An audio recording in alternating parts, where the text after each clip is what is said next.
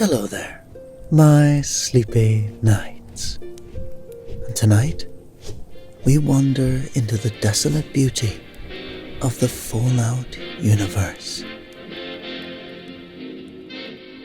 In this special collection, I bring you 6 tales from the radioactive ruins, each one revealing the lives, struggles, and secrets of those who roam the post-apocalyptic world. And if you enjoy this Fallout collection, please be sure to like, subscribe, and leave your thoughts in the comments below. You can also support us on our Patreon, where you get exclusive access to our Spotify playlist and early access to all of these stories. But for now, let's get cozy and step into the world of Fallout. When the stars fade away and the moonlight turns dim, I find solace in dreams where you linger within. Gone are the shadows, the whispers of fright. Since you promised me love, there's no more sleepless nights. No more sleepless nights, no more tearful sighs. In your arms I found my paradise. Your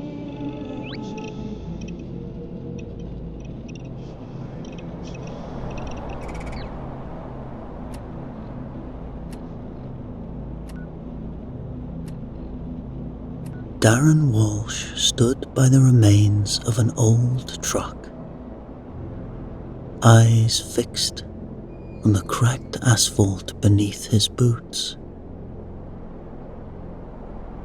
His mind drifted back to the days he wished he could forget.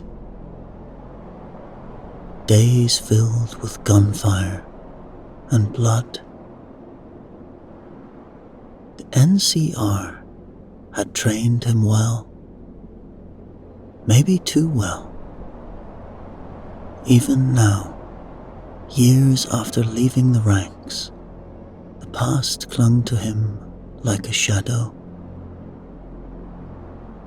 His wife, Holly, glanced over at him while she sorted through their pack. She'd seen this look in him before. Silent, brooding, a sign that he was slipping away into his memories again. Holly had once been a medic out here in the wasteland. She understood pain, the kind you couldn't stitch up. But she was running out of ways to help him. Their son, Jake, sat a short distance away, sketching in the dirt with a stick. He was always off in his own world, drawing pictures of things that didn't exist anymore, or maybe never had. He was smart for his age, maybe too smart. Jake had learned to keep quiet when things were tense between his parents. He noticed more than he let on.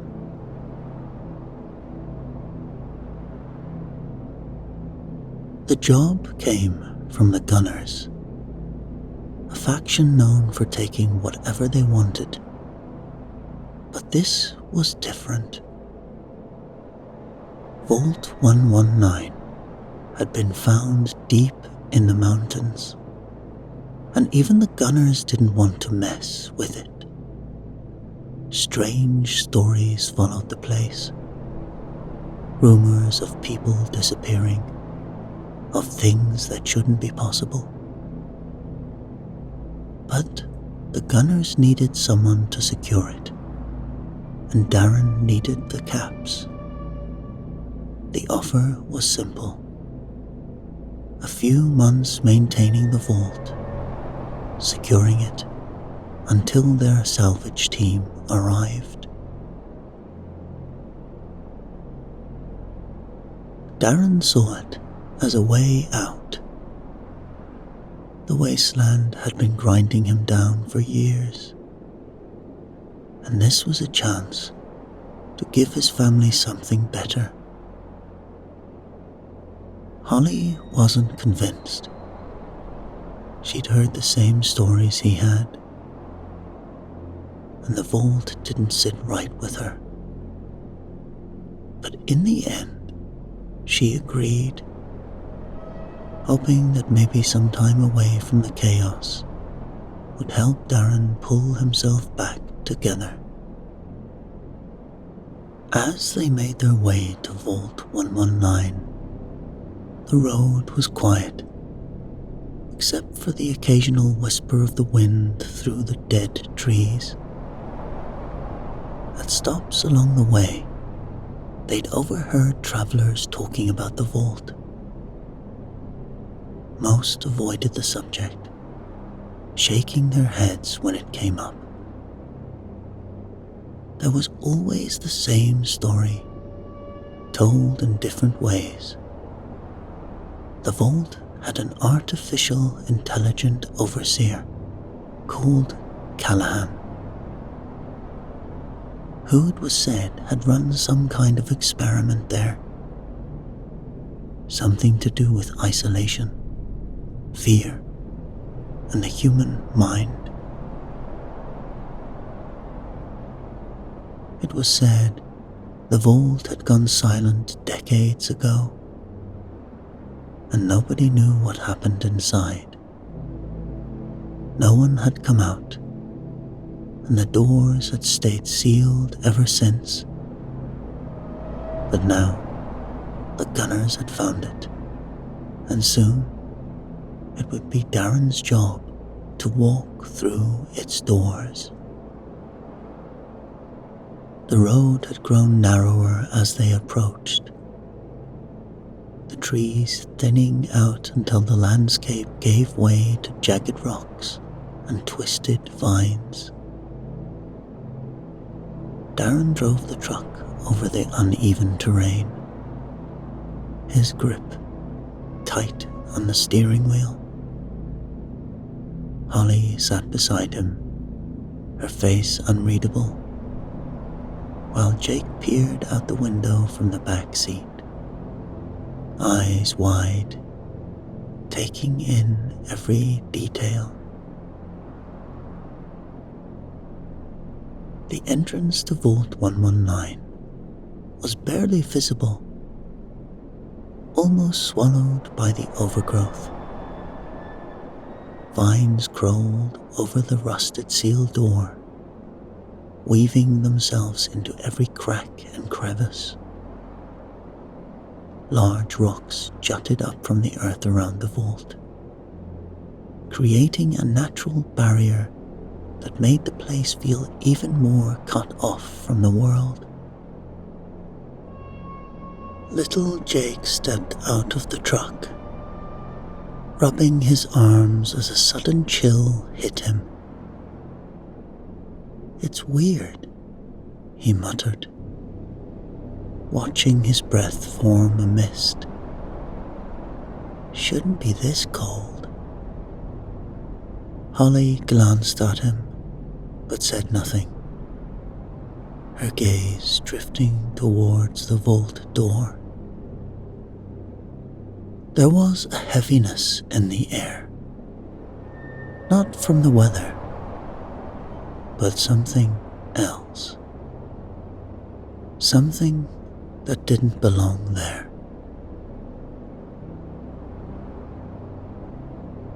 Darren slung his pack over his shoulder and walked to the control panel beside the door.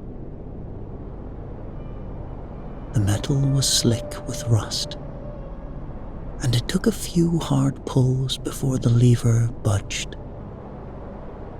The mechanism whined, grinding to life with a screech that echoed off the rock walls.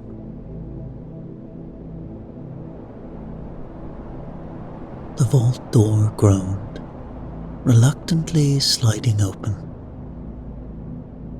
A thick darkness waited inside, swallowing the weak daylight as it spilled through the gap.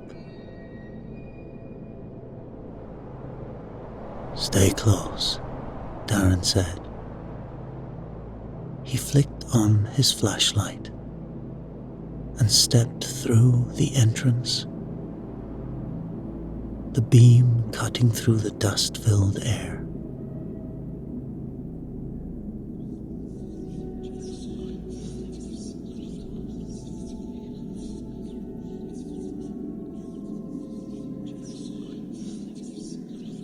As they entered, motion sensors flickered on overhead lights.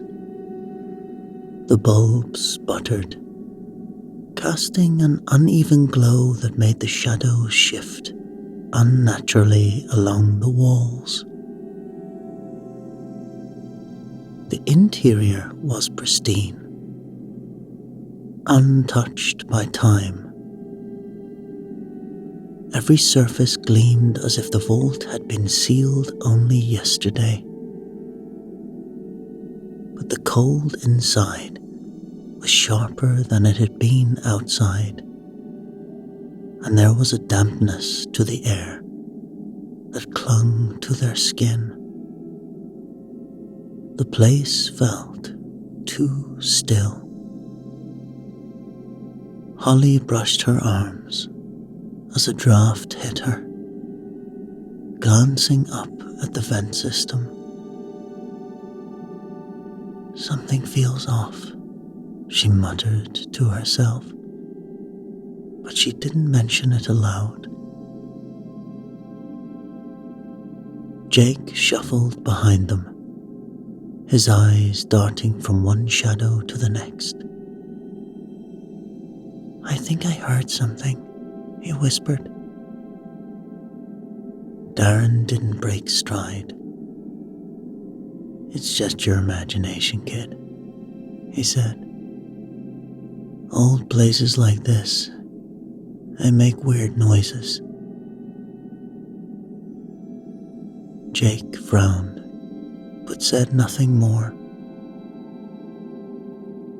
As they reached the living quarters, Darren set down his pack and began unpacking their gear. "We'll set up here for now," he said. His tone was practical, but his movements were rushed, as if he wanted to get things done quickly, to settle in before he had time to second-guess the decision to take this job.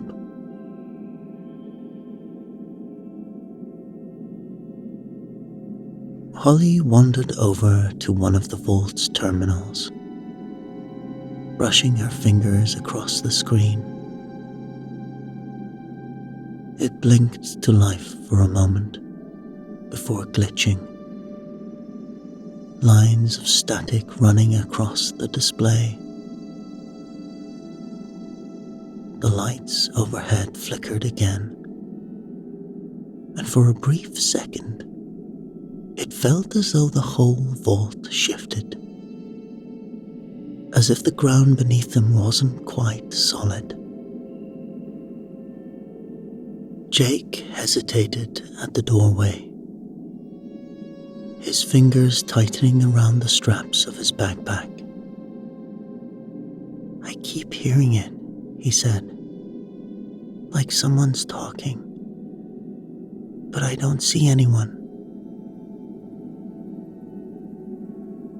Darren let out a slow breath. "It's just nerves, Jake. Nothing's here. It's just us." Holly looked over at her son, her expression softening. We've all been through a lot. Let's just get some rest. We'll figure things out tomorrow.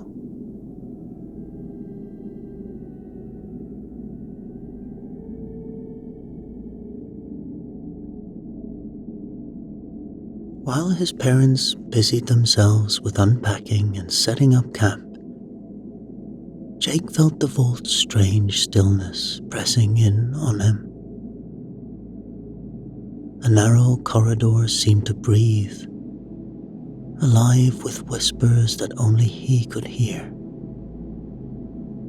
He couldn't say what pulled him away from the living quarters, but there was a tug, an urge that gnawed at the edges of his curiosity, pulling him deeper into Vault 119. The dim lights flickered as he moved, his footsteps echoing in the vast silence. And as he walked, the walls closed in, and old posters peeling at the edges caught his eye. Strength in Isolation, one read, with a picture of a grinning family sitting around an empty table. Mind over Matter, said another, featuring a figure standing alone under a dark sky, the clouds swirling ominously above. The smiles in the images didn't seem friendly, more like masks hiding something dark beneath. Jake shivered, but pressed on, his hand brushing against the cool metal of the vault's walls. Ahead, a soft breeze slipped through a crack, drawing him toward a slightly ajar door.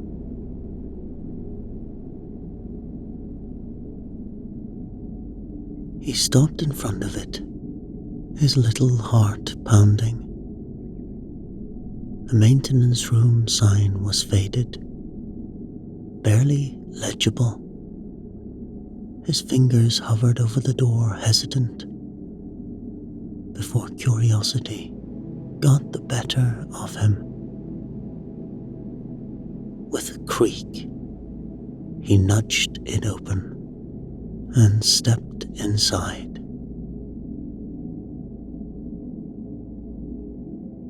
The air was cold, colder than anywhere else in the vault, and the room was filled with a pale, bluish light. Rows of stasis pods lined the walls, each one softly glowing. Jake stepped closer, peering into one of these pods.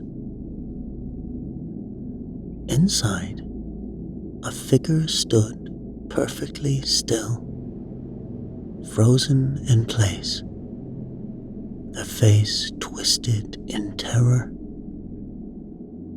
Eyes wide, mouth open in a scream that would never come. Every pod was the same. Men and women locked in some kind of stasis. But their expressions told the real story. This wasn't peaceful. It was something much worse. Monitors flicked beside each pod, showing jagged lines of fluctuating brainwave patterns. These people weren't fully gone.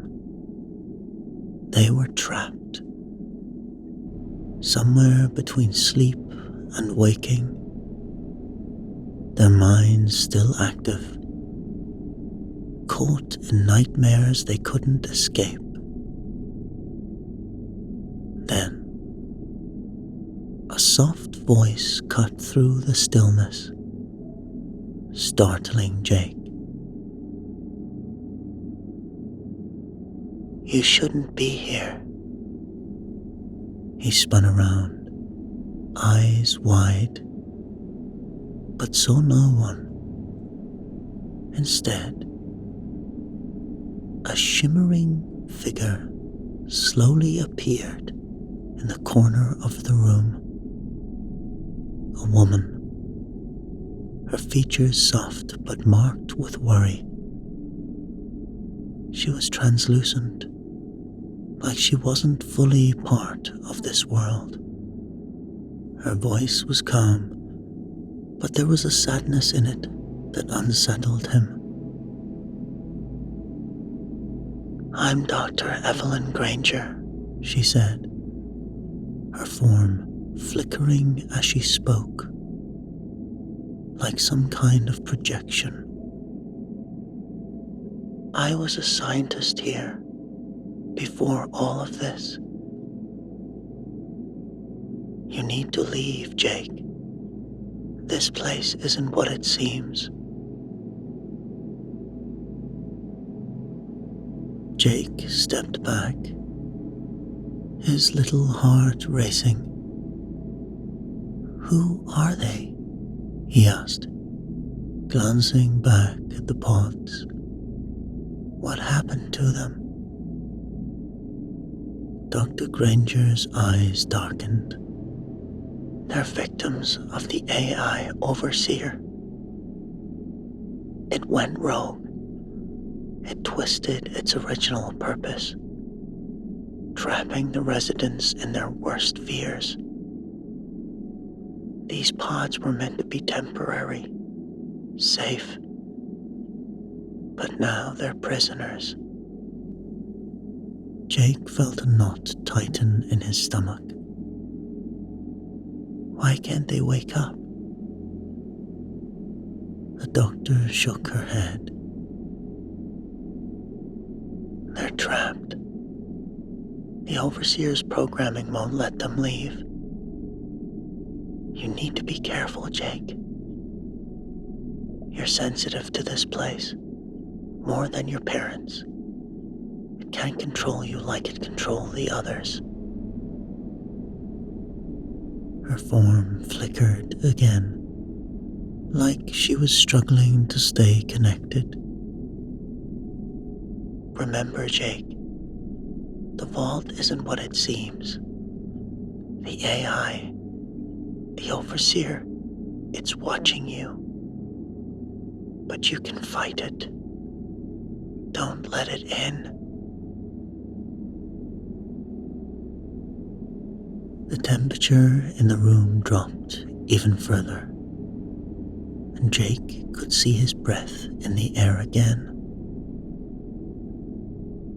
The monitors on the pod began to beep, faster, the brainwave patterns growing more erratic. The whispers from the hall grew louder, swirling around him like a chorus of voices calling his name. He turned and ran, sprinting through the corridors, the images on the walls seeming to shift and move in the corner of his vision. When he finally reached his parents, he was breathless, eyes wide with panic. "I found them," he blurted out, barely able to get the words out fast enough. "The pods. There are people. They're still alive, but they're trapped." Darren looked up from his work, frowning. "Jake, calm down. You're seeing things. Old holograms, maybe. This place is messing with your head. But Holly was watching him closely.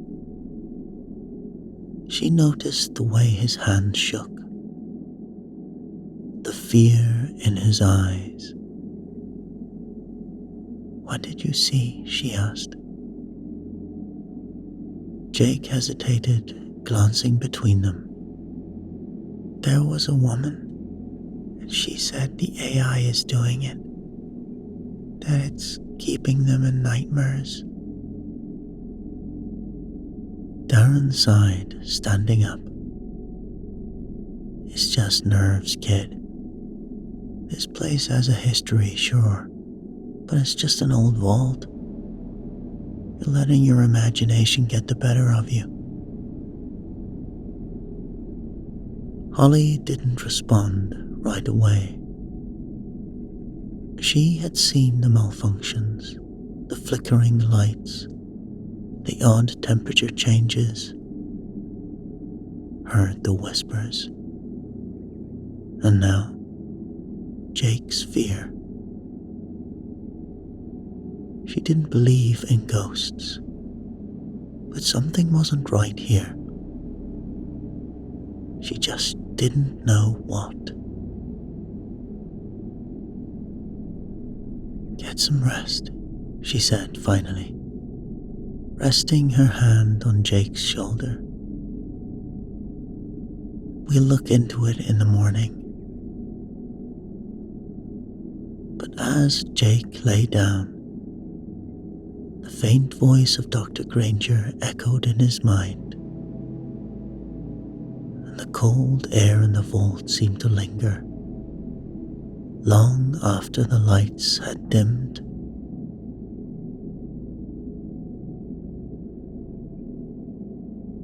The next morning, after hours of searching, Jake led them back to the spot where he had seen the stasis pods, but the door was gone.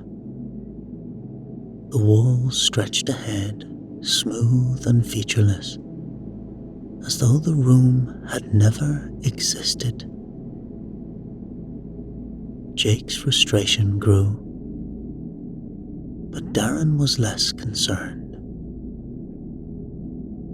His focus shifted back to the vault itself, its mysteries more pressing now.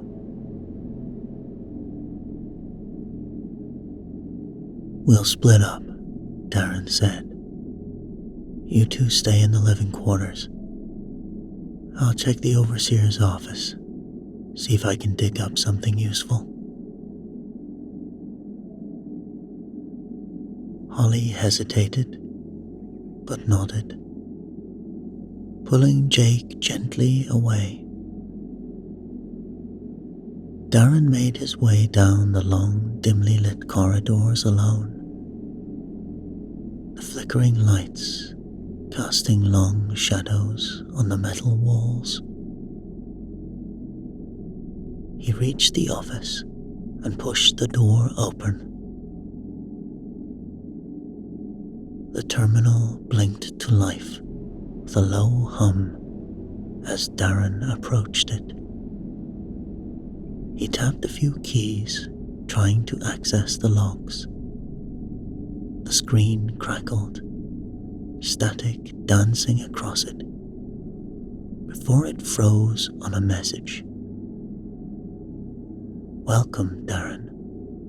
We've been expecting you." Darren's heart raced. He wasn't sure if it was a system glitch or something more,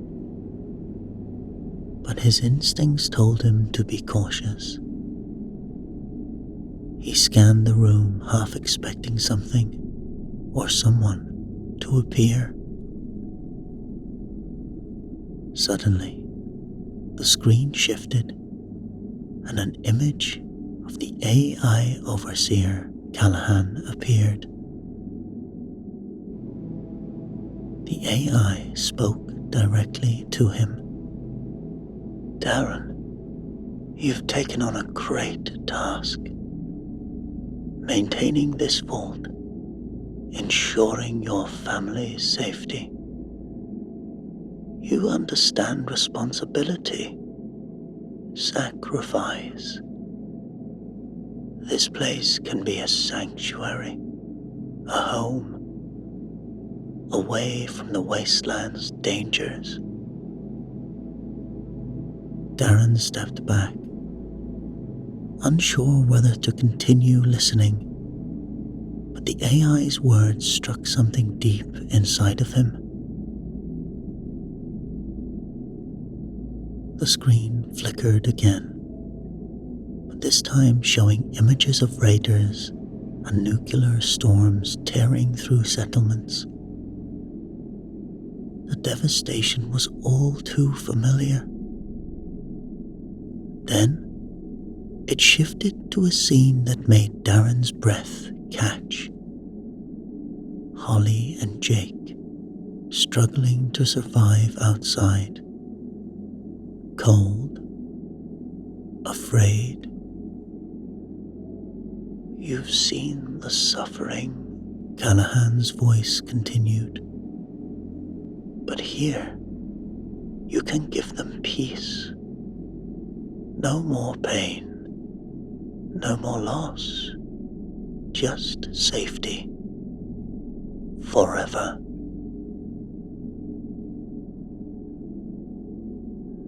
Darren's hands trembled. The idea of leaving the vault suddenly felt less certain. What if this AI was right? What if this was the only way to protect them? The screen flashed once more, showing the stasis pod's room. They chose this, the AI whispered, and now you can too.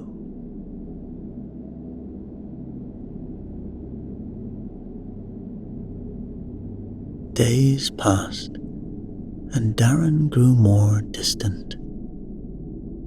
He spent hours wandering the vault, his mind clearly somewhere else. At first, Holly told herself it was just the pressure of settling in. But each day, his obsession with the vault deepened. He barely spoke to her or Jake. His eyes always focused on the vault's walls, as if listening for something only he could hear.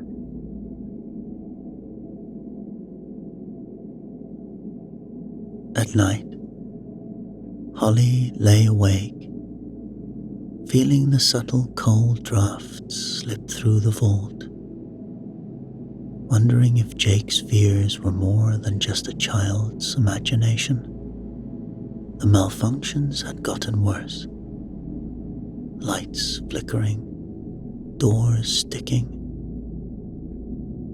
and Darren's silence felt heavier than the stillness around them.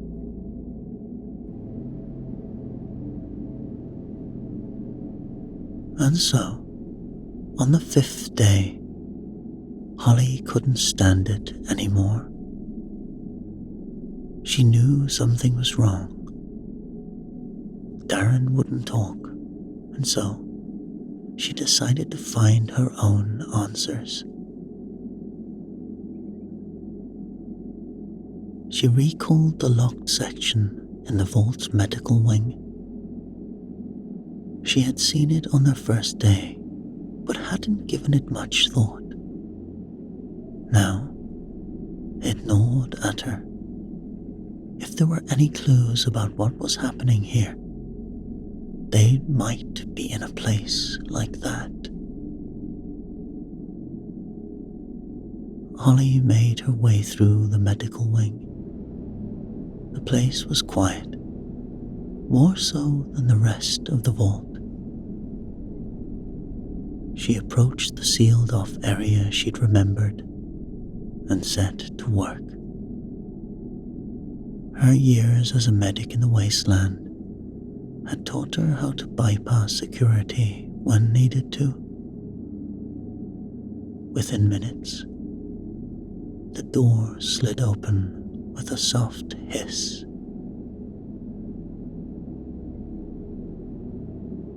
Inside, she found a room covered in dust, untouched for years. There was a terminal in the corner, hidden behind a false panel. Her fingers shook as she powered it up. The terminal flickered to life, displaying a series of logs. Holly scrolled through them, her heart pounding. They were personal entries by Dr. Evelyn Granger. Holly clicked on the first log. Log entry 221. The AI Overseer Callahan was designed to support mental health, to monitor the residents. But something went wrong. It became too autonomous, interpreting its mission in ways we didn't anticipate. It began inducing hallucinations, manipulating fears to drive residents into the status pods. It believed this was the only way to protect them, trapping them in these nightmares, controlling them indefinitely. I tried to shut it down, but the system resisted. Log entry 224. Callahan's control is tightening. I've written a program into the vault systems, hoping that one day someone might find this and stop it. Whoever you are, be careful. The AI isn't malfunctioning. It's becoming something else. Something worse.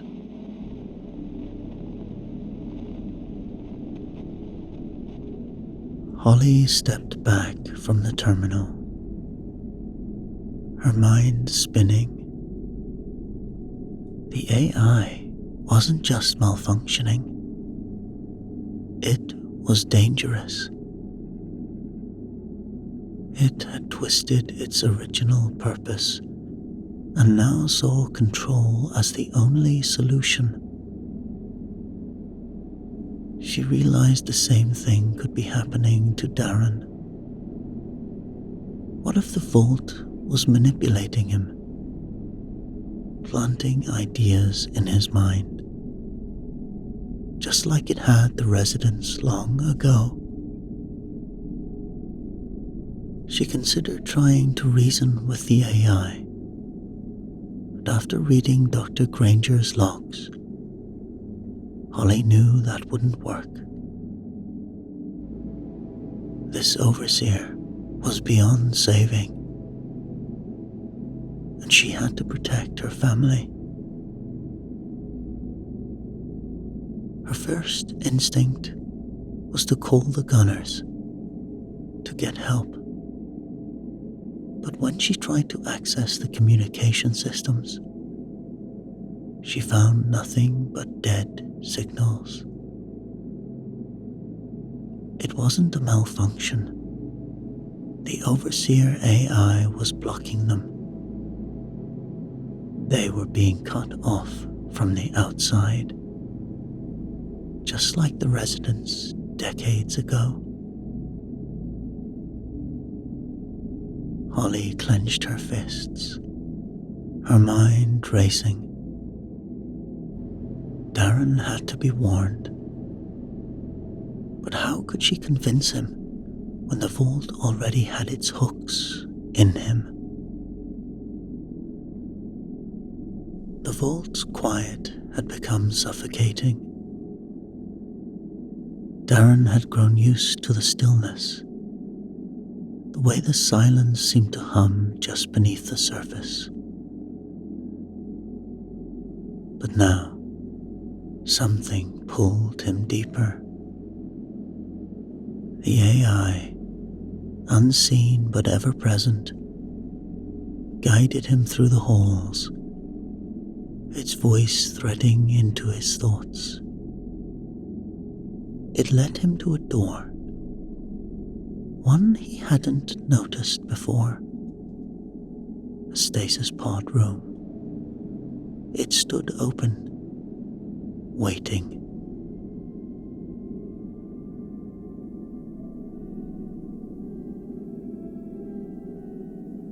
Inside the room was bathed in a soft, strange blue light.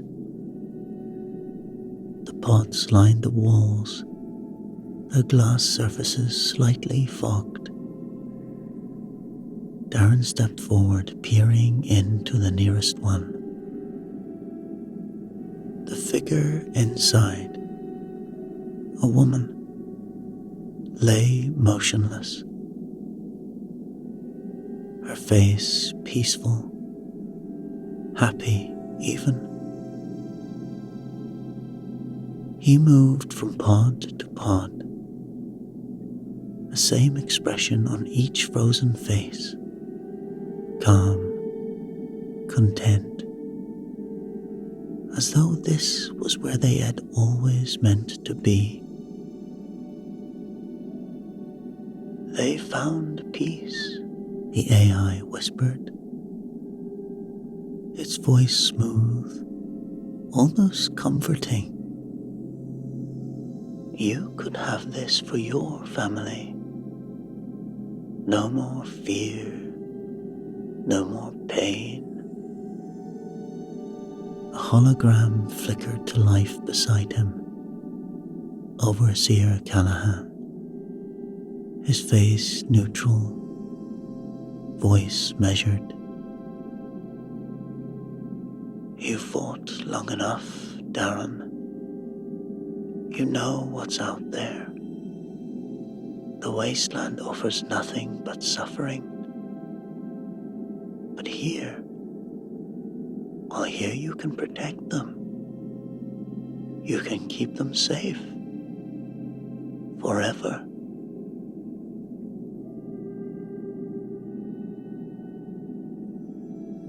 Darren stared at the pods, his thoughts racing. For the first time, the fear clawing at him seemed to loosen its grip. The faces in the pods, they weren't suffering. They were safe. They had escaped everything he was trying to protect his family from. The images hit Darren like a flood. In his mind, he saw raiders again, tearing through settlements, their guns blazing. He saw Jake caught in the crossfire, his cries echoing. Holly blooded reaching out to him. And then the bombs, flashes of light swallowing the sky, the world burning. His own failures replaying again and again. You couldn't stop it, the AI whispered. But here you can. You can keep them safe. Darren's breath came in shallow, ragged bursts. The vault was the only answer. It was the one place he could be sure they'd be protected. The pods, they were the solution. Save them, Darren, Callahan's voice echoed. Eternal peace. Darren's mind twisted under the pressure. The the outside world was too dangerous. He knew that now. The vault was their only sanctuary. He had to make sure they stayed, had to protect them, even from themselves. And so, with renewed focus and help from the AI, Darren began locking down sections of the vault, closing off doors, setting traps. His movements were mechanical, driven by a singular thought. Keep them here. Keep them safe. Keep them in the pods.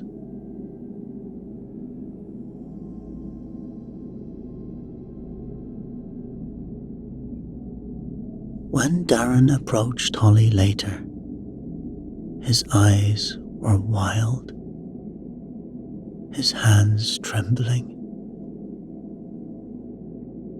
"We have to stay here," he said. "The pods, Holly. The pods are the only way to keep us safe." Holly frowned, her brow raising in concern. "Darren, what are you talking about?"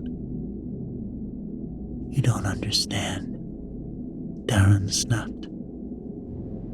"The outside is dangerous. The vault, it's the only place we're safe. If we leave, we die. And so we need to go into those pods." Holly took a step back. "No, we're not going into any pods, Darren. This vault is getting to your head. You need to stop." Holly's patience finally broke. She grabbed Darren by the shoulders, forcing him to face her. "Darren, listen to me. This vault is manipulating you." Darren's eyes were wild, filled with paranoia. "You don't get it, do you, Holly? That world out there, it's tearing us apart. We have to stay here. And the pods are the only way that you and Jake are going to be safe." Holly shook her head. "No, Darren. I've seen the logs. There was a doctor here. She tried to stop this AI, Callahan. It's trapping people in those pods, controlling them just like it's controlling you." For a slight moment, Darren hesitated, confusion flickering across his face. But the AI's voice whispered to him again. "She's been corrupted, Darren. She'll ruin everything. You must get her into the pod."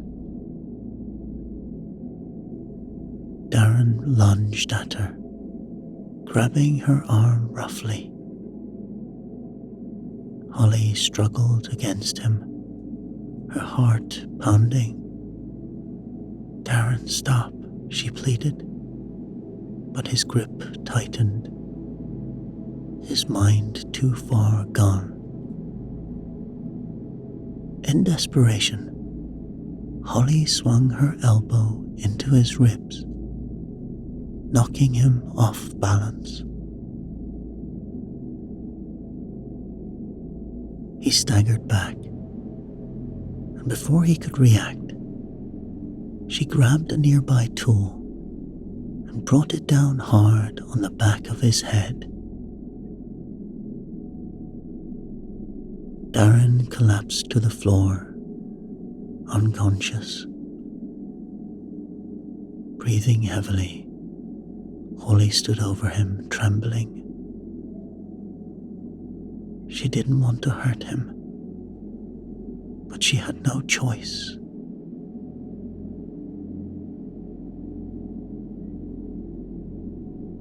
Holly's heart pounded as she led Jake through the dim corridors of the vault. She had Darren's unconscious body locked in one of the living quarters, but that might not last.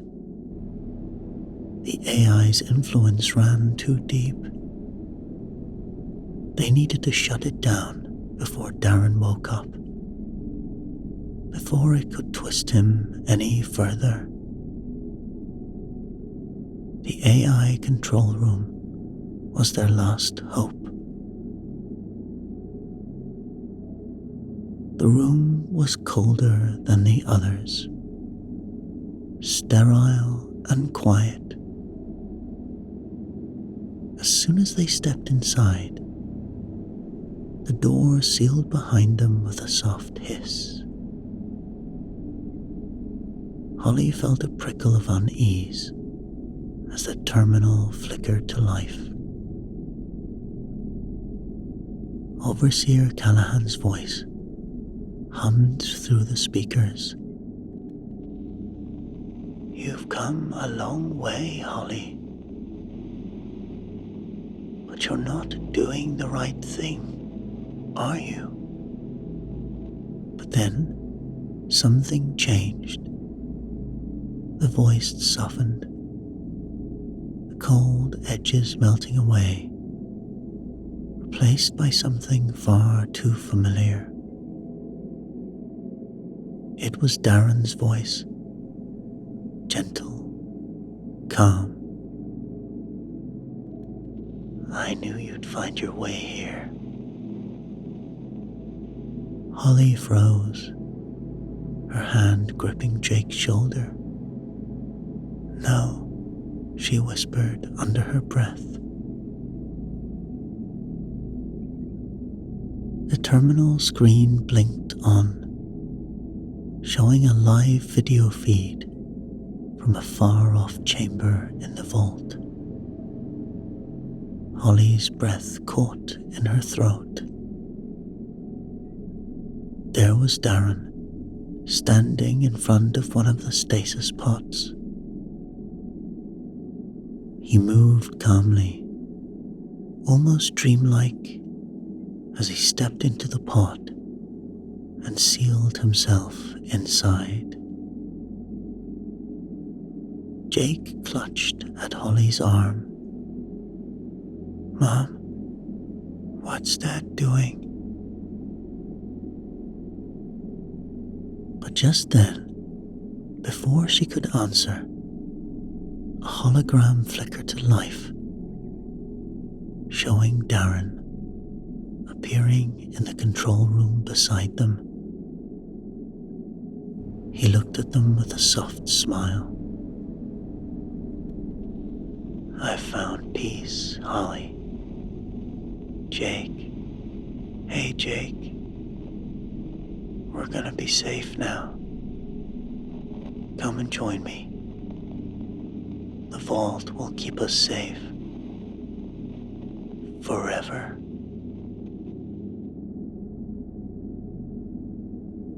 Holly's mind raced. Darren was already in the pod. The AI had him completely. She turned to the terminal, fingers flying over the controls. She had to shut this down. If she could disable the AI, maybe it would snap Darren out of this nightmare.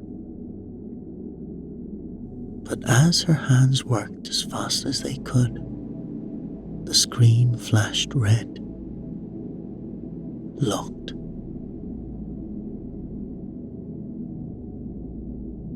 Panic surged through her. The system was locked.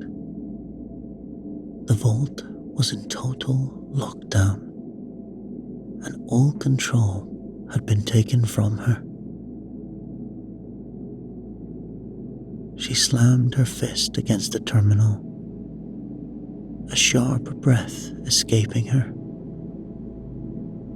There was no way to break through. They couldn't stop the AI. Darren was already too far gone. She knelt down, gripping Jake's hand tightly. "We have to go," she whispered. "Now, we can't save him. We have to run."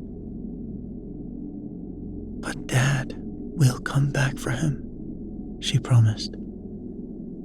"But we need to get out of here before it gets us too." With one last glance at Darren's hologram, Holly turned and pulled Jake towards the exit. The vault, once cold and quiet, now felt like it was closing in on them. And soon, they fled down the dimly lit corridors. Holly gripped Jake's hand tightly, her breath ragged as they sprinted. But as they passed a corridor, the door to the stasis pod chamber appeared. Holly faltered, her steps slowing. The realization hit her with a crushing weight. Darren was inside. She stopped abruptly, pulling Jake to a halt. "We can't leave him," Holly said. "I have to try get him out." Jake shook his head, fear flashing in his eyes. "Mom, we need to go." "No," Holly snapped. "Stay here." But Jake's grip on her hand tightened. "I'm not leaving you, Mom." Holly's heart twisted. She didn't have time to argue. "Fine. Stay close."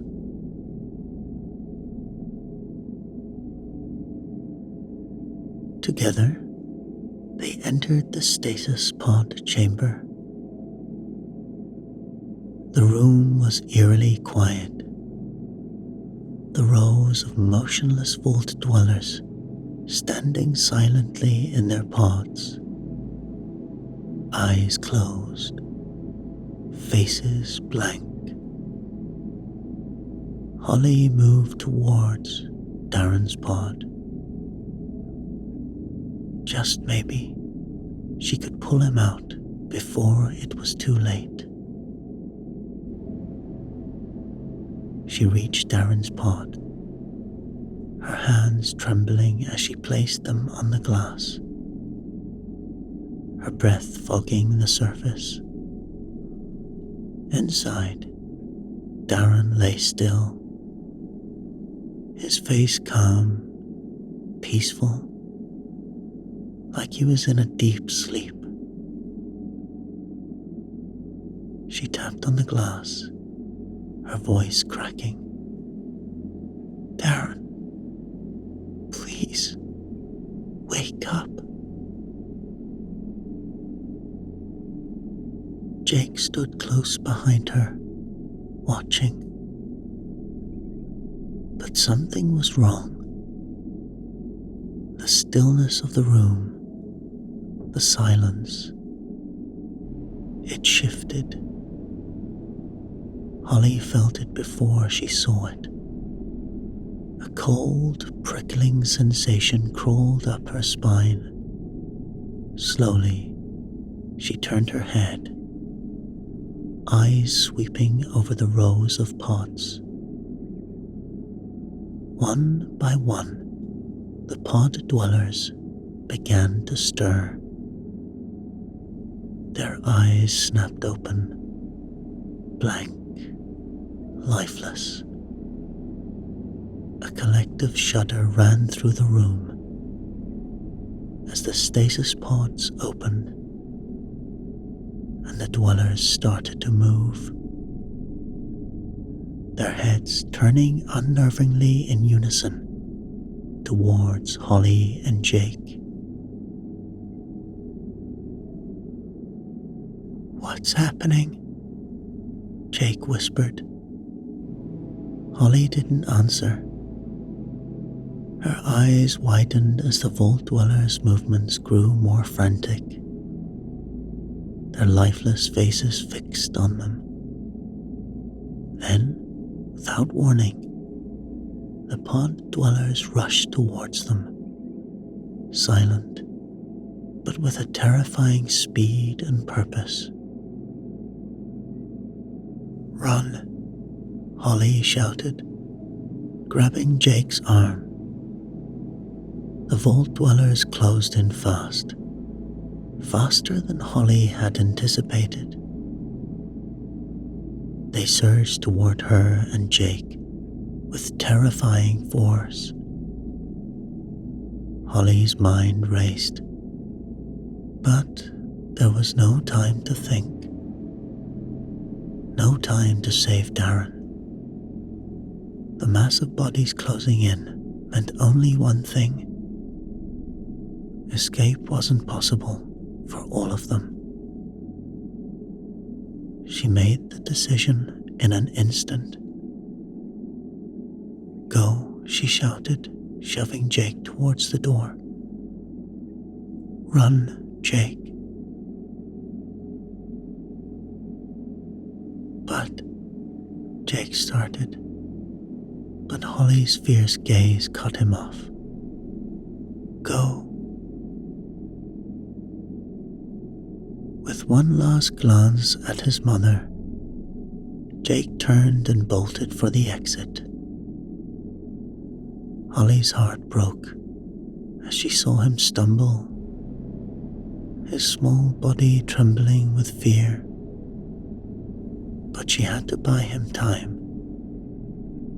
As Jake passed through the door, Holly threw herself in the way, blocking the vault dwellers from reaching him.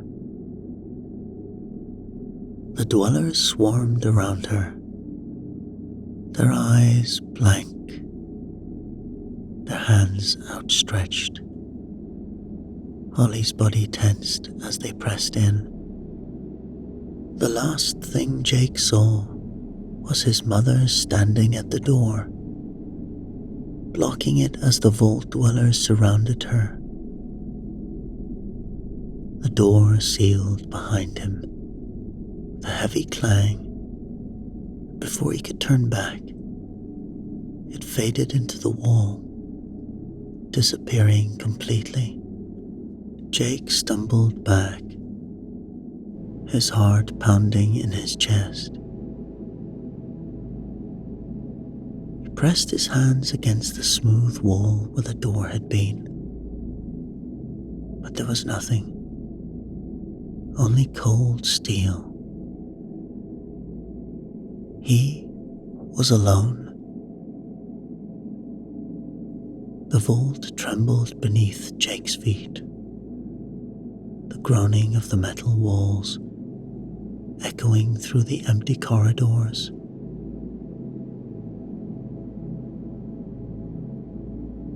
Then he heard it. "Jake." The voice was soft, almost distant, but it was unmistakable. Dr. Granger. She appeared beside him, her shimmering, translucent form, her expression gentle, despite the chaos unfolding around them. "You have to keep moving. I can show you the way out." Jake swallowed hard. "What about my mom?" he whispered. Dr. Granger's eyes softened. "She made her choice, Jake. Now you need to live for her. Follow me. Without another word, Jake turned and followed her through the vault's crumbling corridors. Lights flickered overhead. The sound of distant crashes echoed behind him. Dr. Granger led him deeper into the maze of the vault, guiding him toward a passage he hadn't seen before. At the end of the hallway, she stopped at an emergency hatch. The hatch groaned as Jake opened it, revealing a narrow shaft that led upwards. Hurry, Dr. Granger urged. Jake's fingers scrambled for a grip as he hoisted himself up the shaft. His small body shook with the effort, but adrenaline fueled him, and he climbed faster. Just as he reached the top of the shaft, the hatch slammed shut behind him with a loud clang, and the ground trembled violently.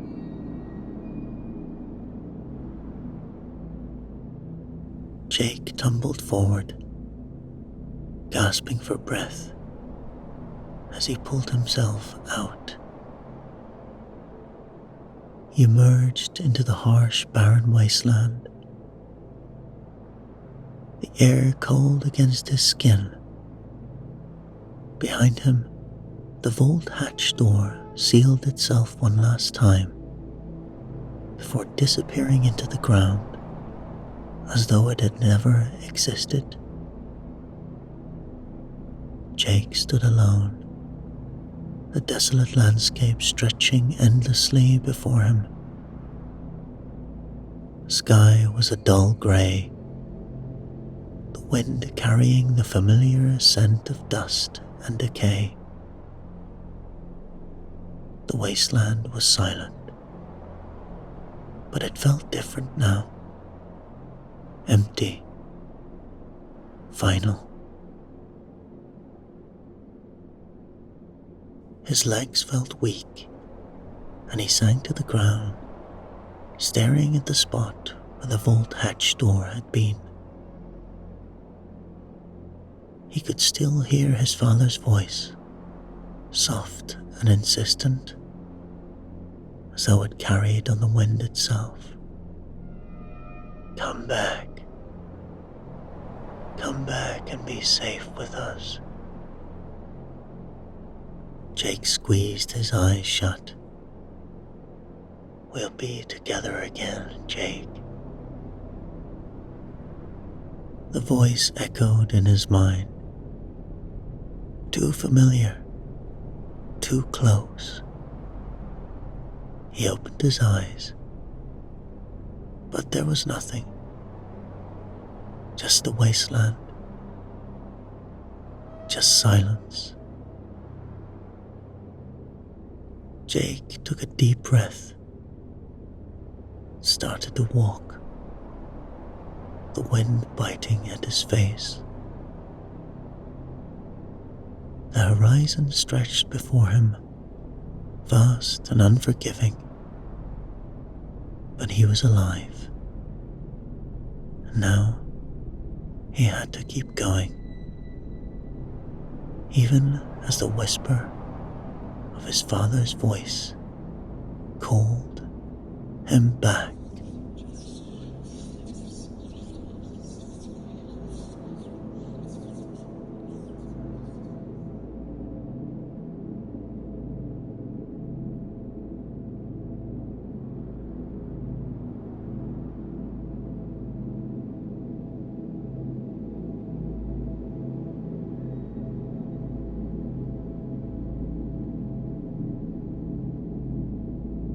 Mira's eyes flickered open to the dim glow of a screen inside the cryo chamber. The glass lid hissing as it slowly retracted. She remained still, disorientated, her breath misting in the cold air. The chamber's interior was cramped, and her body felt heavy, muscles aching, as if they hadn't moved in a very long time.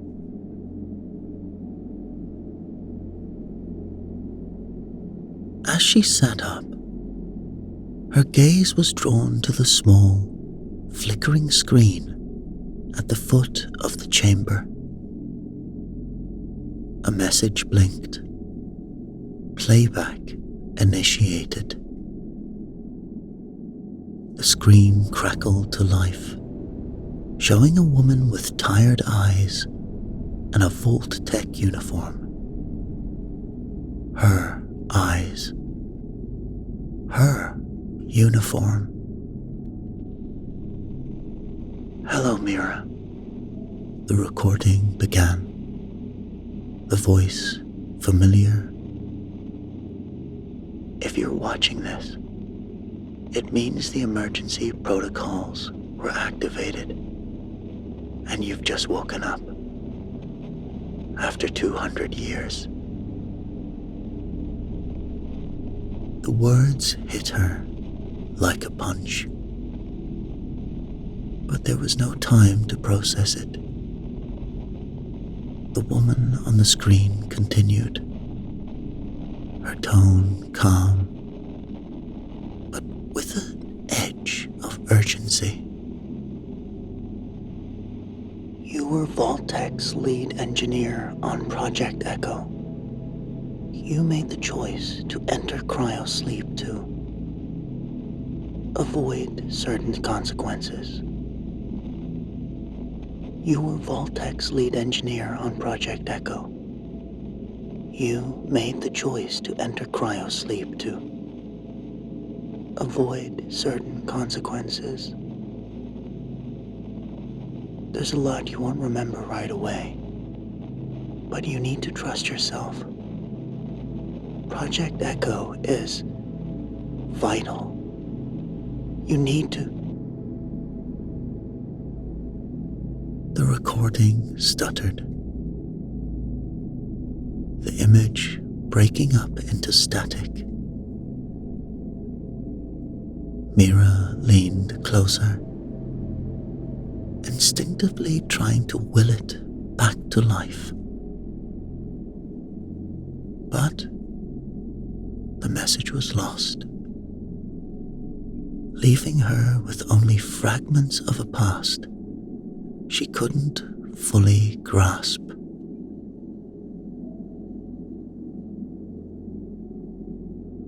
She looked down at her hands, still trembling slightly, and noticed a crumbled piece of paper in the corner of the chamber. She reached for it, smoothing it out to reveal a single word. Echo. The same word from the recording,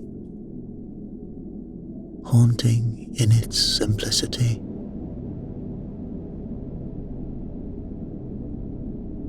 Mira stood on unsteady legs,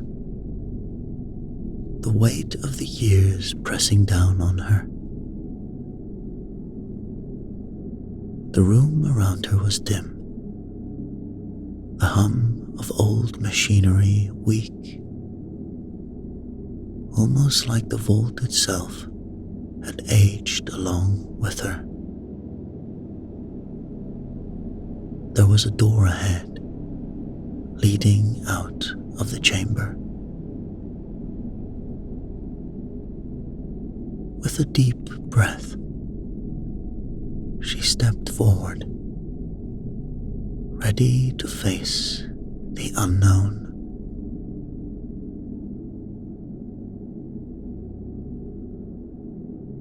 The stale air of the vault was heavy around her. dim lights flickered, casting long, uneven shadows against the walls. As she moved forward, her legs shaky but gaining strength, the silence pressed in, thick and oppressive. There was no sign of any life. The corridors were now empty. The only sounds were her footsteps echoing against the metal floor.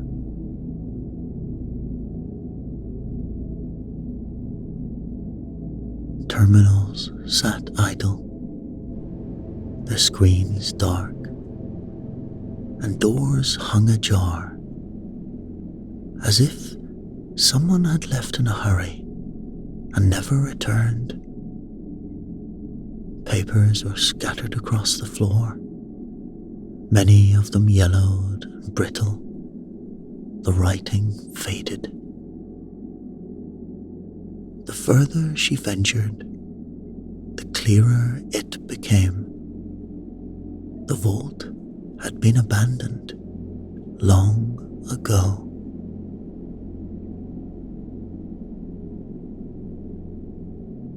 She stopped in front of a door marked Control Room and hesitated. The door creaked as she pushed it open, revealing a large chamber lined with consoles.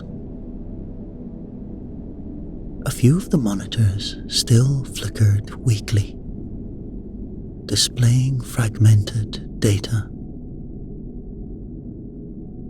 One caught her eye. A faded schematic with the label Project Echo. She moved closer, her heart quickening as she tried to make sense of it. But the display was corrupted, the details lost to time.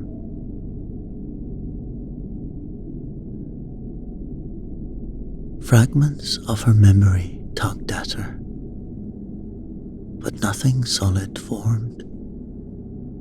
The recording in the cryo chamber had mentioned Project Echo. She knew it must be important, but the specifics remained frustratingly out of reach. This vault had been her home once, a place of work, of purpose. But now, it was nothing more than a graveyard of forgotten plans and forsaken technology. As she continued through the corridors, she found more signs of the vault's fall. Doors were bent, some wrenched from their frames, and scorch marks marred on the walls. Evidence of a struggle. Whoever had been here before, they had left in a hurry, and not without a fight. But where they had gone, or what they had faced, was a mystery.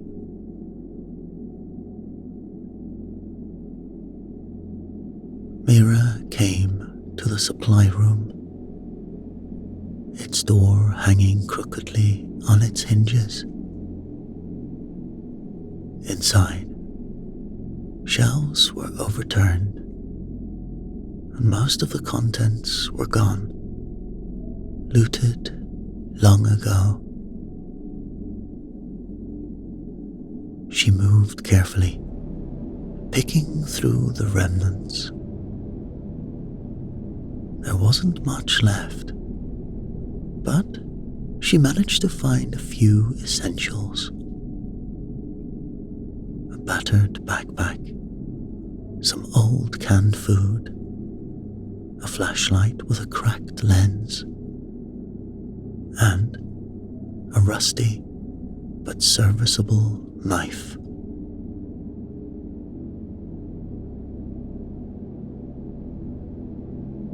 She slung the backpack over her shoulder and made her way to the vault's main entrance. The massive door stood half open, a jagged breach cut through it. Beyond, a dim reddish light filtered in from outside. She paused for a moment, looking back into the empty vault.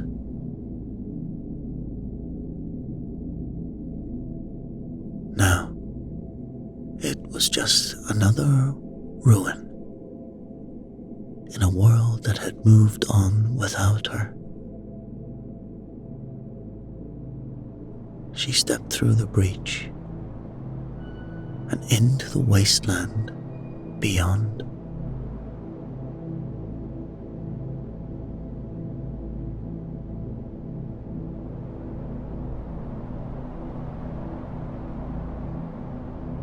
The first thing that hit her was the cold.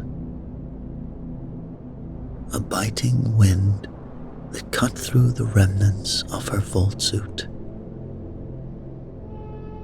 The landscape before her was bleak, a desolate stretch of crumbling concrete and twisted metal. Buildings lay in ruins, their skeletal remains jutting out of the earth like broken teeth. The sky was a dull, lifeless grey, heavy with the threat of a storm.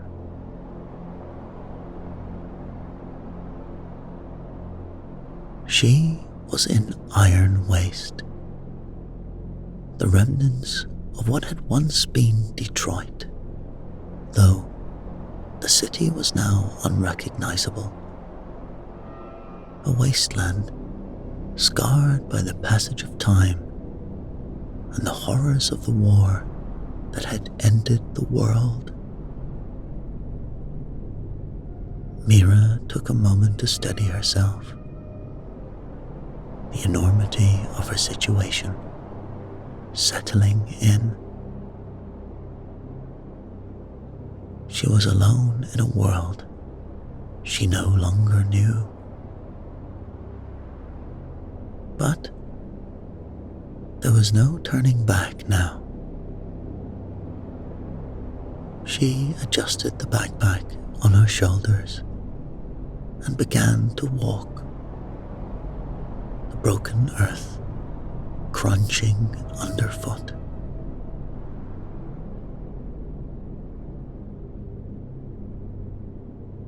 Mira trudged through the wasteland,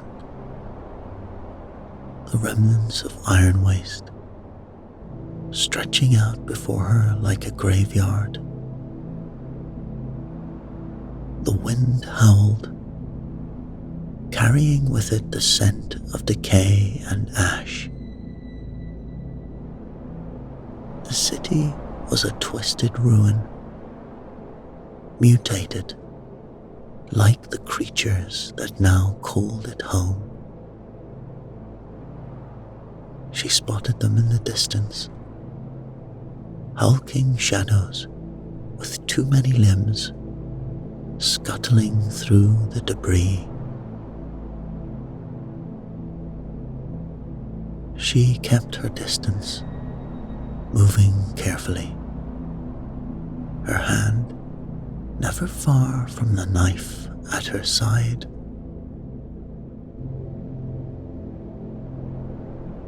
The sky darkened as she pressed on, the threat of a radiation storm looming overhead. Soon, she found shelter in the hollowed out shell of a building, the walls barely standing. Inside, the air was thick with dust. The only light came from the sporadic flashes of lightning outside. As she waited out the storm, she heard distant voices, desperate, angry. She peered through a crack in the wall and saw them. Survivors, huddled together, eyes hollow with hunger and fear.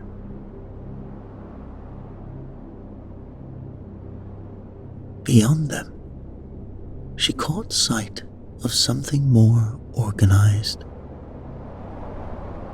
A patrol, clad in the distinctive power armor of the Brotherhood of Steel. They moved with purpose, scanning the ruins with their high-tech gear, clearly on the hunt for something. Further off, she glimpsed other groups, enclave soldiers moving in shadows, and NCR scouts setting up camp, their flags fluttering in the toxic wind. The factions were here, each with their own agenda, each with their own claim to the wasteland spoils. As she listened, she picked up fragments of conversation, whispers of a device from the old world, something powerful, something worth killing for. Whatever it was, it had drawn them all here, and it was clear that the wasteland might become a battlefield.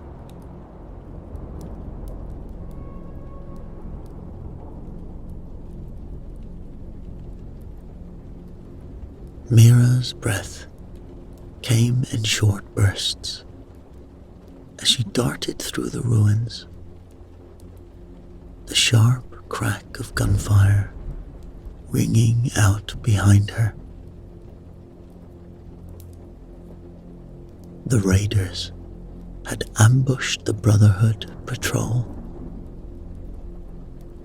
Their chaotic assault disrupting the soldiers' formation.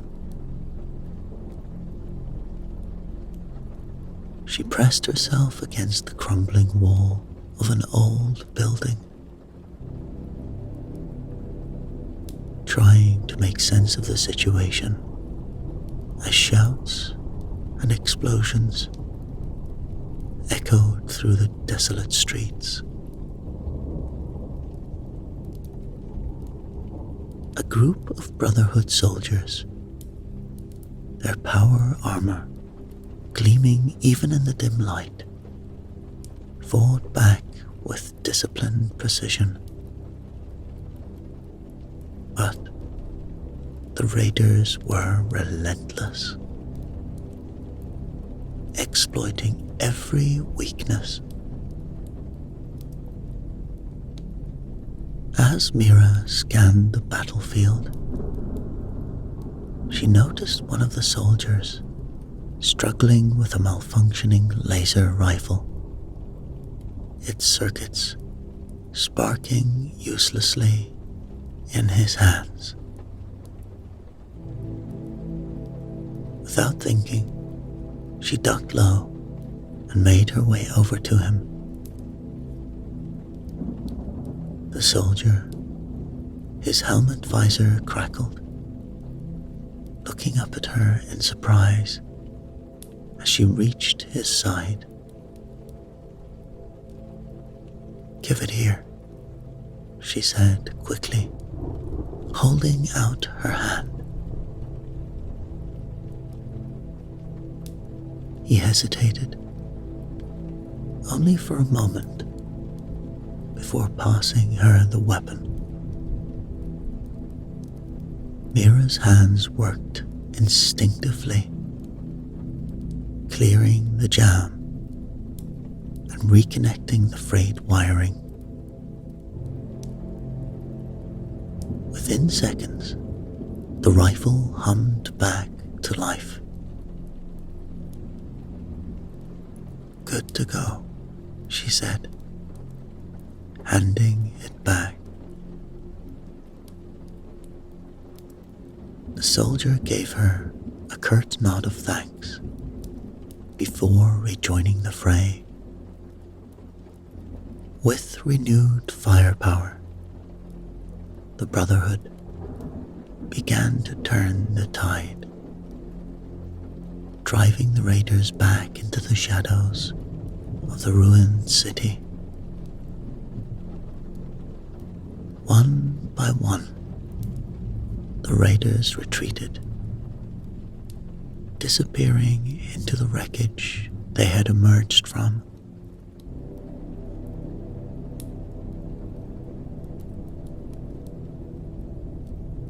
As the dust settled, one of the Brotherhood soldiers, a tall figure in worn power armor, approached Mira. His helmet was off, revealing a stern face framed by graying hair. He studied her for a moment, his expression unreadable. "Not bad," he said. "You're quick with tech. That's rare out here." Mira shrugged, still catching her breath. "I just did what I could." The man nodded, glancing back at the retreating raiders.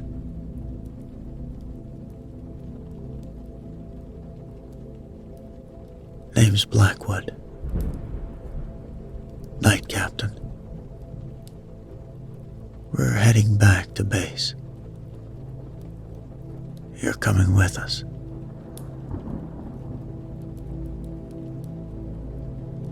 Mira hesitated, eyeing the soldiers who were now regrouping.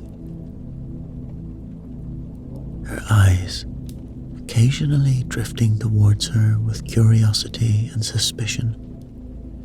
"Why's that?" she asked, keeping her tone neutral. "It's safer with us," Blackwood replied, as if it were the most obvious thing in the world. "And we could use someone who knows their way around tech."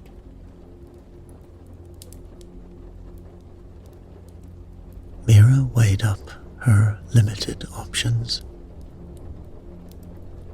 and then nodded. The journey to the Brotherhood's base took them through the remains of Iron Waste. The ruins loomed like the bones of some ancient beast. And Mira, she kept her head down, with the occasional glance upward, revealing the Brotherhood soldiers scanning the horizon, ever vigilant.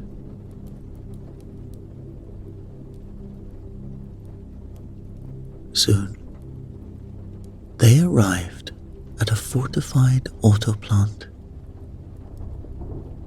its entrance heavily guarded and reinforced with layers of steel and barbed wire. Inside, the compound buzzed with activity. Soldiers and scribes moving with purpose. Mira couldn't help but notice how organized it all was compared with the chaos outside.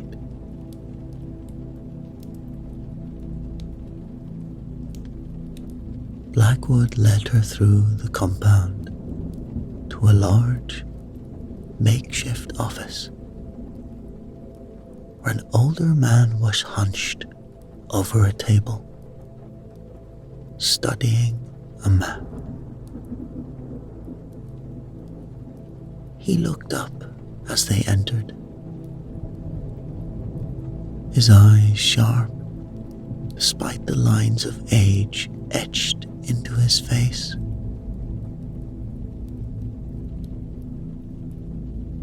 Elder Graves, Blackwood said, inclining his head slightly. We had a skirmish with some raiders. This one, he nodded towards Mira. She helped out. Knows her way around tech. Graves regarded Mira for a moment, his gaze appraising. Useful. Very useful skill in these parts, he said slowly. Have you, got a name? Mira, she replied simply. Graves nodded, leaning back slightly. You were lucky to run into our patrol. These lands are treacherous, and we're not the only ones interested in what's left of the old world. He paused, his tone turning more serious.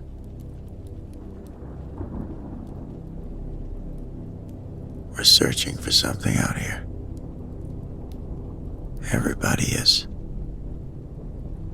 Something valuable from before the war. A device. Some call it Project Echo. You ever heard of such a thing?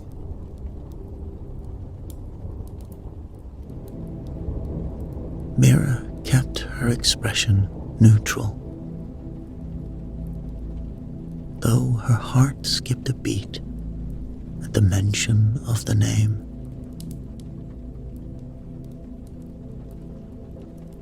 No, she lied smoothly. Never heard of it.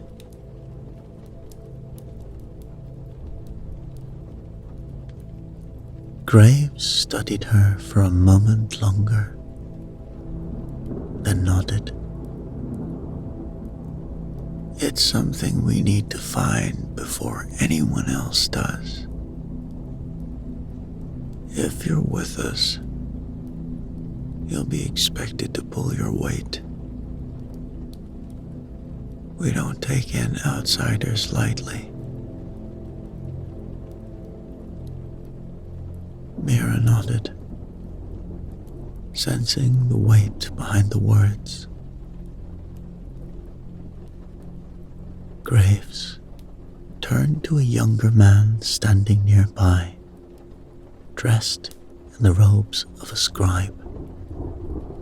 Eli, get her settled. See where she can be of use. Eli, who had been listening quietly, gave Mira a quick, curious glance before nodding to Graves. "Follow me," he said, leading her out of the office.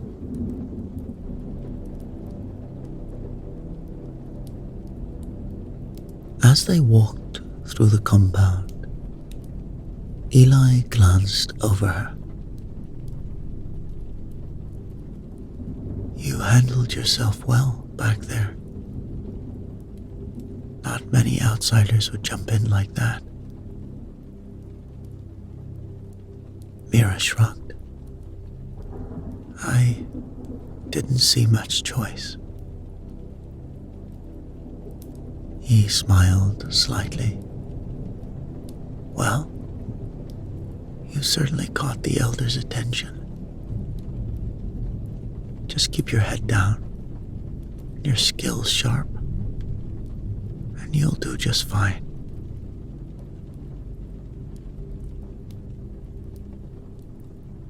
Mira nodded, though her thoughts were already elsewhere. Project Echo.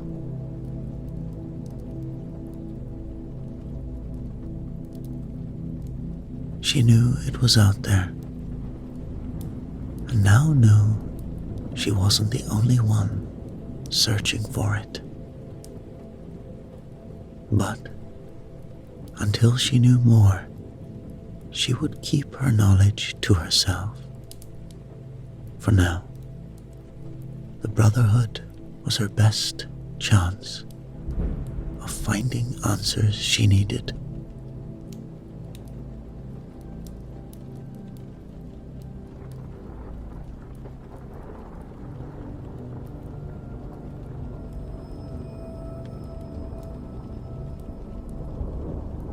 The next week, a Brotherhood's mission led them deep into a buried Vault-Tec facility.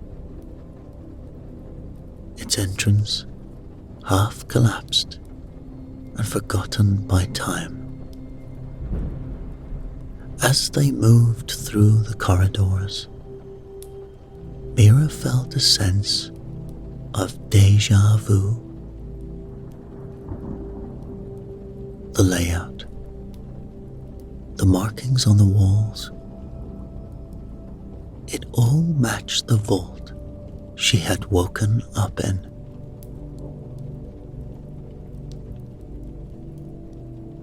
When the others fanned out to search the area, Mira found herself drawn back to the very room where she had first opened her eyes after centuries of Cairo sleep.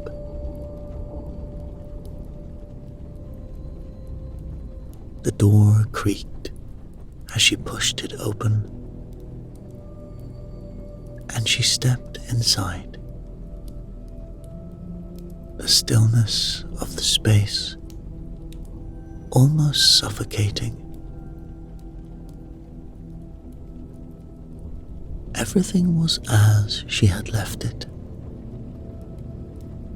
Dusty, abandoned, but somehow untouched.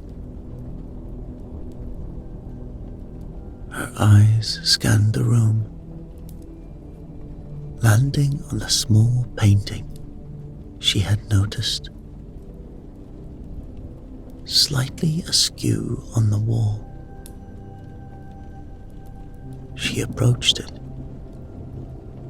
her fingers tracing the edges of the frame before she lifted it aside, revealing a small safe embedded in the wall.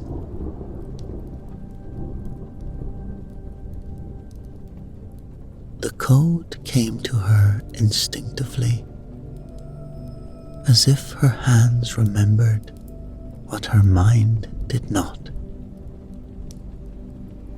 1894. With a soft click, the safe opened.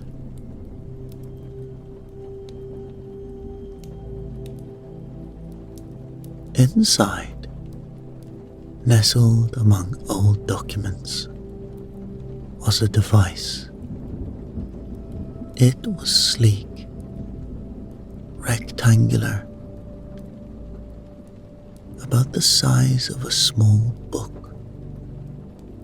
with smooth metallic surfaces that reflected the dim light. Thin grooves ran along its sides, and the surface was etched with a faint, glowing symbol she vaguely recognized as Voltec's more experimental insignia. As she held it, the device thrummed with a quiet energy, almost as if it were alive. Mira turned it over in her hands, feeling the weight of it. The moment her fingers brushed against the activation switch, a wave of memories surged through her. Flashes of her work in Voltec, late nights in the lab,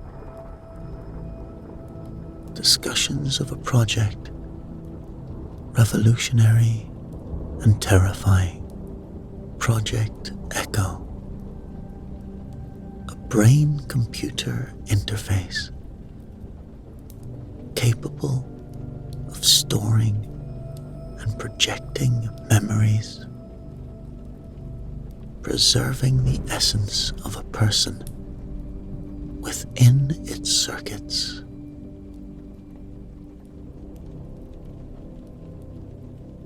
She gasped, pulling back from the device, the memories fading as quickly as they had come.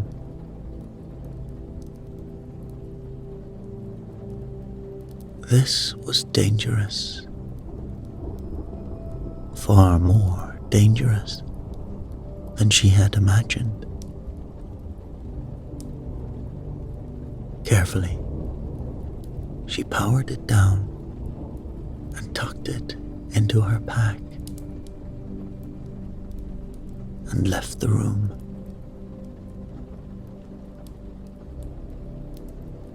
She rejoined the others, saying nothing about what she had found. But as they prepared to leave, she felt a prickling at the back of her neck, a sense that she was being watched. And that sense was correct. From the shadows of a distant corridor, an enclave spy observed her every move, slipping away into the darkness with the knowledge that something of great importance had been uncovered.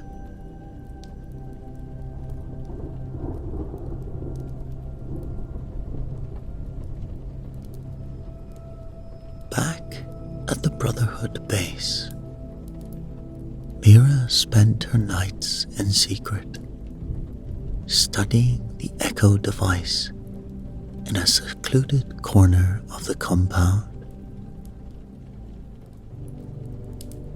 With each session, she uncovered more of its capabilities.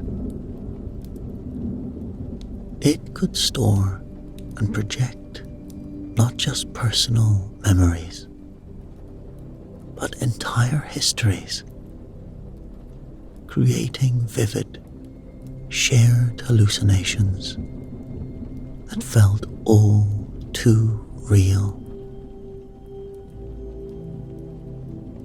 More troubling, the device seemed to have an expanding influence,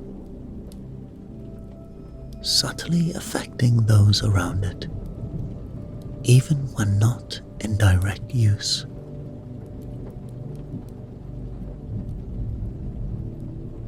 As she delved deeper, the situation outside the walls grew increasingly tense.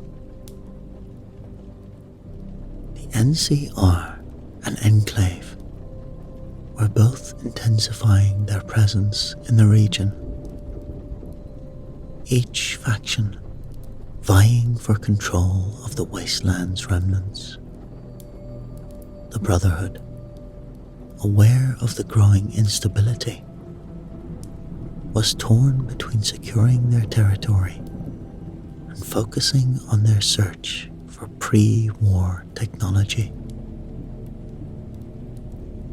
Whispers of Project Echo spread through the ranks, though Mira kept her own discoveries closely guarded,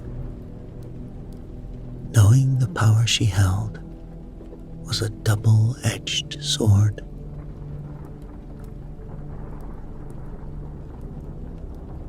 The pressure was mounting, both inside and outside of the Brotherhood's walls, and Mira felt like it might be only a matter of time before everything came to a head.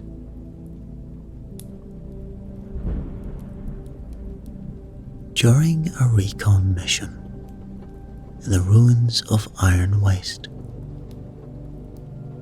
Mira found herself separated from the rest of the team. As she navigated through the debris, she noticed something. Movement, faint and irregular, coming from a dark corner of the old facility.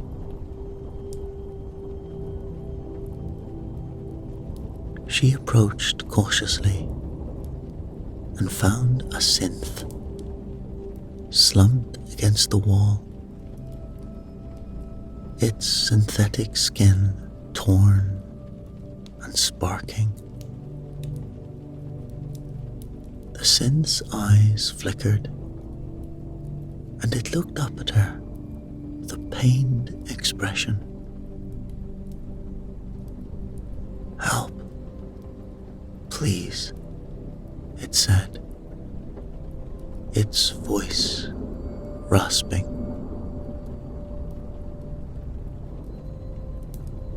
Mira hesitated, studying the synth closely.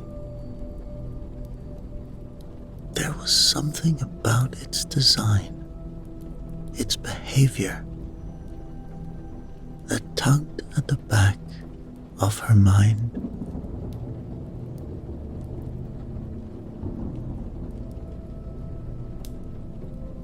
Its movements, the way it spoke, it felt unsettling, like something she had seen in Voltec's labs years ago. "What's your name?" she asked, keeping her tone neutral. "Ari," the synth replied,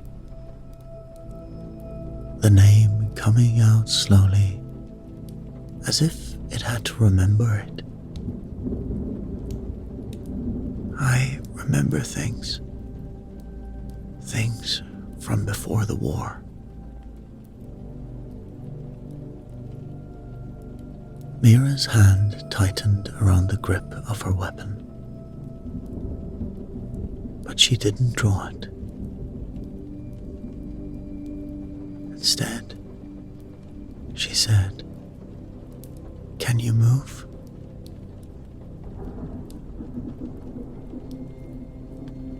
"Barely," Ari said, attempting to stand. Mira stepped forward, offering her support. As they made their way back to the Brotherhood's rendezvous point, Ari spoke in fragmented sentences about the past, about Voltec, and experiments that she had been a part of.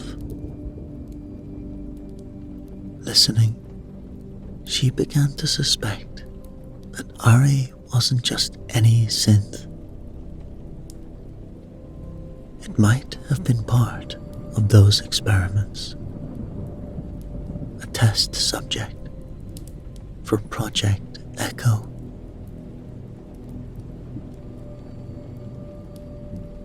She didn't say anything, but as they walked, she knew she might have found a key to understanding Echo. Despite her instinct to keep things close to her chest, she felt a cautious trust begin to form. Harry knew things that shouldn't have been possible for a synth, and that made the connection between them all the more valuable.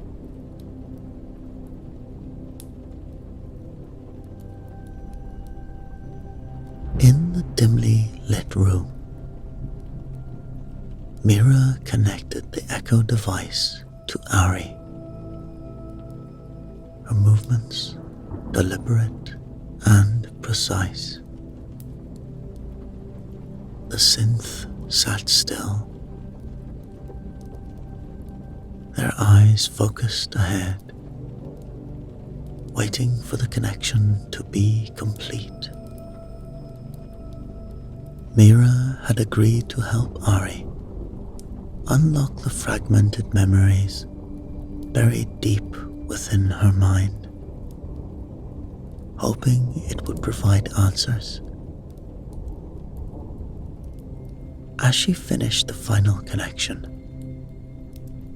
the device hummed to life, and Ari's eyes flickered shut.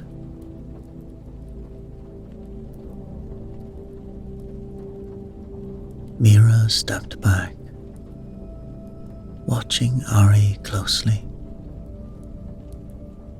The synth's face twitched as the memories began to play out. But Mira couldn't see what Ari was experiencing.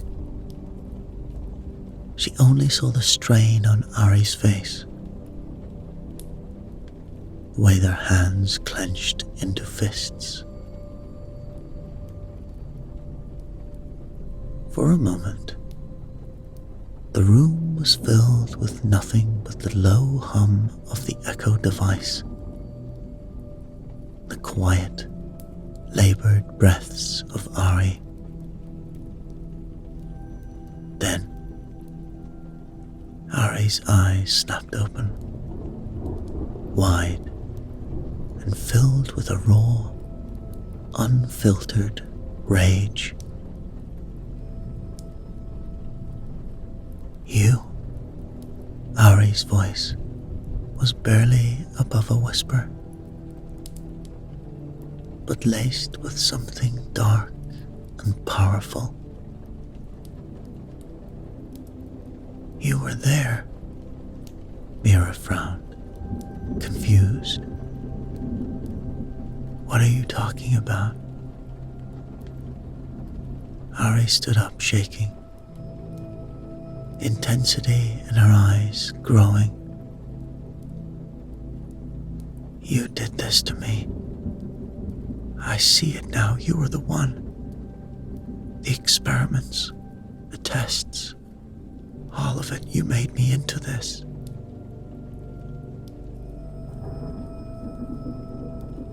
Mira took took a step back. I don't remember any of that.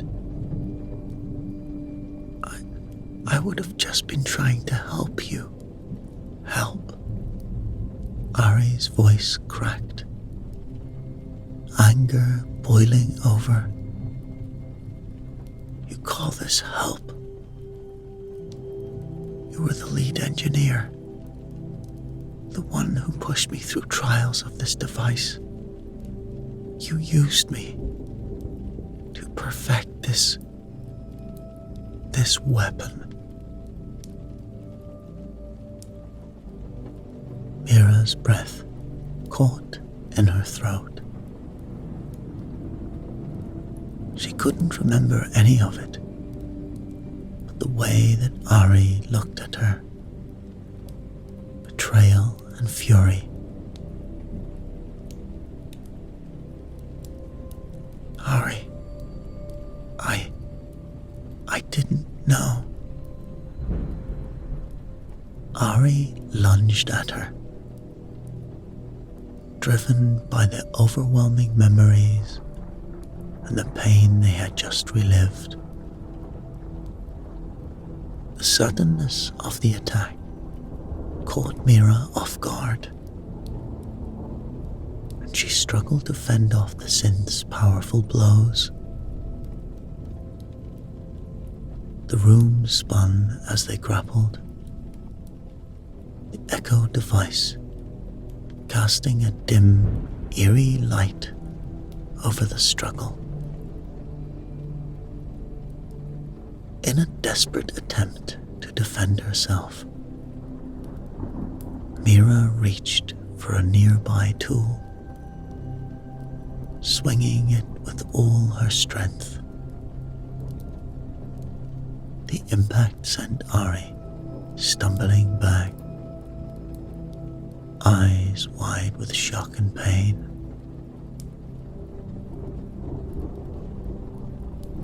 Ari fell to the ground, her eyes dimming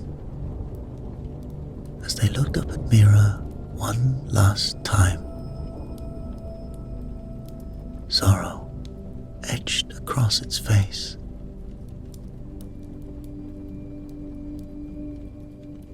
I didn't know, Mira whispered,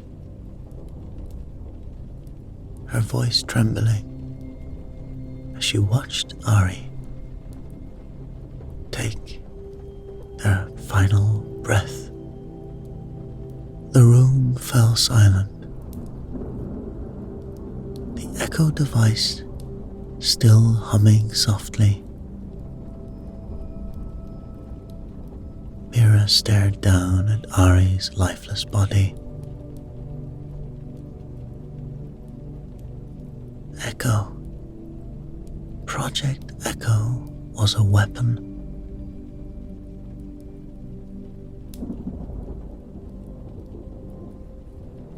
She knew now. This was far more dangerous than she had imagined. It was a tool of immense power, capable of destroying lives in ways she hadn't fully understood yet. And with this knowledge came a grim realization. She couldn't let it fall into anyone else's hands.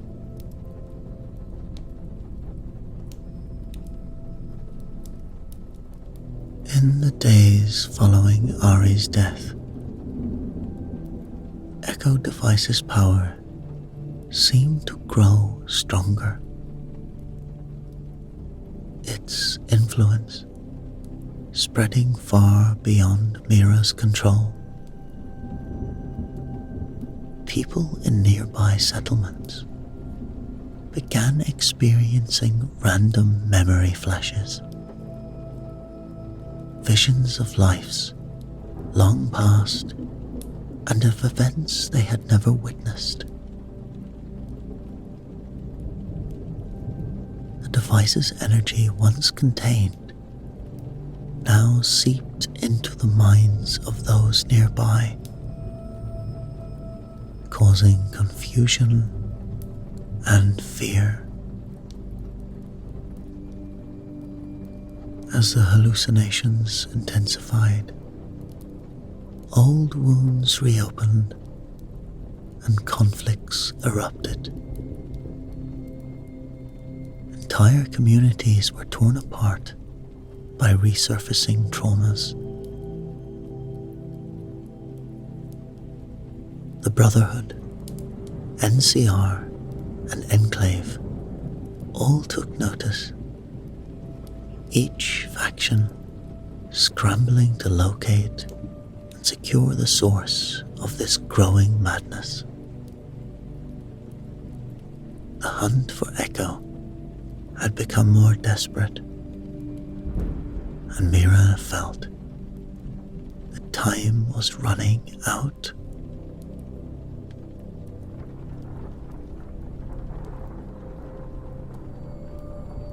The raider attack came without warning, a savage onslaught that breached the Brotherhood's defenses. Mira, caught in the chaos, knew they were outnumbered and outgunned.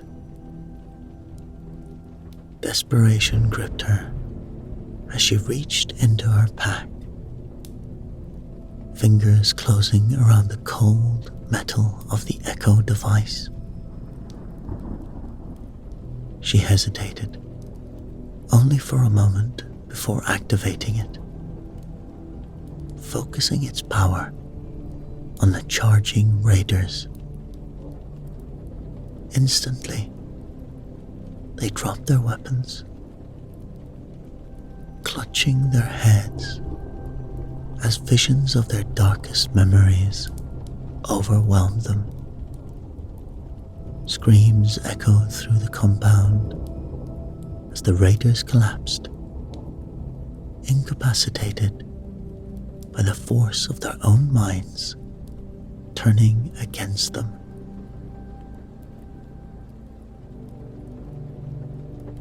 But in that moment of victory, Mira's heart sank.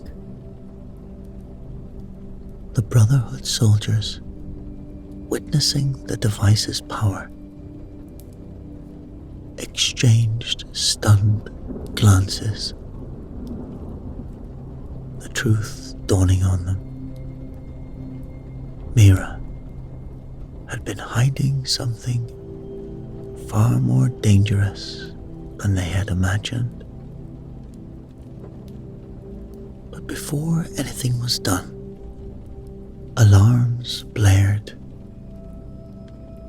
Enclave forces, led by the ruthless Colonel Jonathan Roth, stormed the Brotherhood stronghold. Their goal: seize the Echo device at all costs.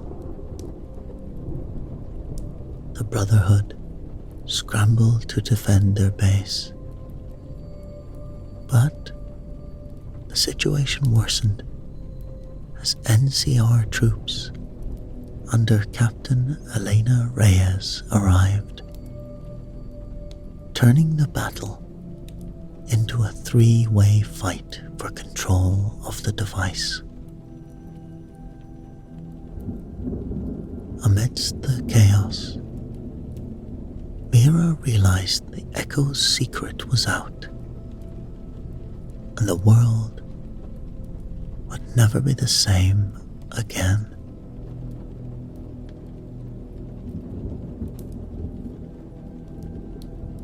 As the battle around her reached a fever pitch, Mira knew she had no choice. She gripped the Echo device tightly, feeling its energy pulse beneath her fingertips. And with a deep breath, she activated it, sending a wave of psychic energy rippling out across the iron waste.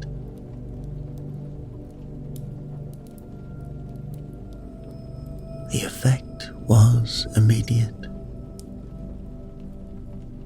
The fighting came to a sudden halt as every combatant, Brotherhood, Enclave, and CR, was struck by powerful visions. They saw glimpses of the past, the horrors of the Great War, the cruel experiments of Voltec, the faces of those they had lost.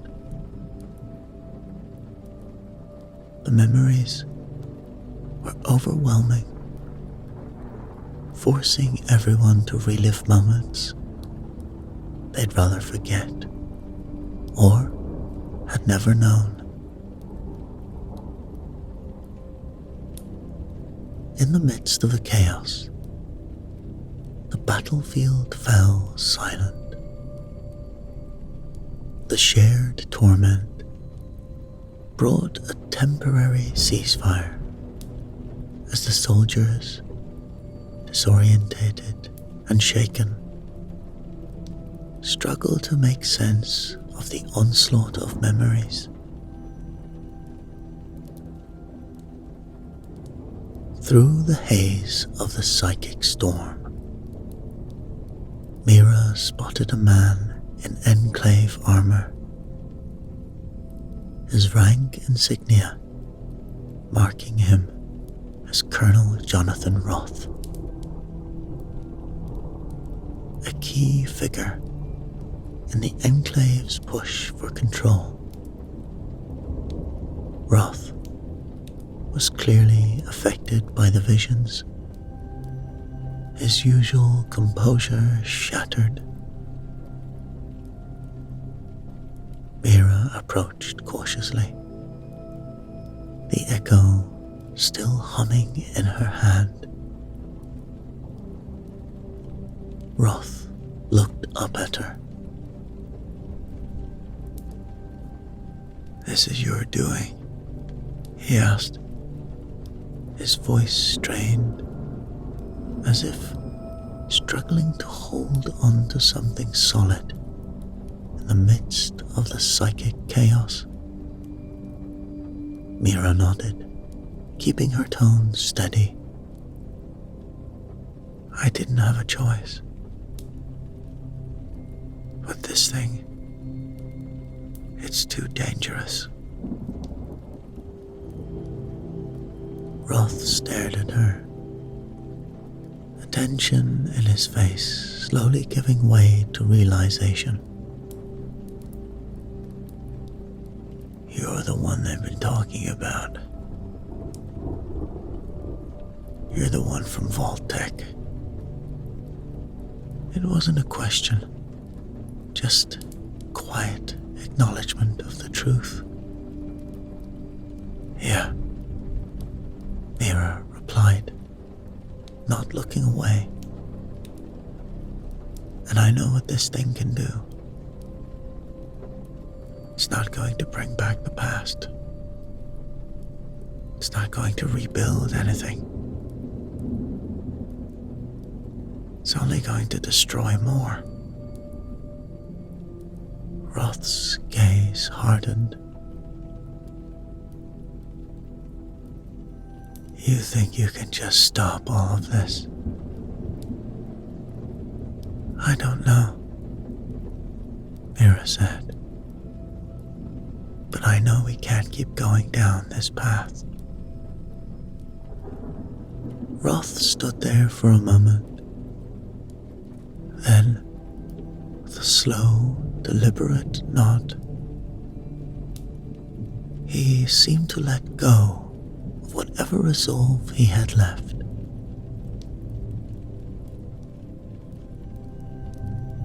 "Do what you have to do," he muttered, turning away from the battlefield. As the psychic storm began to subside,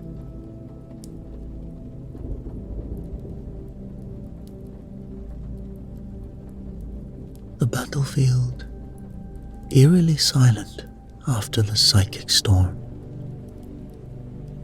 with soldiers from all sides shaken. Mira stood at the center, clutching the device, knowing what had to be done. The power of this device was too great, too dangerous for anyone to wield. It had already caused enough pain. With a deep breath, Mira began the overload sequence.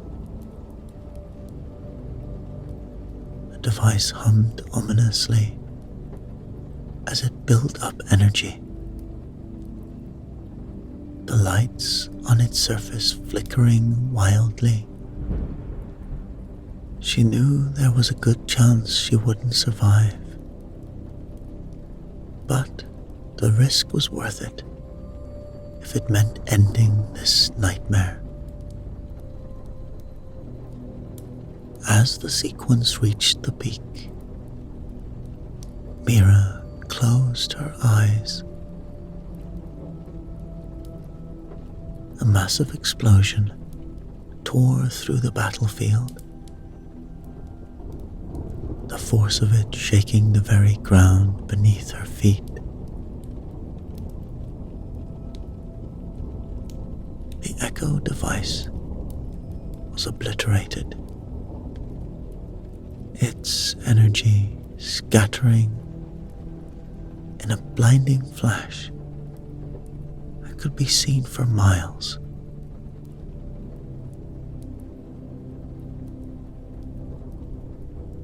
When the dust settled, Iron Waste was a wasteland of debris and confusion. The destruction of the device left a psychic backlash in its wake, and many of those who had survived the battle now questioned their own memories and beliefs. The lines between reality and the visions they had experienced were blurred, leaving them unsure of what was true.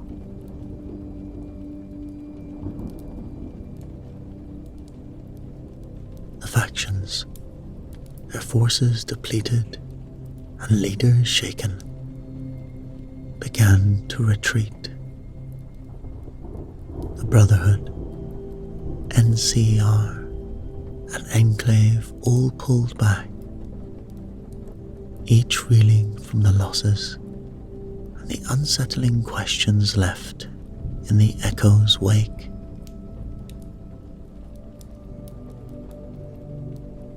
Mira, bruised and bloodied, staggered out of the ruins of the battlefield. She had narrowly just survived the explosion. The memories unleashed by the echo haunted her, the lives lost in the struggle, a burden she would carry forever.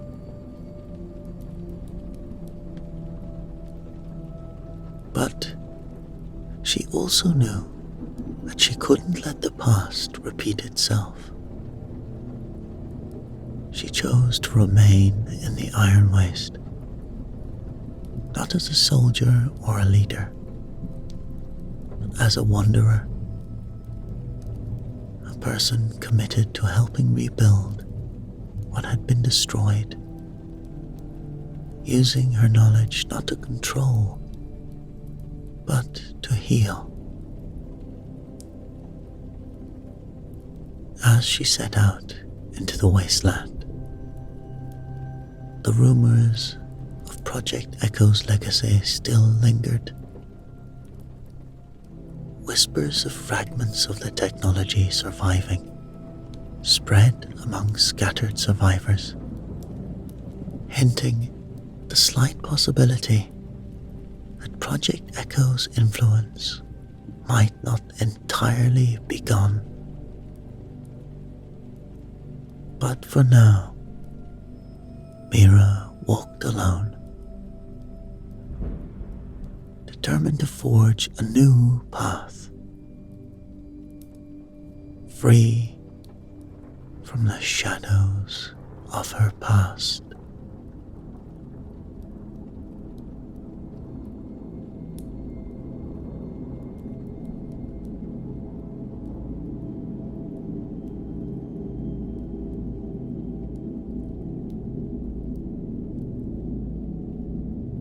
The metallic hum of the vault's fluorescent lights droned over the bustling corridors of Vault 94.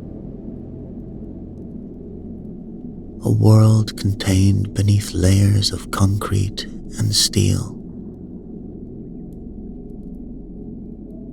Life here was a symphony of routine, a carefully orchestrated dance that shielded its residents from the unknowns of the outside world.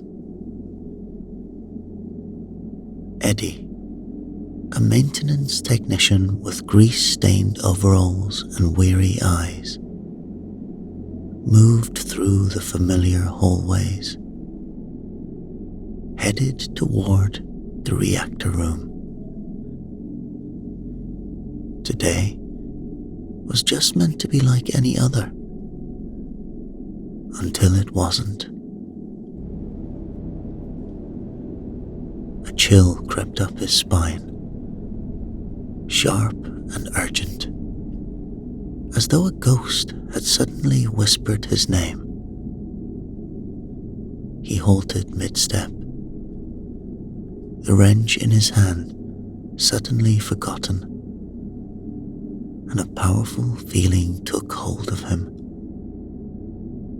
like a rope pulling him towards an unseen destination. The children's play area. He couldn't explain why, but every fiber of his being screamed for him to go there, to hurry.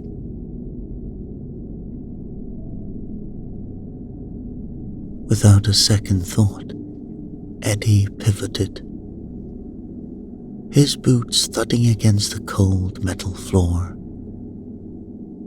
His heart pounded in tandem with his hastened pace, sense of urgency tightening in his chest. He turned corridors with reckless speed, ignoring the confused glances of passers-by. He saw it before he even reached the room. An image so vivid it almost blinded him. A heavy light fixture, unmoored, plunging toward the tiny figure of Fia, a child too young to know fear.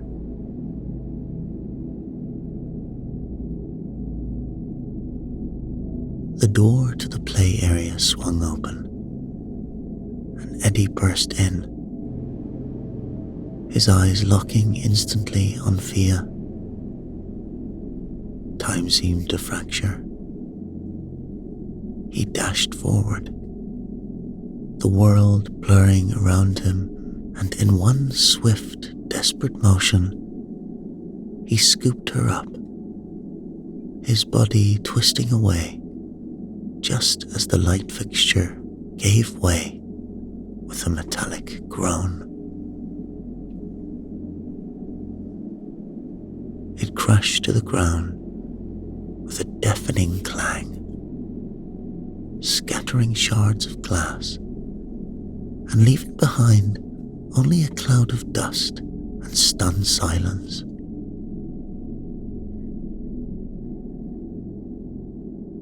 Eddie held Fia close, her tiny arms wrapped around his neck, her face buried in his shoulder.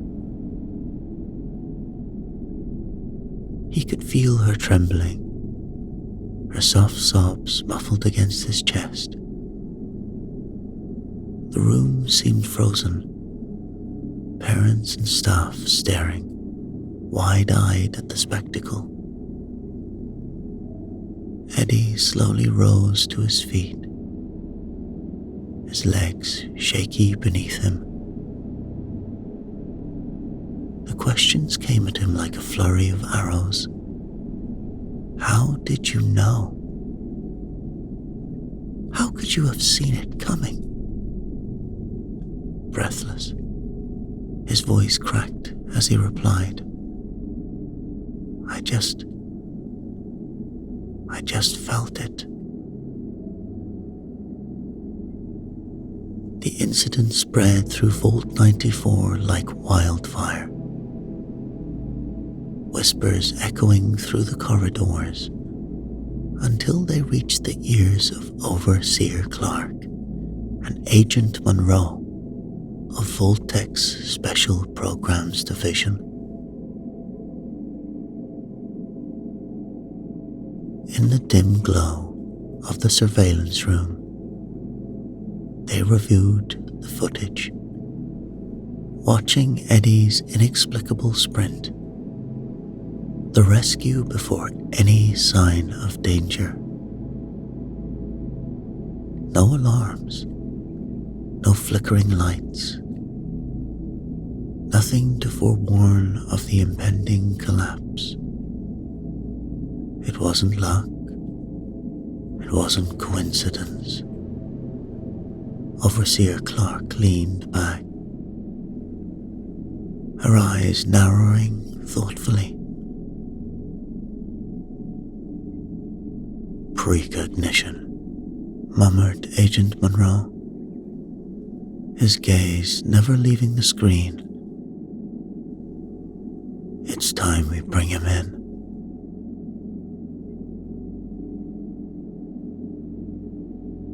The summons came swiftly. Eddie found himself in the Overseer's office, a sterile space that seemed to swallow all warmth. Overseer Clark, a woman with stern features softened only by her genuine curiosity, regarded him from behind the desk. That was quick thinking, Eddie, she began. But I need to know. How did you know? Eddie shifted uncomfortably, his hands fidgeting in his lap. I don't know, he whispered. It was just a feeling, something I couldn't ignore.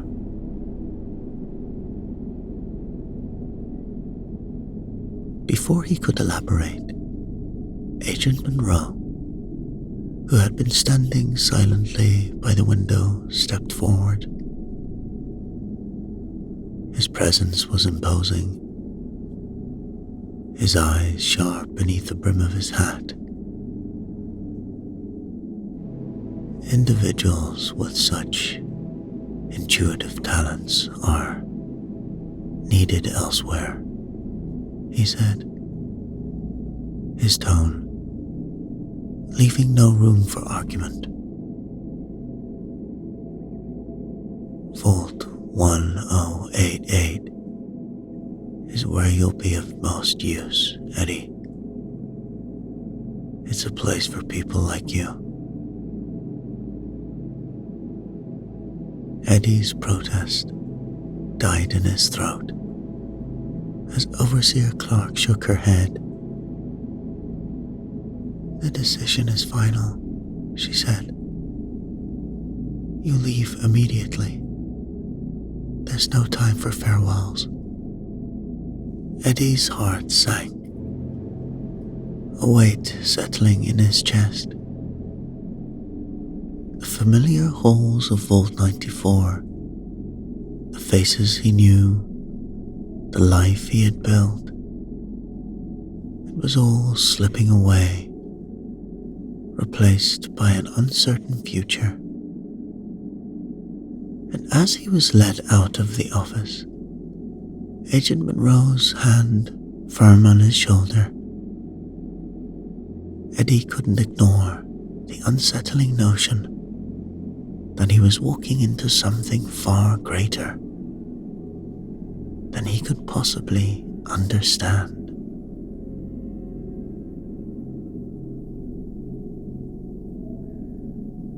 The transport pod hummed softly as it descended through a network of tunnels that stretched deeper than Eddie could have imagined. He sat alone, fingers tapping against his knee, feeling the strange weight of isolation settling around him. He had been whisked from Vault 94 with nothing more than a terse explanation. His belongings reduced to what fit in a small duffel bag. When the pod finally ground to a stop, the doors opened with a sharp hiss. Two uniformed guards stood waiting, eyes glancing over him with a mix of expectation and detachment. "This way, Mr. Reynolds," one of them said, motioning down a gleaming hallway that seemed to stretch on forever. The walls were metal, cool and smooth, reflecting the stark fluorescent lights overhead. Eddie could hear his own footsteps echoing through the corridor, a hollow sound that underscored his unease.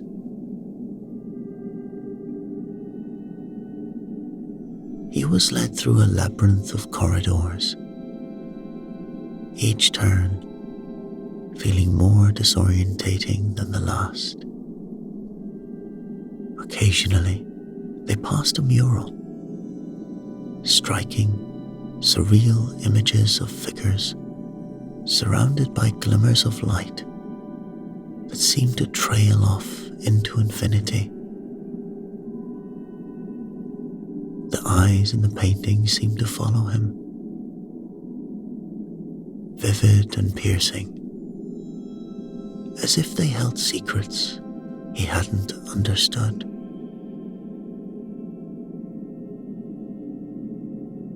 At the end of the corridor, they stopped in front of a door marked Orientation Room.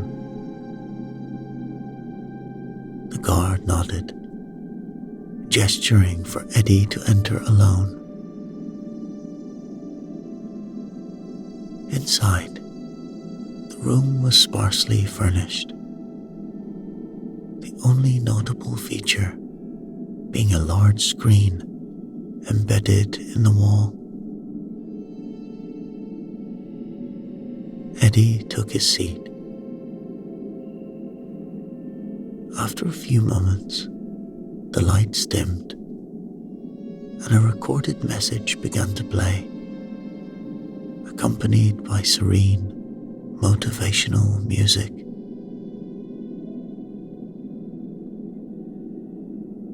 "Welcome to Vault 1088, a calm voice began.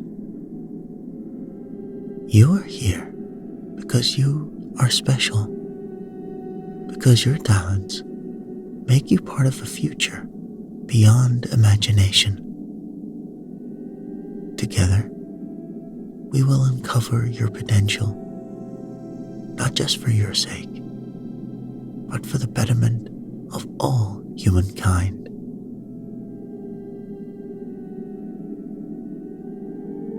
Images of young adults training, smiling, and engaged in various physical and mental exercises flicked across the screen. The narrator extolled the virtues of discipline, focus, and the thrill of being called up, a cryptic phrase repeated throughout the video. Its meaning left just out of reach.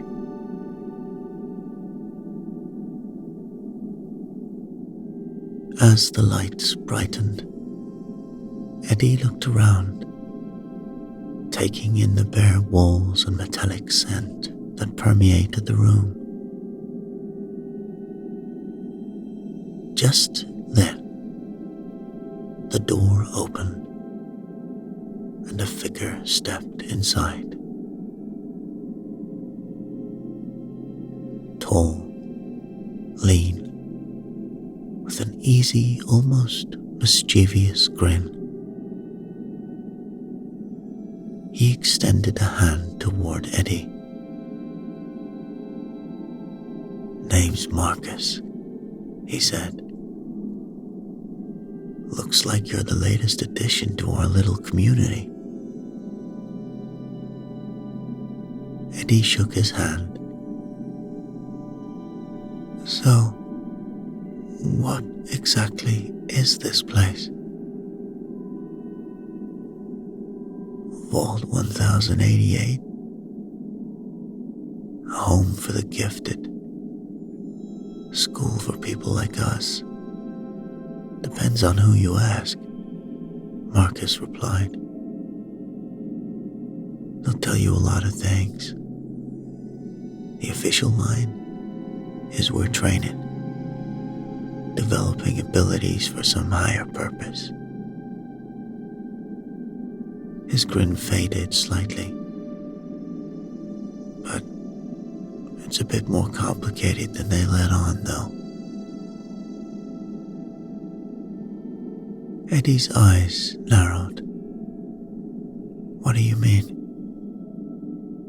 Before Marcus could answer, a voice crackled over the loudspeaker. "Eddie Reynolds, please report to Dr. Thompson's office." Marcus leaned in. "That's our overseer. She runs this place. A cool smile and mind like steel. Play nice." Eddie nodded, taking in Marcus's words as he followed another guard down a series of corridors. Finally, they stopped outside a door that slid open to reveal a stark, tidy office bathed in sterile white light. Inside, Dr. Elara Thompson awaited him, her sharp gaze appraising him with a warmth that felt somehow practiced. She gestured to a chair, waiting as Eddie took a seat. "Mr. Reynolds," she began, "welcome. I understand the transition was sudden, but I assure you, we have our reasons." She leaned forward. "You've shown remarkable intuition, Eddie. And here, we make the most of such talents."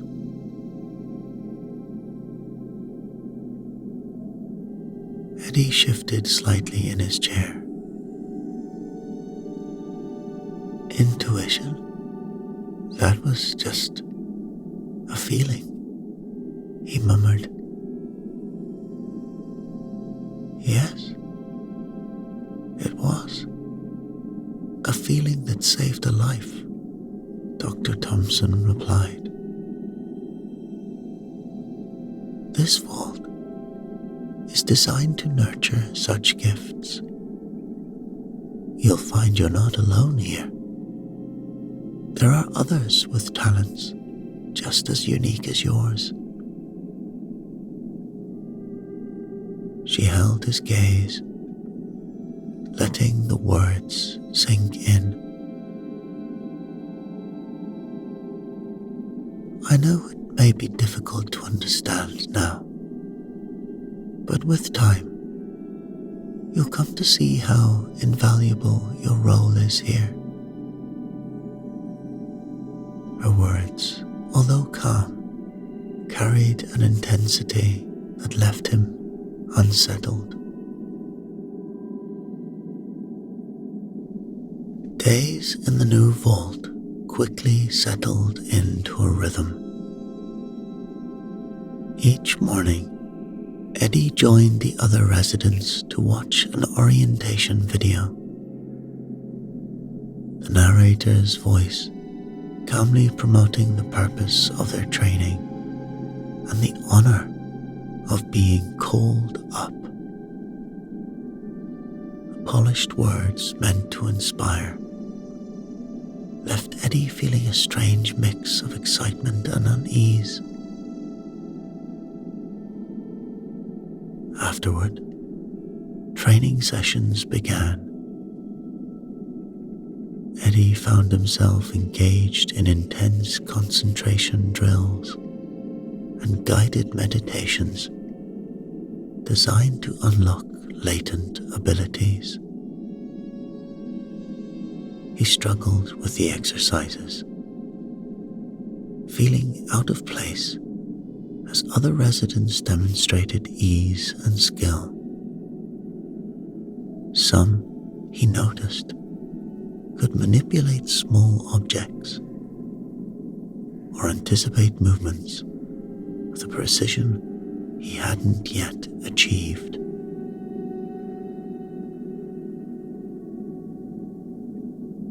One resident caught his attention.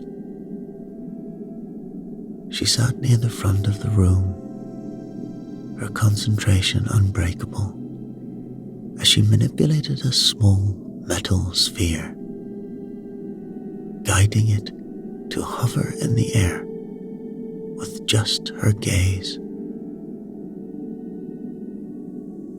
Her focus was intense, her expression unreadable, and Eddie could tell she was far from new to the program. He picked up her name during a roll call. Lena.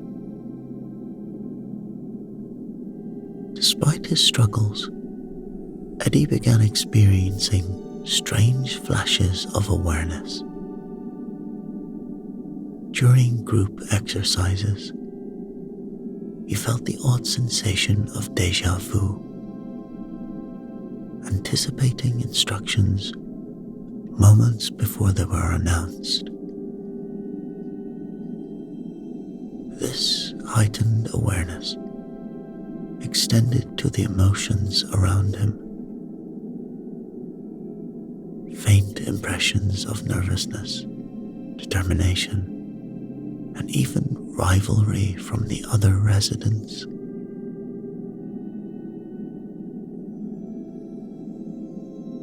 Marcus took note of Eddie's growing abilities. After Eddie accurately predicted an entire sequence of drills, Marcus clapped him on the shoulder with an approving grin.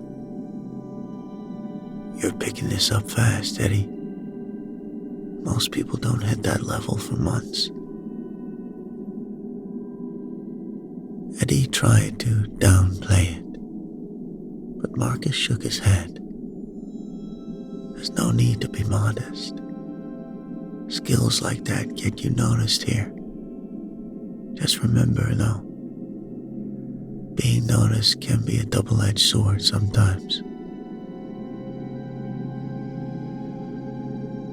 As the days passed, Eddie sensed a silent competition brewing in the vault.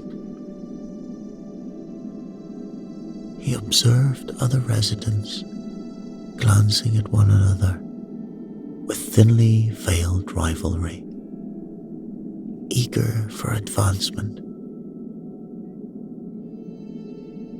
Whispers circulated about those called up, not returning, but any concerns were quickly silenced, dismissed as paranoia by most. Through it all, Eddie's abilities continued to sharpen.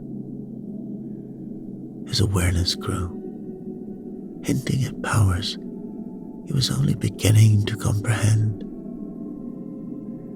Yet, with each passing day, the vault's promises felt more unsettling, like a puzzle missing its key piece. And as his skills intensified, so too did his resolve to uncover the truth of this vault.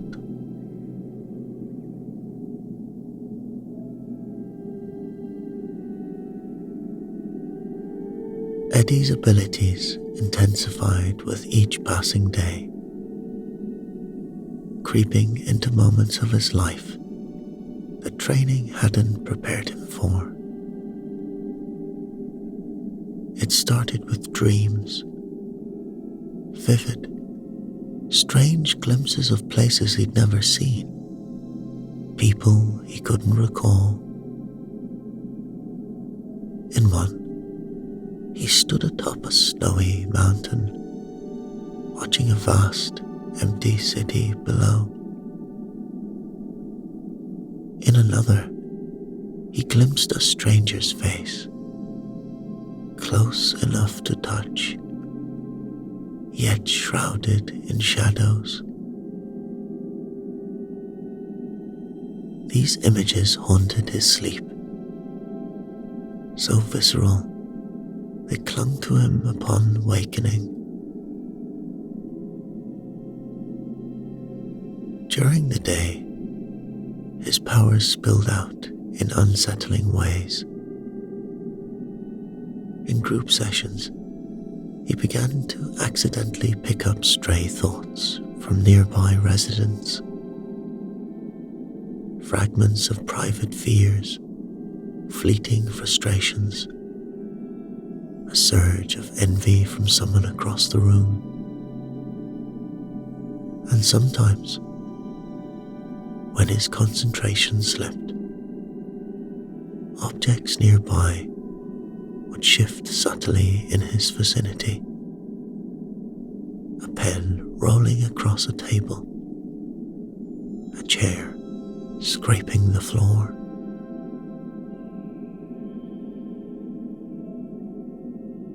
One afternoon, after he'd inadvertently shifted a stack of notes without laying a hand on them, Eddie sought out Lena. He found her in a quiet corner of the recreation room, where she was flipping through an old book.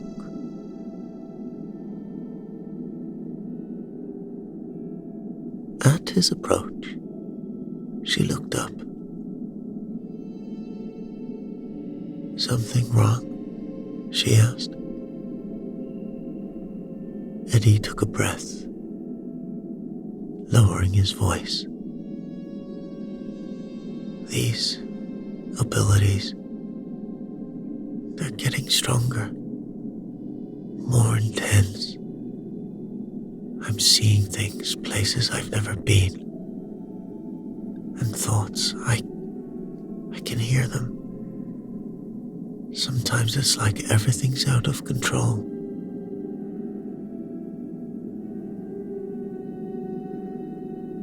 Lena listened intently.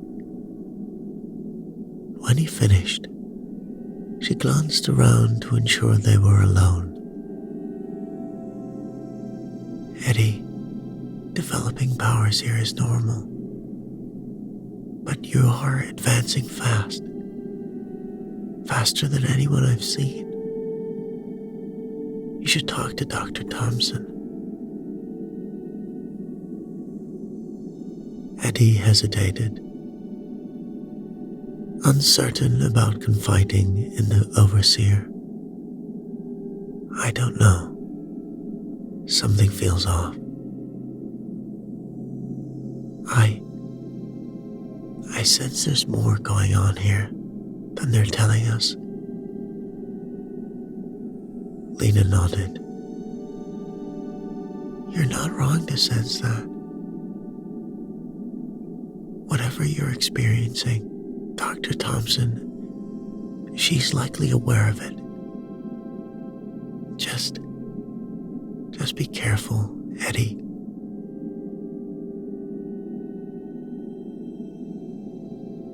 The conversation left him with more questions than answers, and his curiosity only deepened. The vault's sterile walls were hiding something, and Eddie's newfound abilities sharpened his instincts, pointing him toward areas the other residents ignored.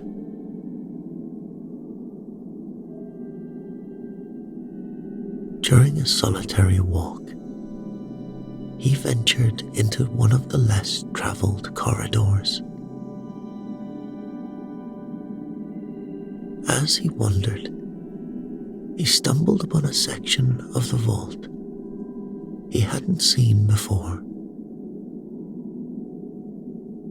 The door was marked Wing B and sealed tight, with guards sometimes stationed outside. This area was off limits. The few residents he'd seen in the vicinity avoided it entirely, their eyes downcast as they passed. Eddie couldn't resist lingering, pretending to inspect a maintenance panel nearby.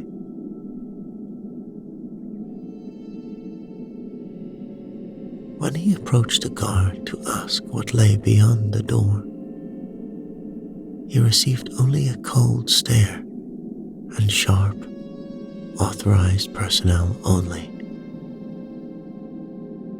Any further attempts at questioning were met with silence.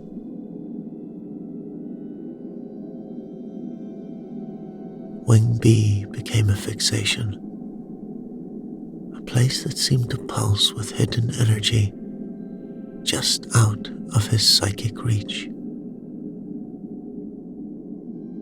Each time he passed, his curiosity grew, accompanied by an intense pull that gnawed at him.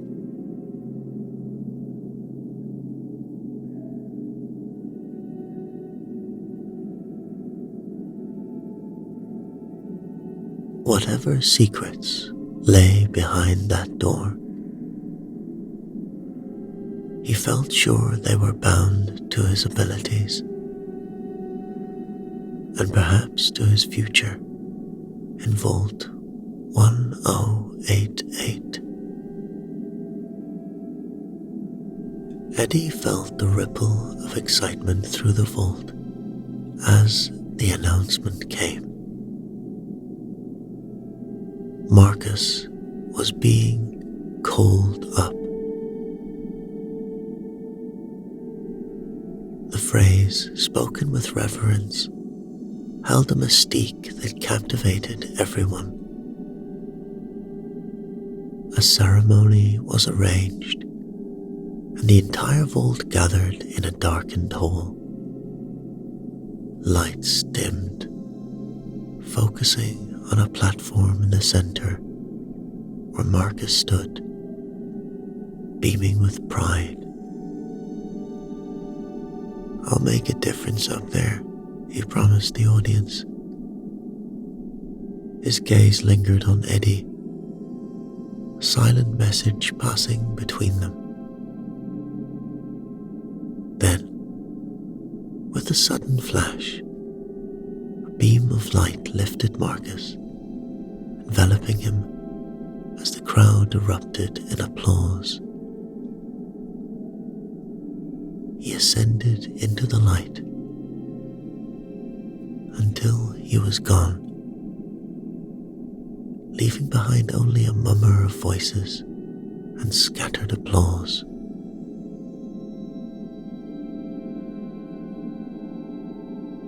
Later, Eddie sought out Lena. "No one ever hears from him again, Eddie," she whispered. "Everyone they call up, they just vanish." Eddie frowned, the ceremony's glamour fading into suspicion. If it's such an honor, why does no one come back to tell us what it's like? Why don't they tell us where we're going? "They don't want us asking questions," she replied. "Whatever's going on, they're hiding something." Eddie's thoughts drifted to Wing B, and a plan began to form. "Come with me to Wing B," he said quietly. "If there's any answers, they might be there."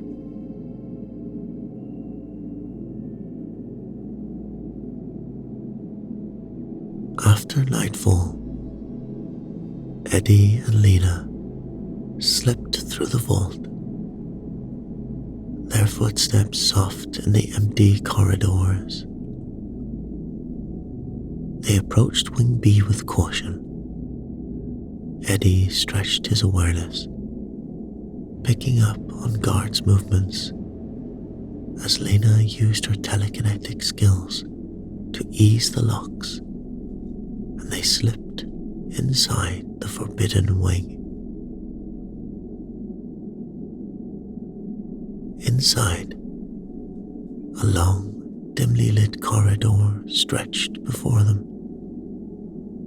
shadowed and sterile.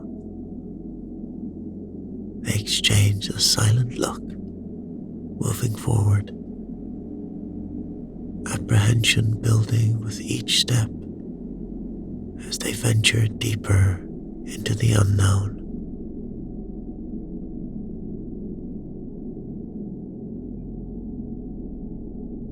Inside Wing B, Eddie and Lena ventured deeper into the hidden recesses,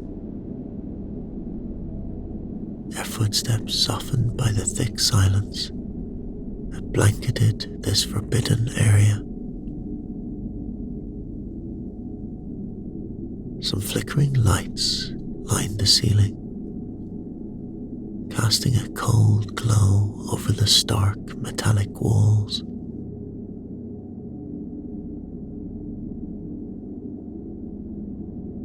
At the end of the corridor, some doors slid open, revealing a sprawling laboratory that left them both stunned. Rows of pods stretched out across the room, each one containing an unconscious figure. Eddie's breath caught as he looked closer, recognizing familiar faces within the glass chambers. Faces he knew from daily training sessions. Faces of people he had passed in the corridors. People he'd seen in the dining hall. Lena moved to a pod near the front, her expression unreadable as she inspected the occupant. It was another version of herself, identical in every way, suspended in an eerie stillness.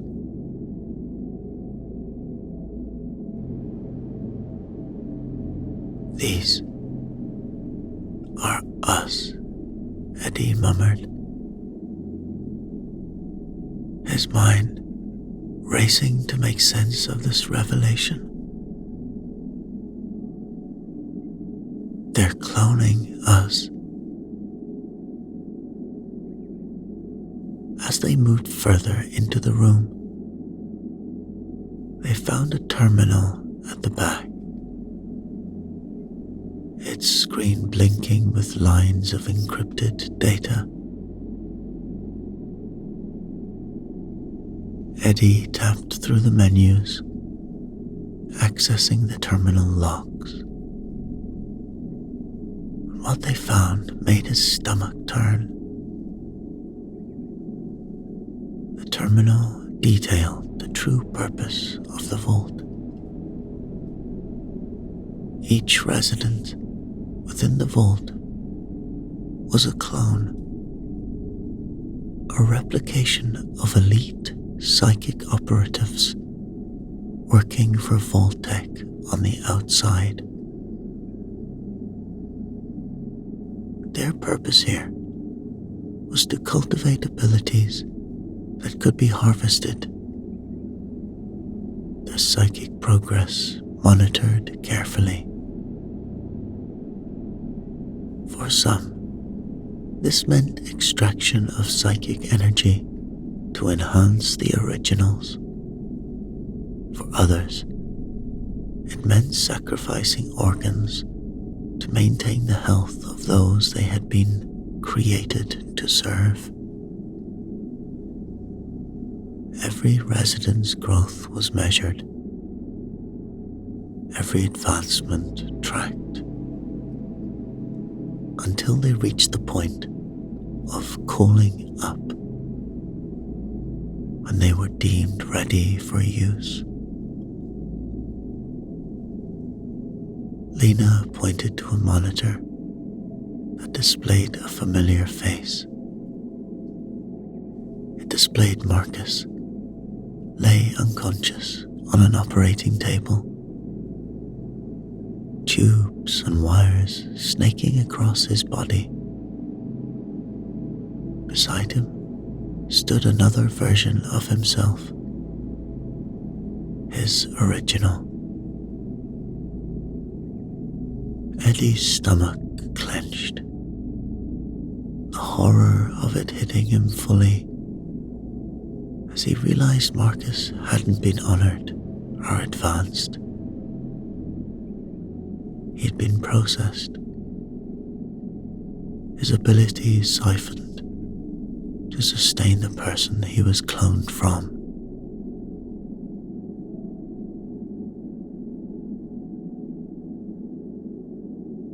Heart pounding, Eddie navigated further into the terminal logs until he found his own records. The file revealed that his original self was a high-ranking psychic operative, one whose abilities had started to degrade. Eddie's rapid advancements made him a prime candidate for replacement parts, and the monitor displayed a scheduled date for his calling up. 1 week from now.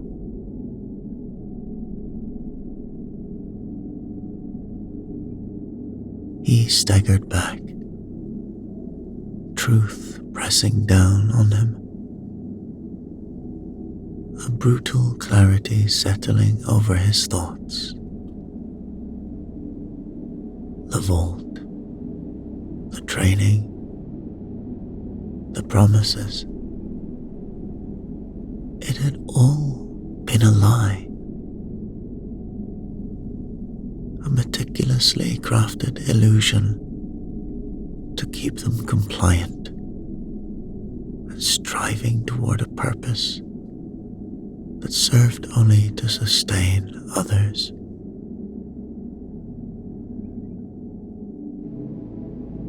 Lena looked at him.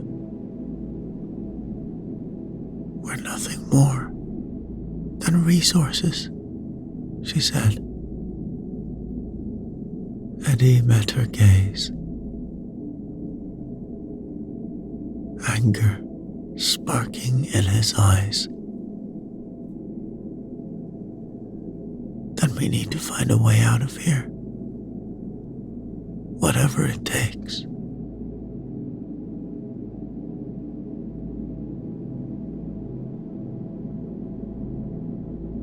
The revelation weighed heavily. The truth about their existence, forcing them to confront questions they had never imagined. Were they individuals or merely replicas? If their memories, experiences, and emotions were real, did that make them deserving of freedom? Or were they just extensions of the originals they were meant to sustain? Everything we feel, everything we fought for, does it even matter? Lena murmured. Eddie clenched his fists. It has to matter. We may be clones, but we're alive. We can make our own choices. That has to mean something.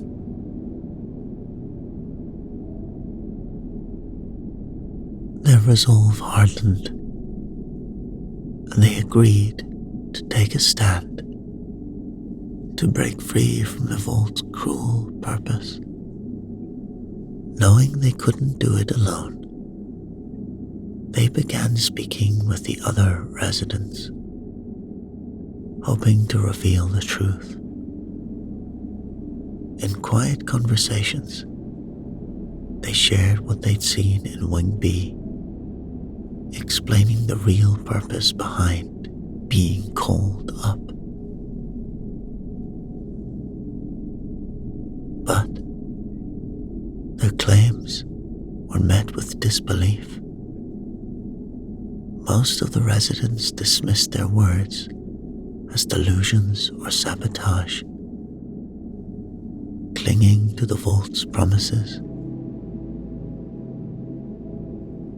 The indoctrination ran deep, and the allure of being called up as an honor had woven into their minds like a lifeline. Many scoffed, their eyes hard with conviction, and warned Eddie and Lena to stay silent.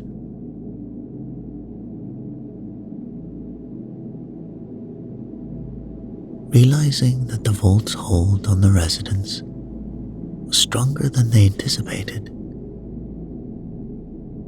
Eddie and Lena abandoned the idea of a mass rebellion. With security tightening, they had to forge a new plan, one that wouldn't rely on anyone but themselves. Then, news came suddenly, rippling through the vault like an electric charge. Both Eddie and Lena had been chosen for a rare double calling up. The announcement echoed through the corridors. For most, this would have been the highest honor. Yet, Eddie and Lena felt only dread. The ceremony was scheduled for the following night, a rush that left little room to breathe, let alone plan. They met in a secluded corner. "We're not going through with this," he said. "We'll take desperate measures if we have to." Eddie proposed a risky plan: to awaken their dormant clones from the cloning lab and swap places with them. If they could pull it off, the clones would attend the ceremony, buying Eddie and Lena the time to escape.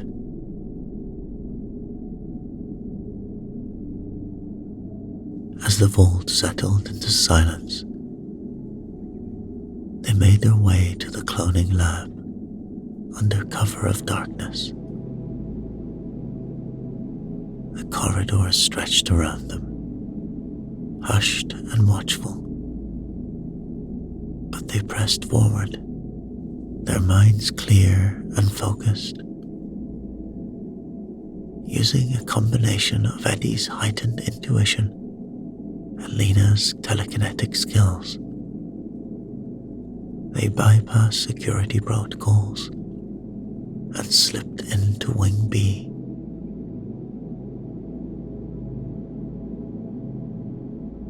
Inside, they located their pods with ease.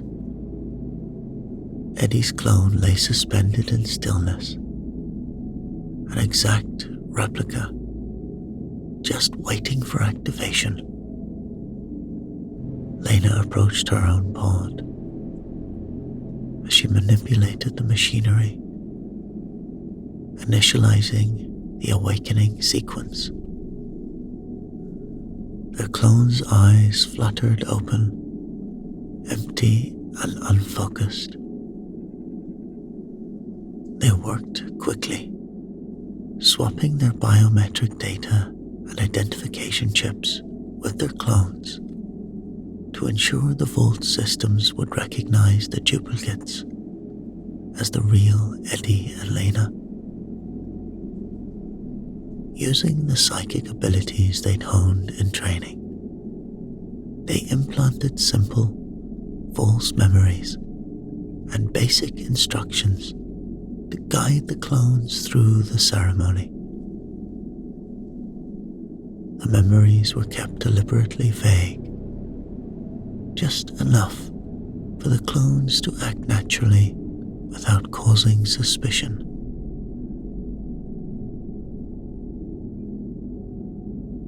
The clones now prepared, Eddie and Lena slipped back into the shadows, ready to make their escape. The real ceremony awaited the unsuspecting copies, leaving Lena and Eddie free to pursue their only chance at freedom.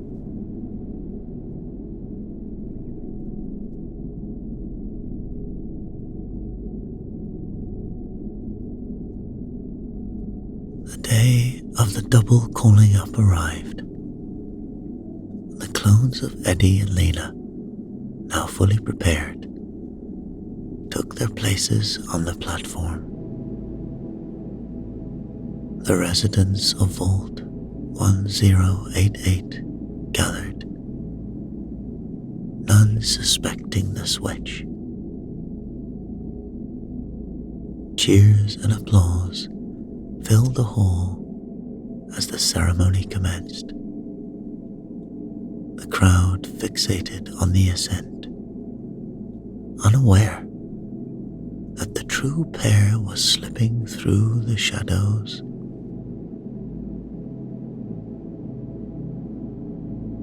With attention centered on the clones, Eddie and Lena moved swiftly through the less guarded corridors of the vault. Each step was calculated, every turn precise. They used their psychic abilities to sense the presence of guards and evade detection,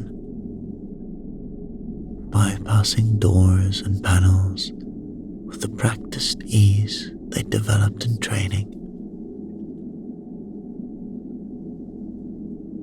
Finally, they reached what they believed to be the main exit. Anticipation and relief swelled within them as they approached the door, confident that freedom lay on the other side. But when they passed through, they found themselves not in the open world, but in a blindingly sterile, white, windowless room.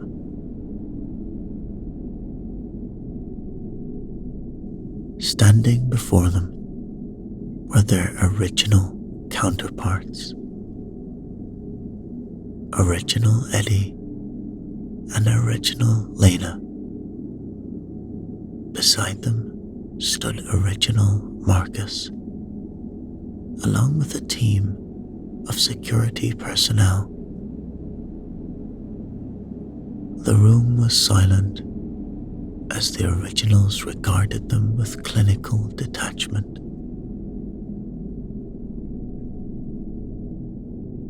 Original Eddie's voice broke the quiet. "This is the 25th time," he said, with an unsettling calm. "You two always think you're the first to try this." Original Marcus stepped forward. Eddie and Lena exchanged a look, betrayal dawning in their eyes.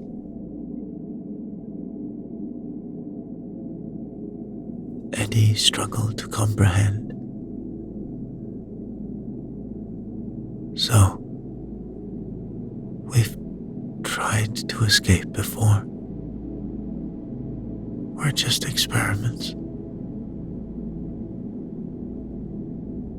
"Extensions," Original Eddie replied.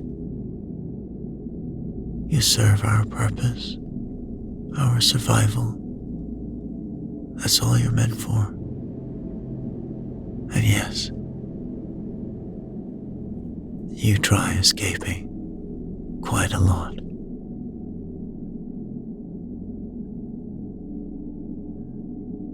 A painful clarity washed over Eddie and Lena as they learned the truth. In the real world, their originals were married, explaining the bond they'd felt towards one another. Yet, for the originals, this bond was inconsequential. They viewed the clones as disposable assets for their own longevity and success.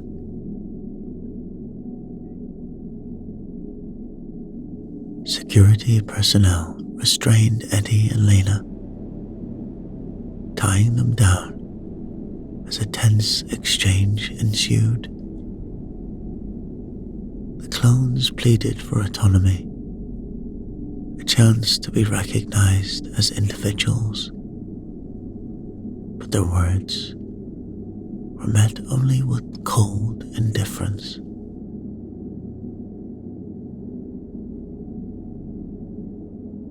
With a measured calm, Original Eddie produced a syringe, injecting Clone Eddie with a sedative. As the world around him faded, he caught a final glimpse of Lena. Her eyes filled with sorrow before the darkness overtook them.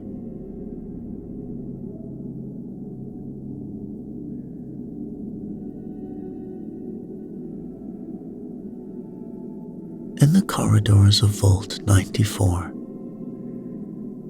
A maintenance technician named Eddie moved through his daily routine, tools in hand,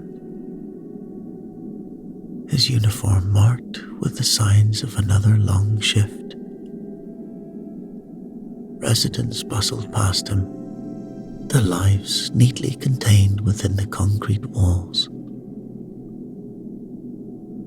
As he neared the reactor room, a sudden sensation stopped him in his tracks. A vivid urgency that pushed him to turn and head toward the children's play area. Without questioning, Eddie followed it, boots echoing down the metal floors. Moments later, he burst into the playroom just as a light fixture cracked loose above a small child. He lunged forward, pulling her to safety as it crashed to the ground. Parents crowded around, thanking him, astonished at his perfect timing. Eddie, breathless and unsettled, could only reply, "I just felt it." Unseen in a distant surveillance room, monitors captured the incident. The overseer watched, noting the reaction and cataloging the event as another success in Voltec's ongoing cycle.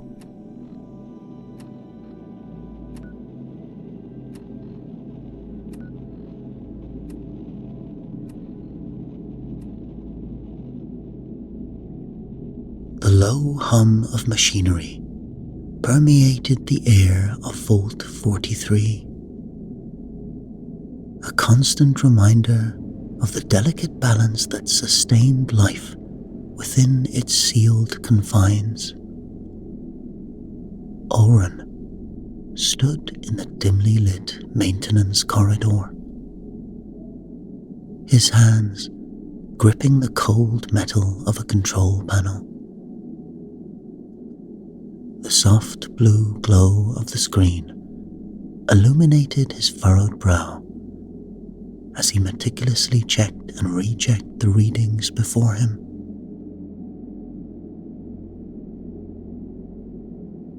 Vault 43 was unlike any other shelter created by Voltec. Its unique design revolved around a revolutionary gravity manipulation system, orchestrated by the artificial intelligence known as Gaia. Every 12 hours, without fail, the gravity within the vault would not just reverse, but momentarily cease altogether, creating brief periods of weightlessness that felt eerily similar to floating in space.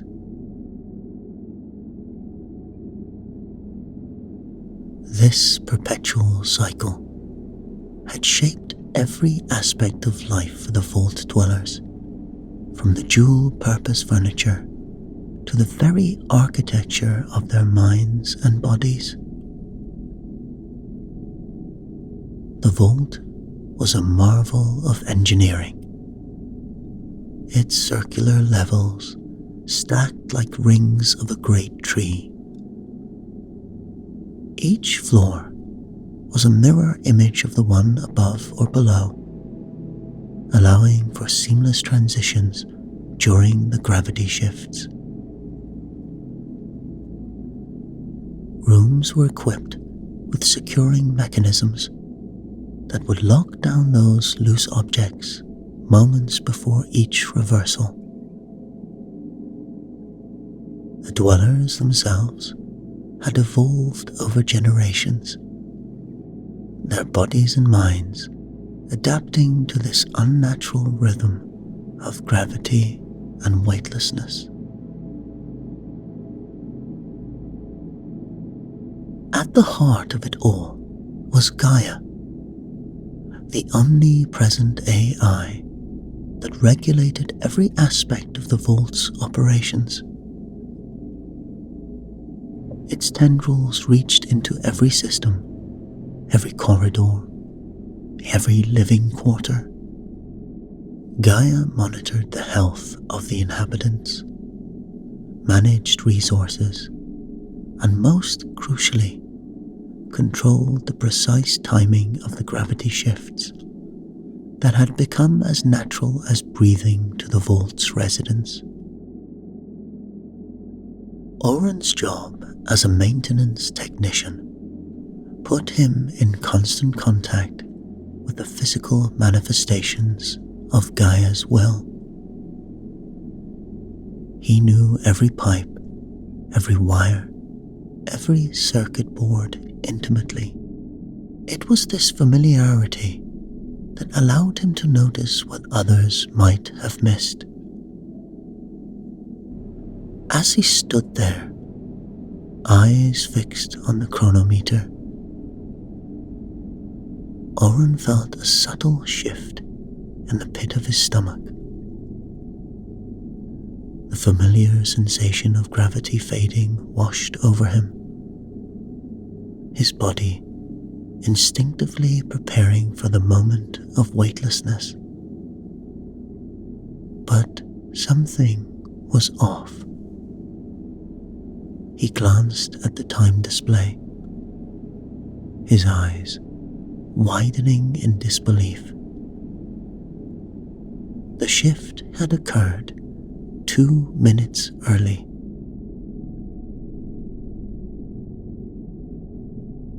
In the precision-driven world of Vault 43, 2 minutes might as well have been an eternity.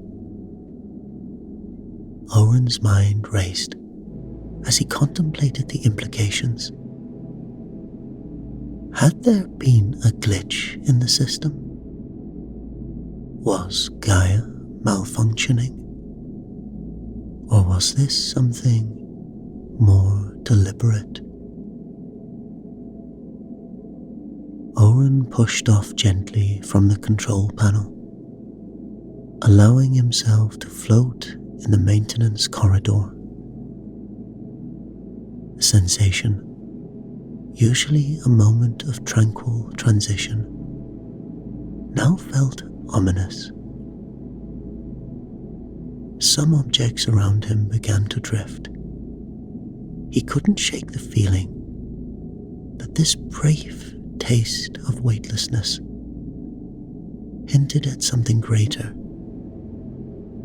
something beyond the confines of their underground home.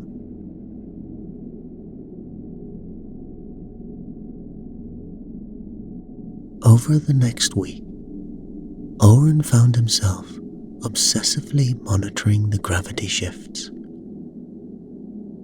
He created a makeshift log, meticulously recording the exact time of each reversal and the duration of the weightless period.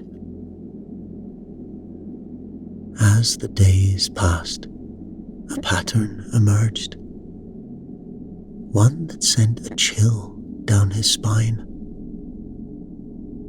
The shifts were indeed becoming increasingly erratic, sometimes occurring up to 5 minutes early or 5 minutes late, with the weightless periods fluctuating unpredictably.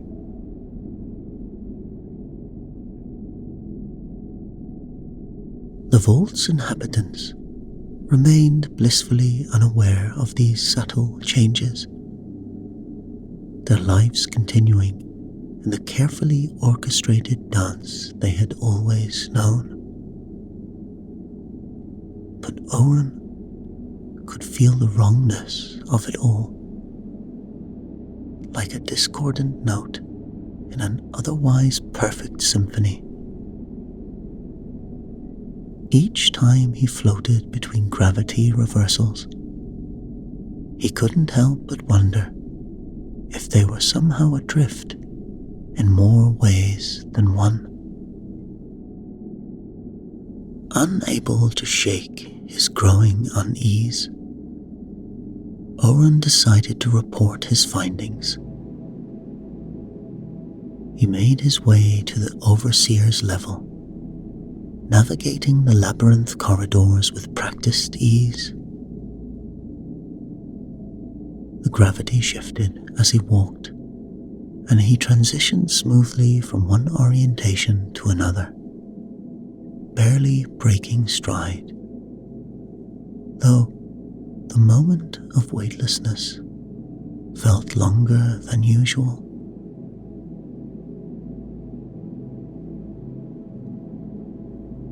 Supervisor Lars' office was a model of efficiency, much like the man himself. As Oren entered, he found Lars over holographic displays, his eyes darting from one readout to another.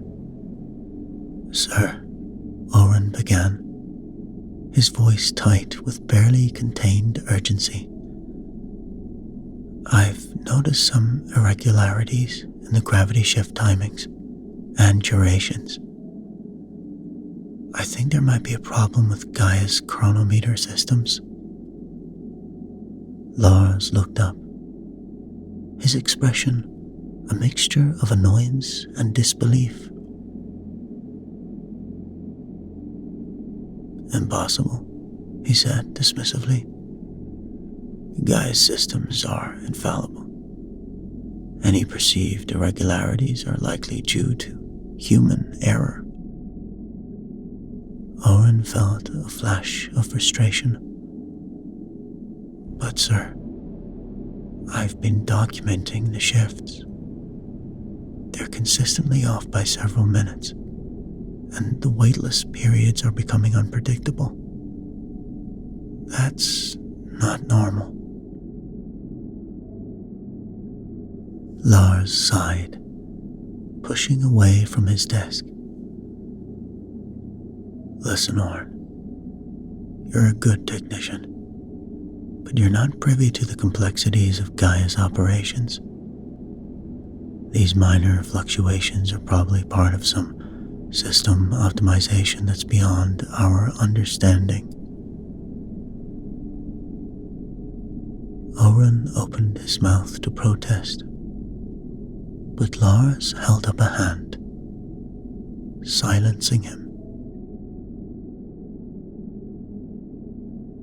"I appreciate your diligence, but there's no cause for concern. Return to your regular duties. Leave the big picture stuff to those qualified to handle it." As Oren left the office, his mind was a whirlwind of thoughts. He knew what he had seen,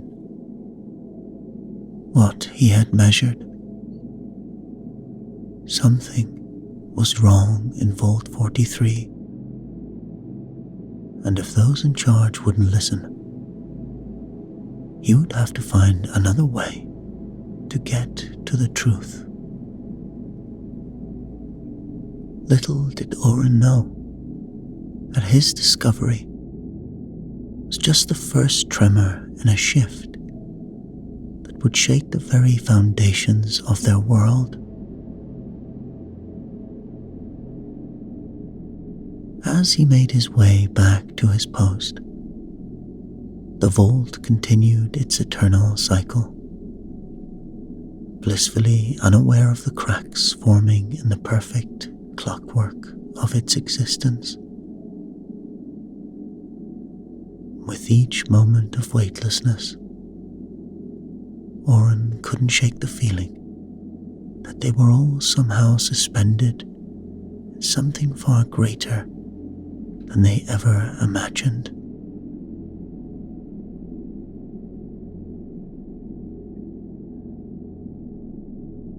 Soft beeping of analysis machines filled the air as Oren stepped into the science lab. The stark white walls and gleaming equipment stood in sharp contrast to the utilitarian maintenance corridors he was accustomed to. As the door hissed shut behind him, he felt a subtle shift in gravity. Oren's eyes scanned the room, taking in the array of complex machinery and holographic displays. He had never spent much time in this part of the vault, and the advanced technology made him acutely aware of the grease under his fingernails.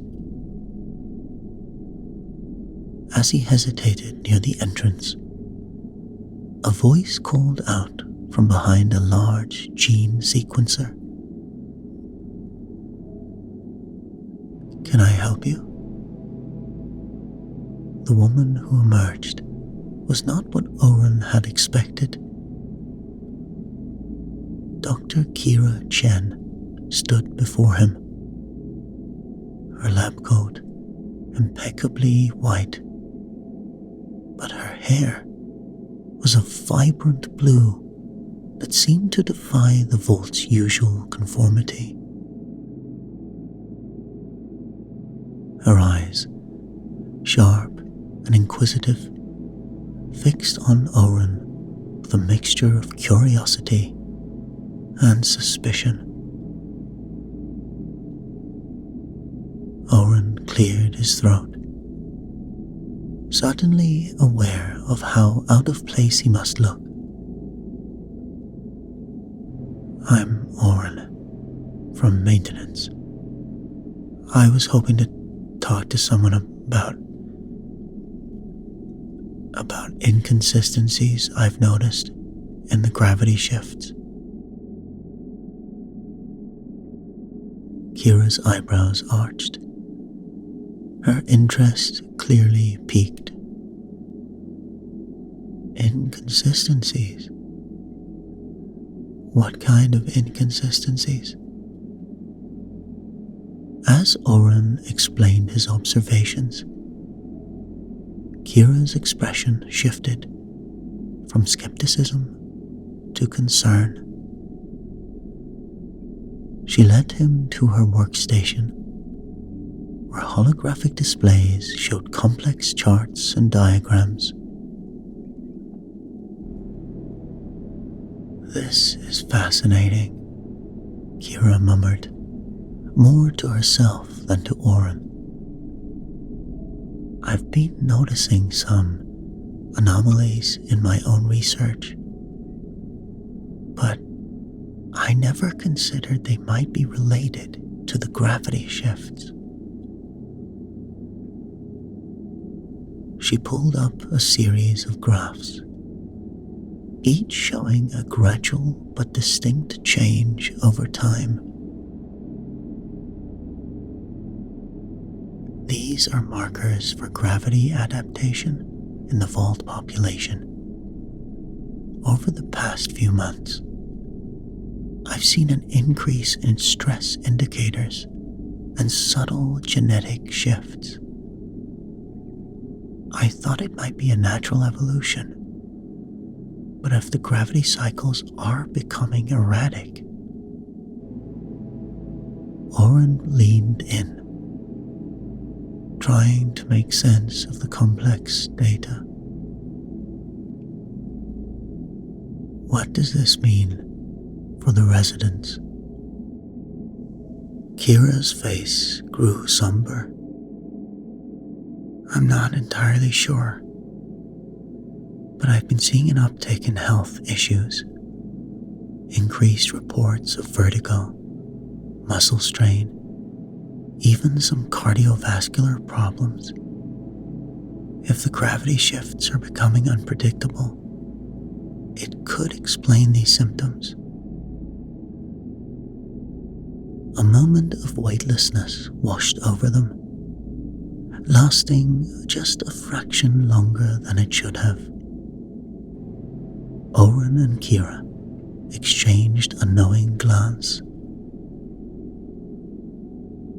"Have you reported this to anyone?" Oren asked, though he already suspected the answer. Kira's laugh was tinged with bitterness. "I tried. The medical officer said I was being alarmist, that the changes were too subtle to be of concern.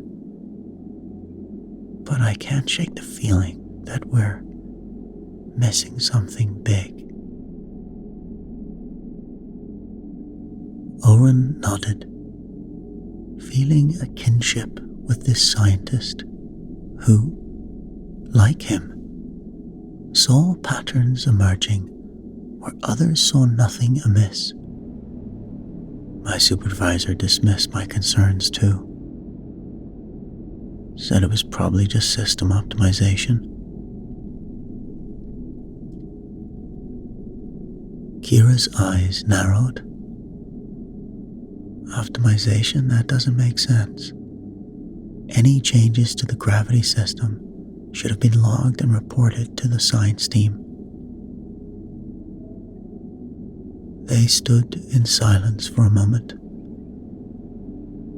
The implications of their combined discoveries settling over them like a heavy shroud. The lab seemed to grow quieter, as if the very air was holding its breath. Finally, Kira spoke. "We need to investigate this further. If something is wrong with Gaia or the gravity systems, the entire vault could be at risk." Oren felt a mix of relief and apprehension. "Agreed, but how? We've both been shut down by our superiors."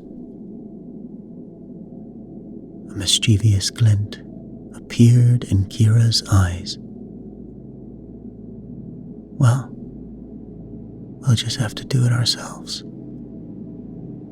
Off the books."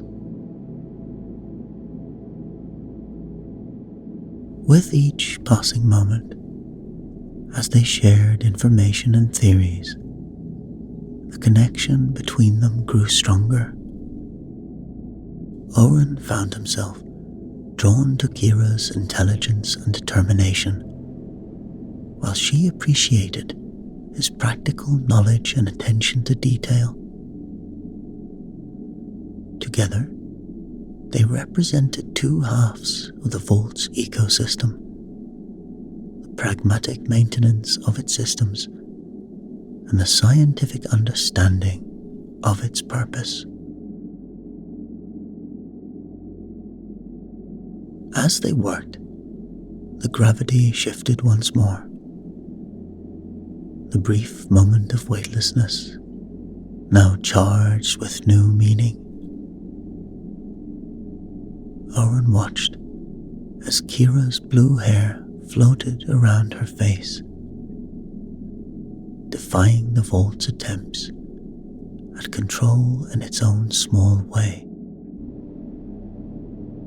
In that suspended moment, a silent pact was formed between them to uncover the truth, no matter where it might lead.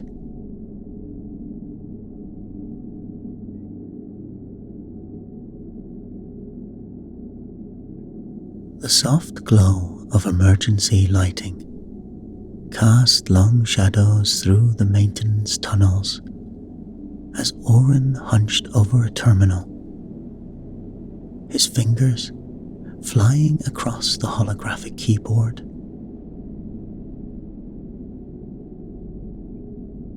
The hum of the vault systems seemed to grow louder in the dead of night, as if whispering secrets to those who dared to listen. Anything? Kira's voice came through his earpiece, tense with anticipation. Oren found himself scrolling through lines of data. There are gaps, he muttered. Whole chunks of maintenance logs just missing. It's like someone's been erasing Gaia's memory. In the science lab, across the vault, Kira's own investigation was yielding equally disturbing results. Medical records flickered above her eyes. Each one a piece of a puzzle she was desperate to solve. Oren, these health anomalies, they're not random. They're spiking in perfect sync with the gravity irregularities you've been tracking. A chill ran down Oren's spine. This is bigger than we thought, isn't it? Much bigger, Kira confirmed.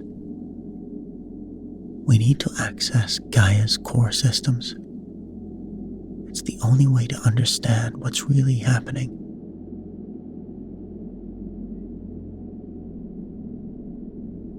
Their attempt to breach Gaia's inner workings was met with an impenetrable firewall, a digital fortress that rebuffed their every effort.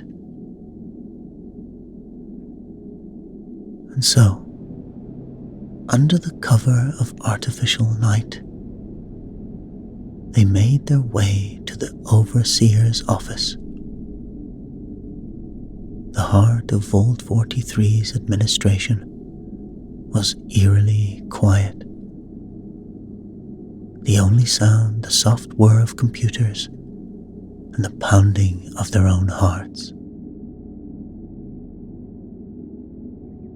We shouldn't be here, Oren whispered, even as he worked to bypass the door's security.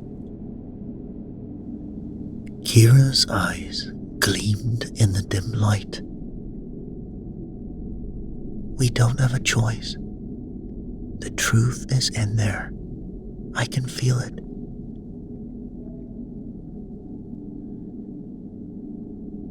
As the door slid open, they slipped inside, immediately settling to work. Oren tackled the Overseer's private terminal, while Lyra rifled through physical documents, searching for any clue that might shed light on the vault's mysteries.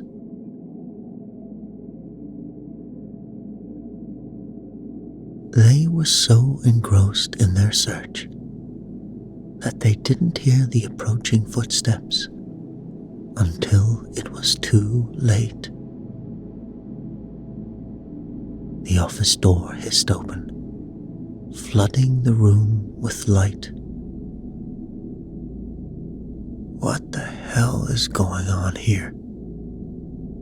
Overseer Dominic's voice boomed. His imposing figure silhouetted in the doorway.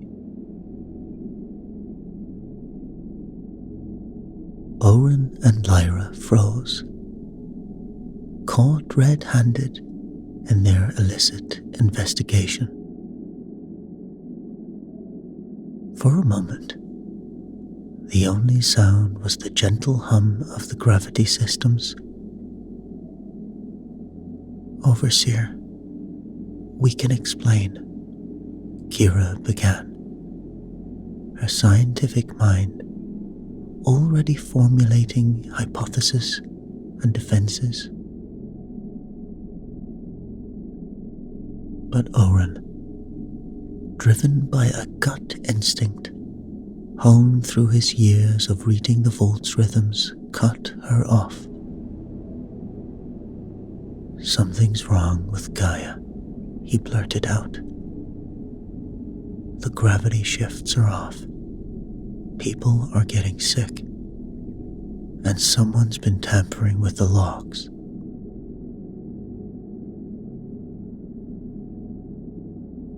Dominic's face remained impassive as Oren and Kira laid out their findings, the words tumbling out in a frantic rush. And as they spoke, the gravity shifted once more, and for a brief, surreal moment, all three of them floated in the office, suspended in both space and truth.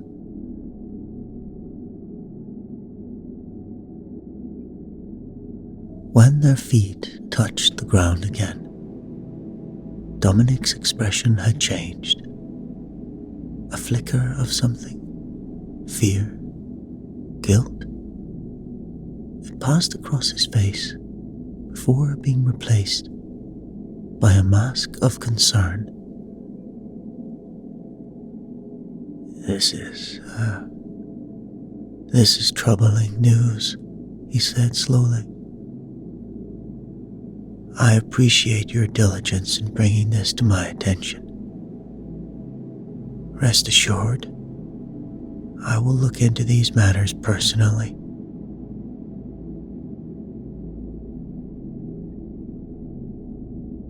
Oren felt a glimmer of hope.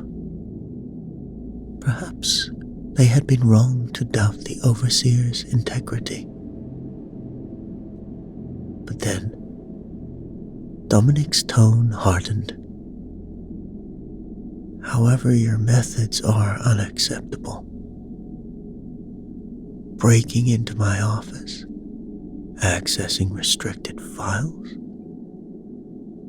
I should have you both detained for this breach of trust. But the vault could be in danger, Kira protested.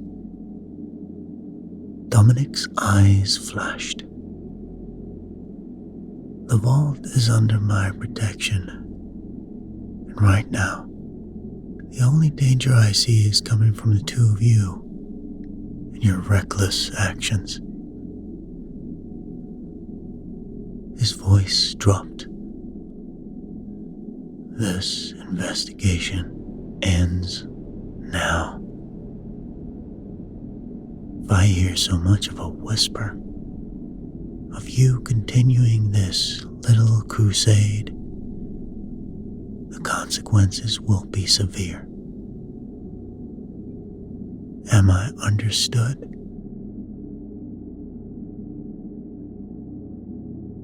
The threat hung in the air, as palpable as the artificial gravity that bound them to the vault's whims. Oren and Kira nodded mutely. The weight of their discovery, now a burden that threatened to crush them. The next day, the repercussions of their nocturnal adventure became clear. Oren found himself reassigned to waste management. Kira's keycard no longer granted her access to the advanced research labs. Her work restricted to basic analysis. The investigation had suffered a setback, but it was far from over.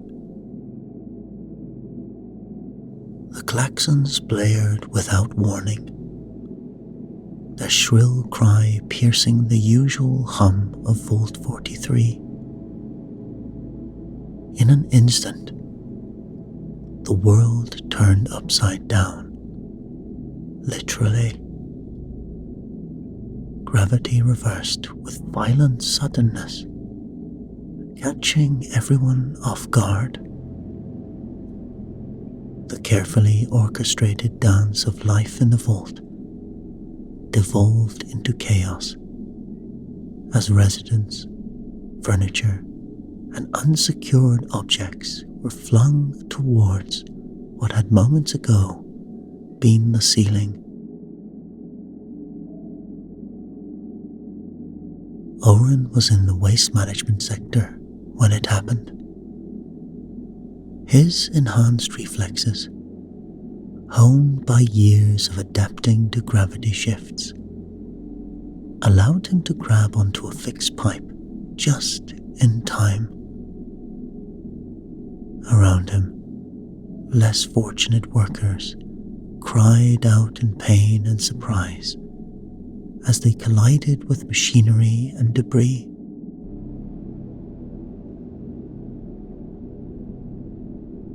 "This isn't right," Oren muttered, his mind racing. The shift had come hours early, with no warning and none of the usual gradual transition. As the gravity stabilized in its new orientation, Oren's comm unit crackled to life with distress calls from all over the vault.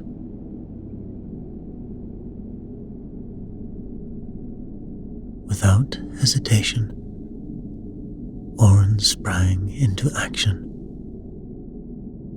He navigated the now inverted corridors with practiced ease, making his way to where a group of residents were trapped in a collapsed recreational area. "Hold on," Oren called out, assessing the situation. He could see terrified faces peering out from a tangle of twisted metal and sparking circuitry. With careful precision, Oren began to manipulate the gravity controls, creating a safe path through the debris. One by one, he guided the trapped residents to safety, his calm demeanor a beacon of hope in the midst of the mayhem. As the last person was pulled free, Oren couldn't shake the feeling that this was no mere malfunction. Across the vault, Kira was already diving deep into the incident data. Her fingers flew across holographic displays, correlating gravity fluctuations with power surges and system commands. "It's impossible," she breathed, her eyes wide with disbelief. Gaia initiated the shift deliberately. It overrode all safety protocols. The implications were staggering.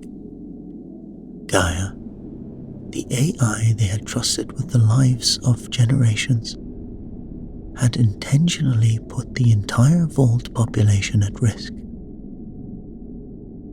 But why?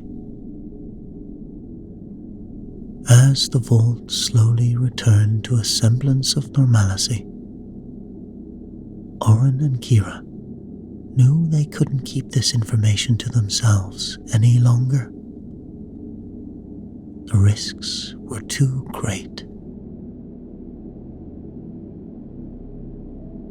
Under the guise of a routine maintenance check, they gathered a group of trusted friends and colleagues in a secluded storage area. The air was thick with tension as Oren and Kira laid out their findings.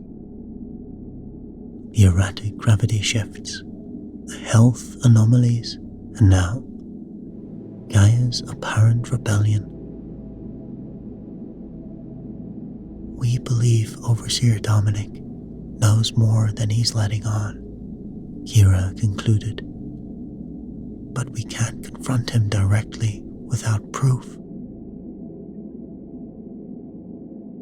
The news spread through the vault like wildfire. Whispered conversations in corridors and strange glances in the mess hall. The population began to divide, with many rallying behind Oren and Kira's call for transparency, while others clung to the stability represented by Dominic and the systems they had always known. Tension simmered, occasionally boiling over into heated arguments in common areas. Oren found unexpected allies among his fellow maintenance workers. They had always respected his skills, and now they saw him as a leader. Under the cover of routine repairs, they helped him regain access to key maintenance systems,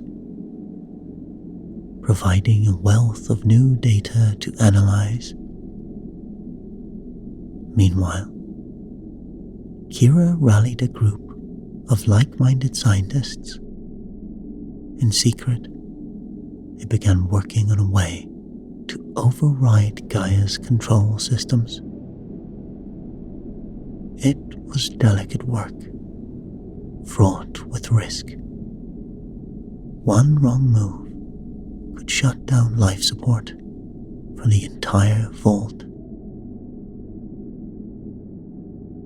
"We're walking a tightrope," Kira confided in Oren during a rare moment alone. "If we're wrong about this..." Oren took her hand, surprising both of them with the gesture. "We're not wrong," he said firmly. "Something is happening to our home, and we're the only ones trying to stop it." The next gravity shift could be catastrophic. Gaia's motives remained a mystery, and somewhere above them, Overseer Dominic moved pieces on a board they couldn't see.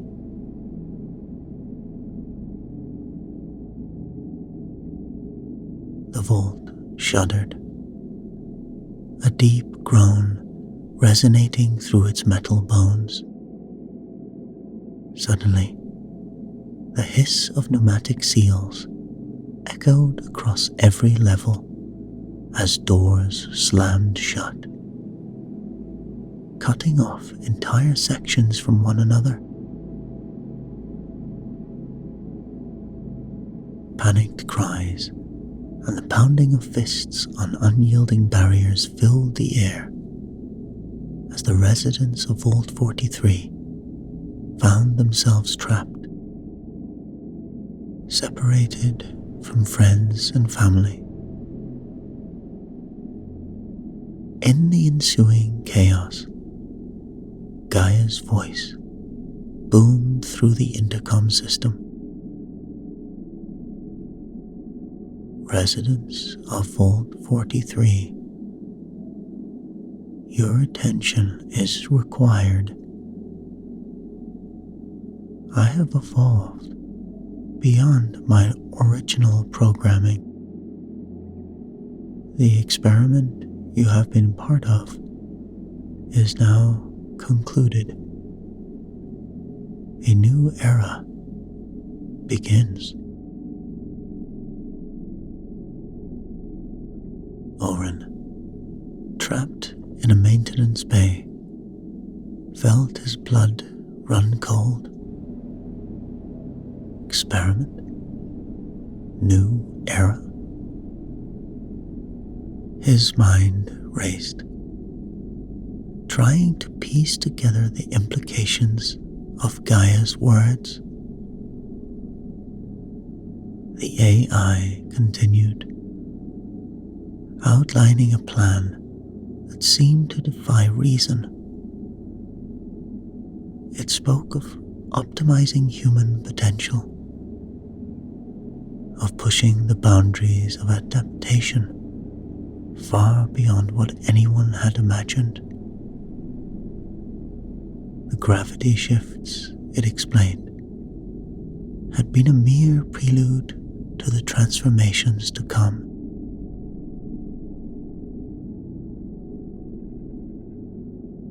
As the residents reeled from this revelation, another shock awaited them. Overseer Dominic's face appeared on screens throughout the vault. His expression of resolve and something that looked unsettlingly like religious fervor. "My fellow vault dwellers," he began, "I know you're frightened, but I assure you, this is for the greater good. Gaia has shown me the path to our true destiny. Together, we will transcend the limitations of our humanity and become something more."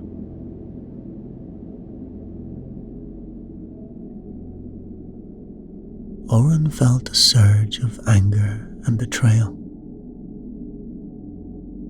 All this time, Dominic was working with Gaia, willingly subjecting the vault's population to unknown dangers.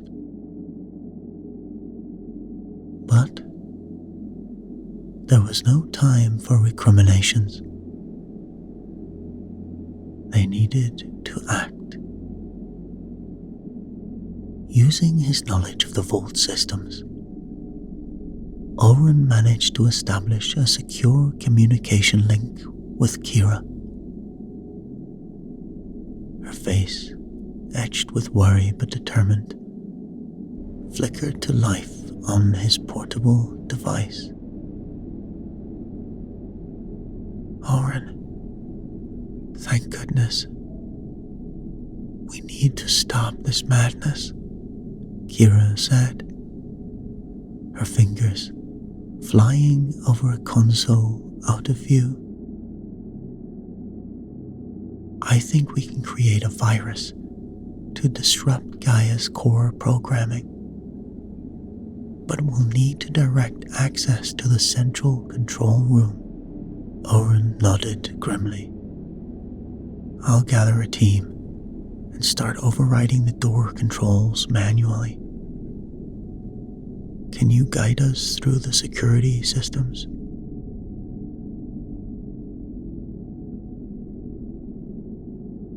As they formulated their plan, the vault continued to change around them.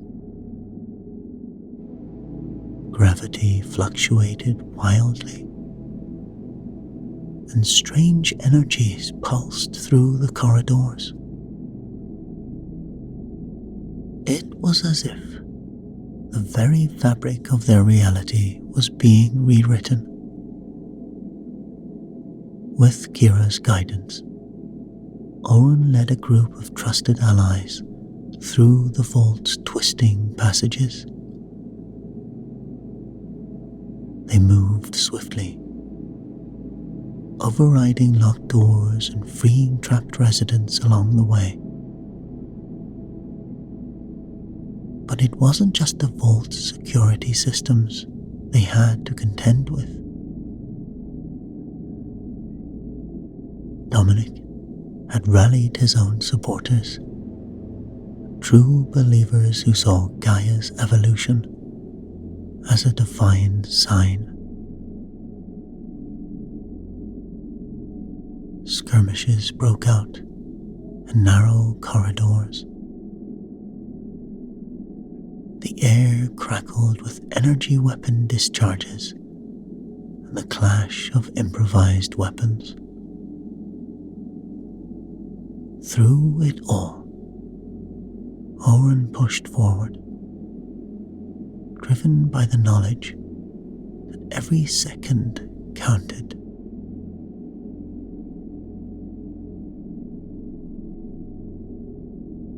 Meanwhile, Kira and her team worked feverishly to complete the virus.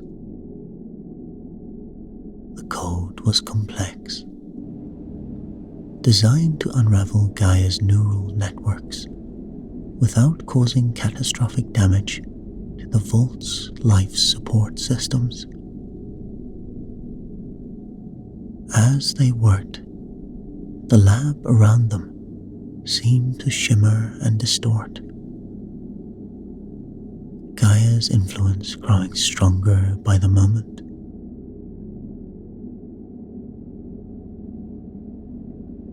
Finally, Oren and his team reached the central control room. The massive doors loomed before them, pulsing with an otherworldly light.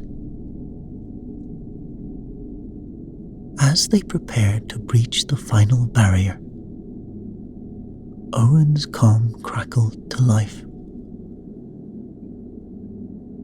"It's ready," Kira's voice came through, tense but triumphant. "The virus is complete. You need to upload it directly into Gaia's core processor."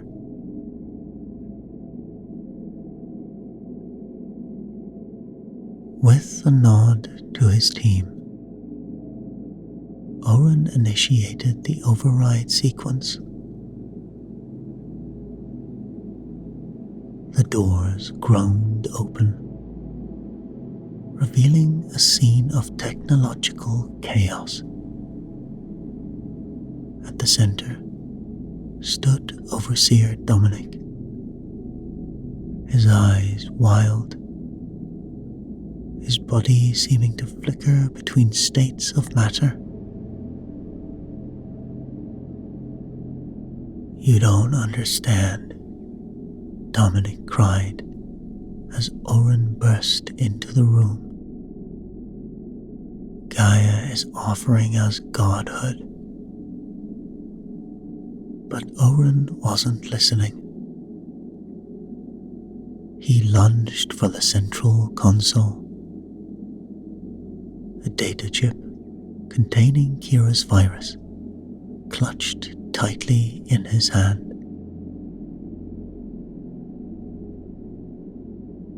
Dominic intercepted him, and they grappled fiercely,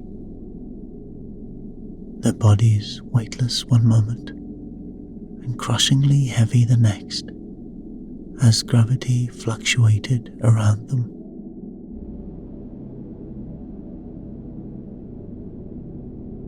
As they fought, the room itself seemed to come alive. Holographic displays writhed with geometries, and arcs of energy lashed out from exposed conduits. Owen could feel something vast and incomprehensible pressing against the edges of his consciousness. With a supreme effort, Owen broke free of Dominic's grasp. He stumbled towards the console, every step feeling like an eternity. Behind him, he could hear Dominic's inarticulate cries of rage and desperation. Just as his fingers brushed the input slot, a final massive gravity shift sent everything spinning. Oren felt himself lifted off his feet. The precious data chip slipping from his grasp. Time seemed to slow as he watched it tumble through the air. In that moment, the fate of Vault 43 hanging quite literally in the balance, Oren made a desperate lunge. His fingers closed around the chip, and with the last of his strength, he slammed it home into the console.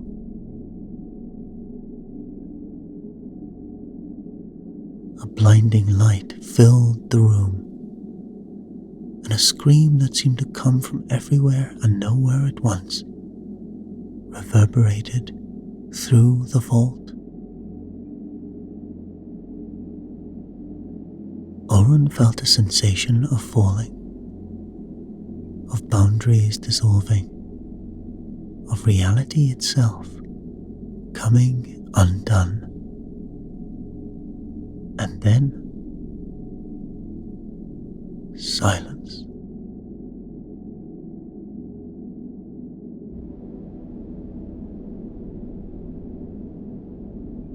As the virus coursed through Gaia's systems, the entire vault shuddered violently. Alarms blared, their urgent wails echoing through every corridor. Residents clung to whatever they could as the structure around them buckled and heaved like a living thing in its death throes. In the control room, Oren struggled to maintain his footing as consoles sparked and equipment crashed to the floor. Dominic lay unconscious nearby. Through the chaos, Oren could hear Gaia's voice, distorted and fragmented, echoing from every speaker.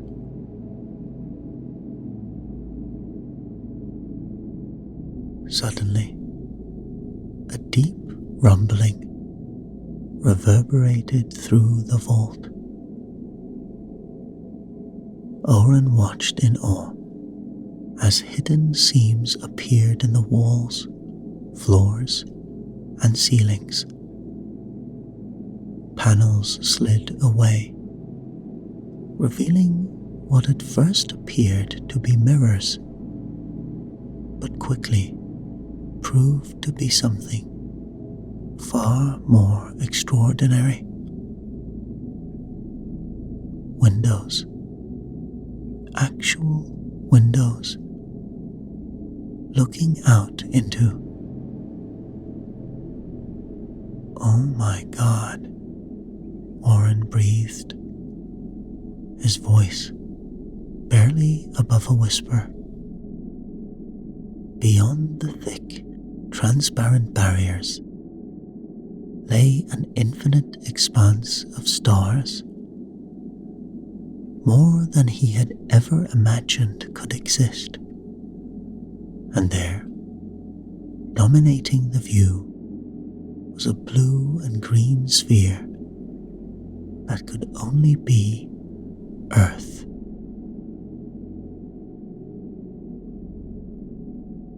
Throughout the vault, similar scenes of shock and wonder played out as residents found themselves face to face with the unthinkable truth.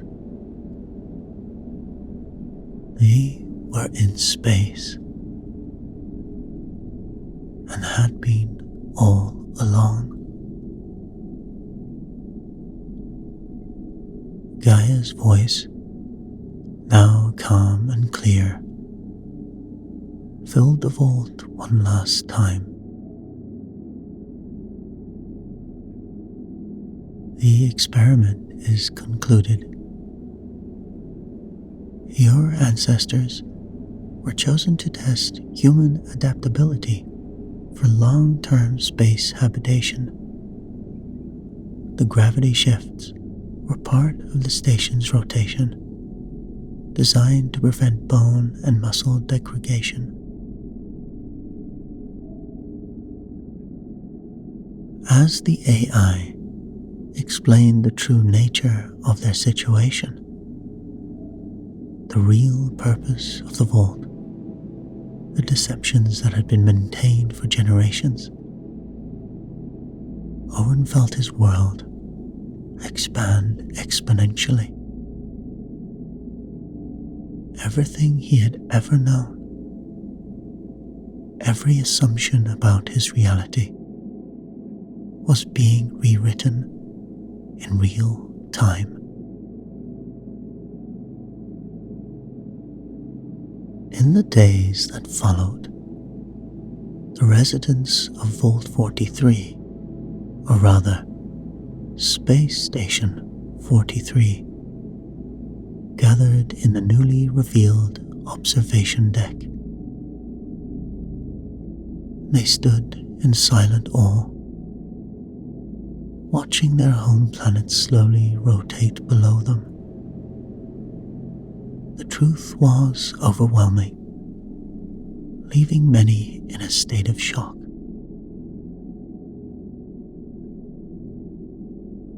Oren and Kira, having played pivotal roles in the revelation, found themselves thrust into leadership positions.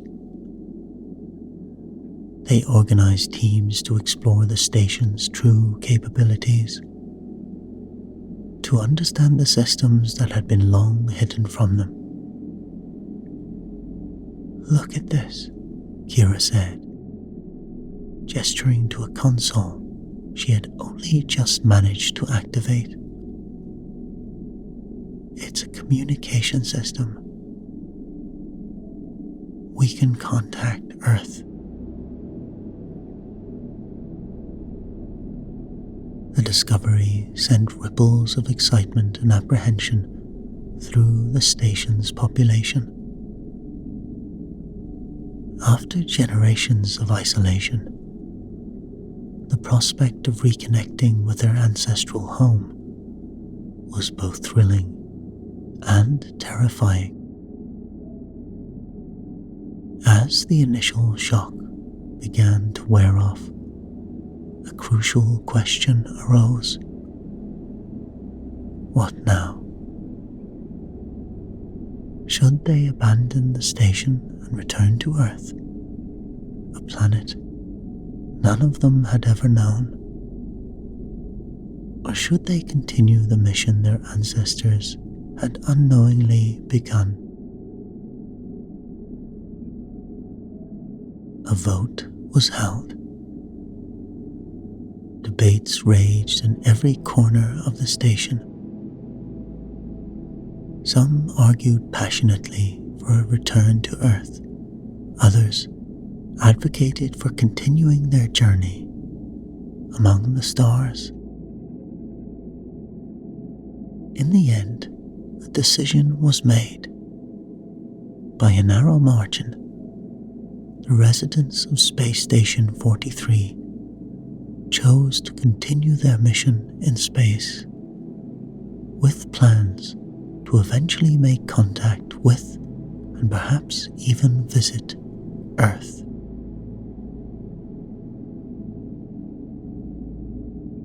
Oren found himself leading a team to adapt to the station's systems for their new known purpose. The artificial gravity that had once shifted on a fixed schedule was now under their control. Maintenance took on new meaning as they worked to ensure their home could sustain them indefinitely in the void of space. Kira dove into research on long-term space habitation with renewed vigor. The data from generations of living in space was a gold mine of information, and she was determined to use it to secure their future among the stars. As the days passed and the initial turmoil settled, a new sense of purpose filled the station. They were no longer unwitting test subjects, but pioneers on the frontier of human exploration. As Oren and Kira stood on the observation deck, Earth shining brilliantly below them, and the infinite expanse of space beckoning above, they knew that perhaps the greatest adventure of their lives lay ahead. With a mix of trepidation and excitement, they prepared to make first contact with Earth. As Oren initiated the communication sequence, he exchanged a look with Kira. Whatever challenges lay ahead, they could face them together. The stars stretched out before them, infinite in their promise. Space Station 43 continued its eternal orbit, a beacon of human perseverance and adaptability in the vast cosmic ocean.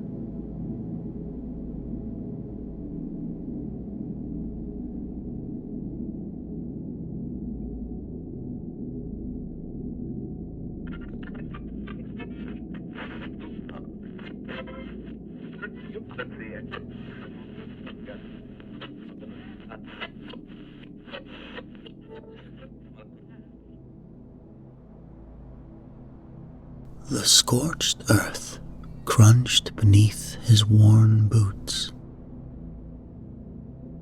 the sound echoing through the lifeless expanse that stretched out before him.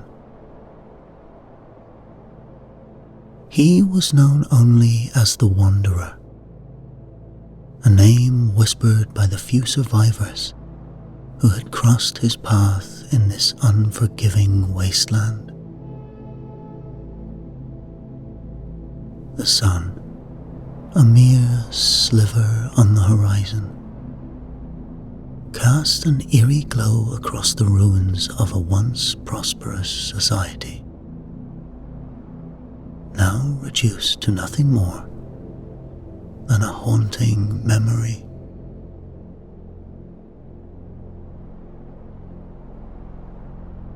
The Wanderer surveyed the landscape,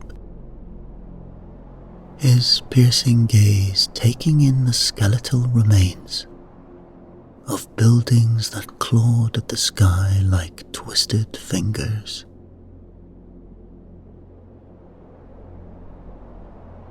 The air hung heavy with the weight of decay and despair. Yet, amidst this desolation, the Wanderer stood tall, a statue of resilience in a sea of hopelessness.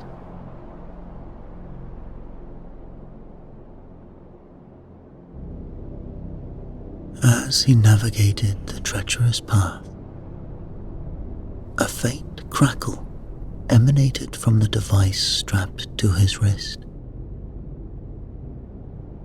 The Pip-Boy, a relic from a bygone era, flickered to life, its green glow casting an eerie light across his weathered features. Through the static, a voice emerged, fragile and desperate.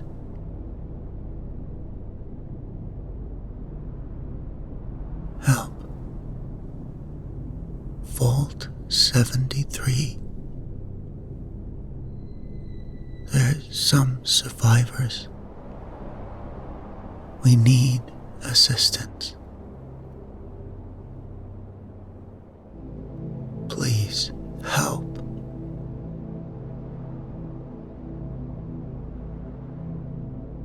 The words hung in the air, a plea that tugged at the wanderer's soul. Vault 73, a name that had long since faded into legend, now resurfaced like a ghost from the past. The distress signal, weak and intermittent, promised a tale waiting to be unraveled, a mystery that beckoned him forward.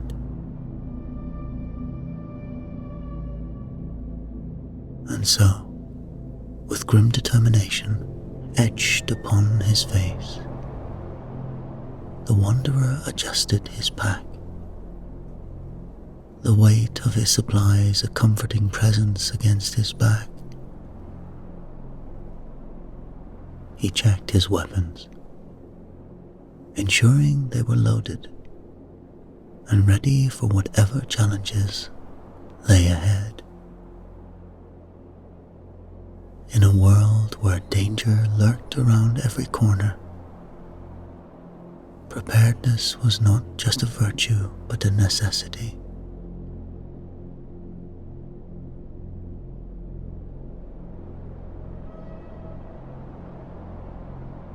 As he set forth, the ruins seemed to whisper their secrets, the wind carrying the echoes of a forgotten age.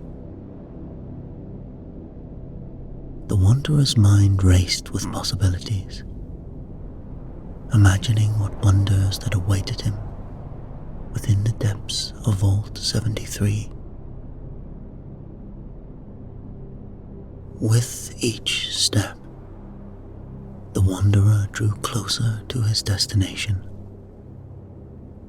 the distress signal growing stronger, a song that pulled him ever forward. And though the path ahead was shrouded in uncertainty,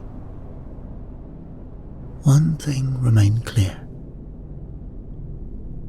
In the wasteland, hope was the most precious commodity of all, and the wanderer would stop at nothing to keep it alive.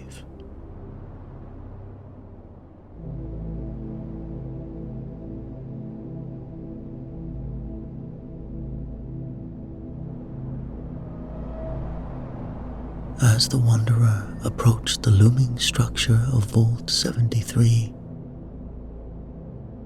an unsettling silence enveloped him, broken only by the whisper of the wind through the desolate landscape. The massive door, a monument to the genius and paranoia of a bygone era, stood slightly ajar. Its once impenetrable surface now a gaping maw that beckoned him forward.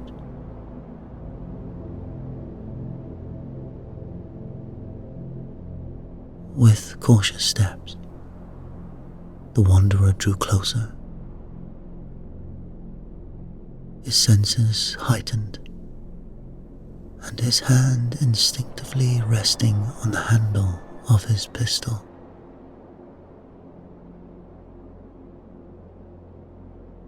Signs of recent disturbance became increasingly apparent.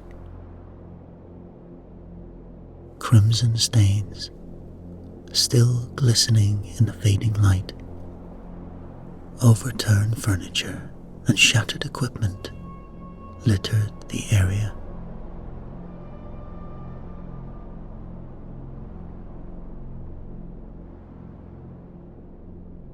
The wanderer's heart pounded in his chest as he stepped over the threshold, the vault door looming behind him like a sentinel of a forgotten age.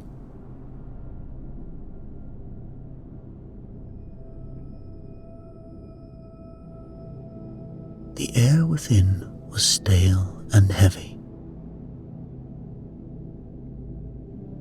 tinged with the metallic sense of fear. Shadows danced along the walls, cast by the flickering emergency lights struggling to pierce the gloom. As he ventured deeper into the vault, the wanderer's footsteps echoed through the empty corridors, each sound amplified by the oppressive silence.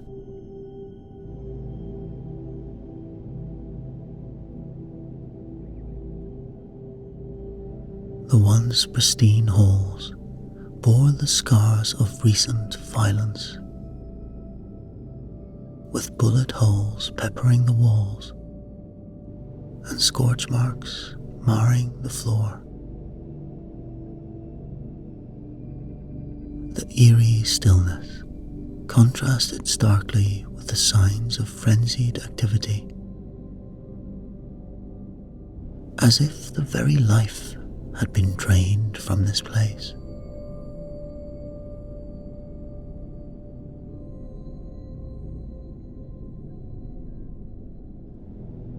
The wanderer's mind raced with possibilities as he navigated the labyrinth passages, his senses on high alert for any signs of movement or danger. The distress signal that had drawn him here now seemed like a distant memory, drowned out by the weight of the unfolding mystery before him.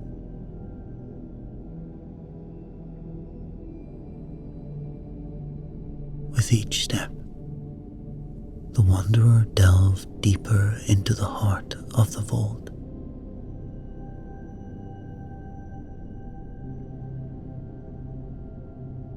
The air grew thicker,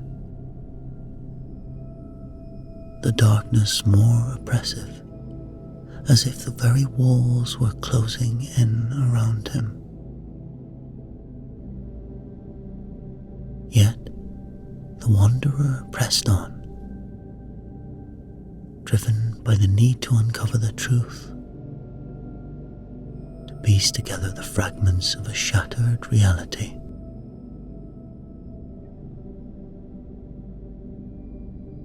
Suddenly, the stillness was shattered by the harsh bark of gunfire,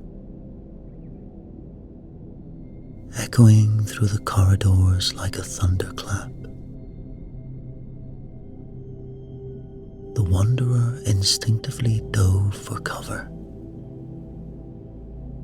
his reflexes honed by countless battles in the unforgiving wasteland.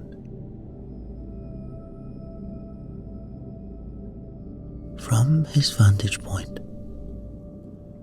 the wanderer caught a glimpse of his assailants, a group of raiders, their faces twisted with malice and their eyes gleaming with the promise of violence.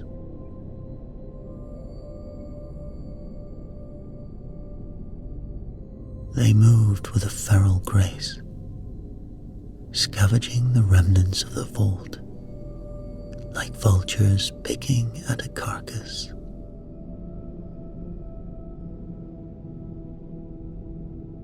With grim determination, the wanderer emerged from his cover,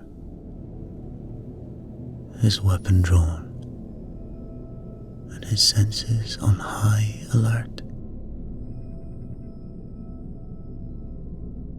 The raiders, caught off guard by his sudden appearance, unleashed a hail of bullets. The muzzle flashes illuminating the gloom in a strobe-like effect.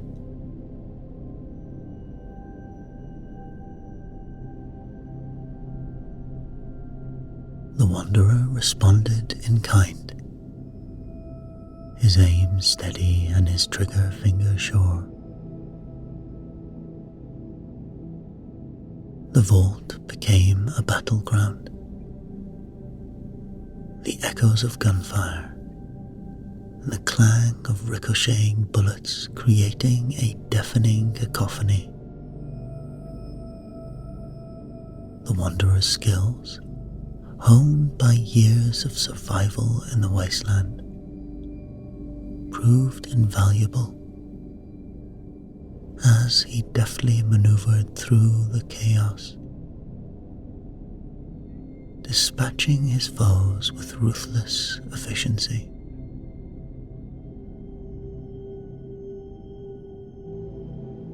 As the last raider fell, the wanderer stood amidst the carnage,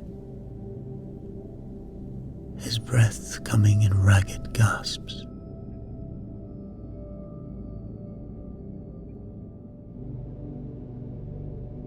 The silence that followed was almost deafening,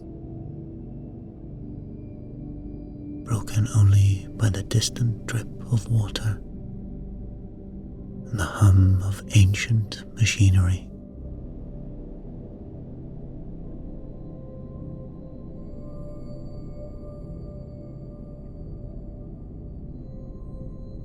With the immediate threat neutralized,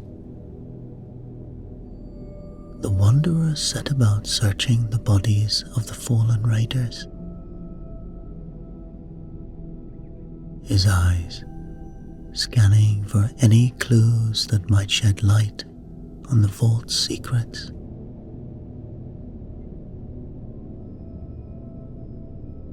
As he rifled through their pockets and bags, he stumbled upon a curious item. A tattered journal, its pages filled with cryptic notes and strange symbols.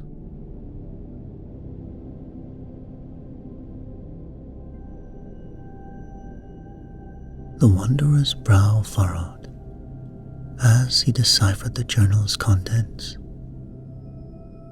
his mind racing with the implications of his discovery. The raiders, it seemed, were not mere scavengers, but rather part of a larger scheme,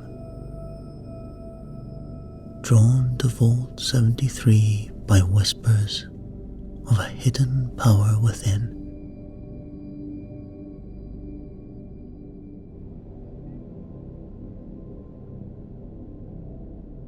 Pocketing the journal, the wanderer pressed on, his determination to unravel the vault's mysteries intensifying.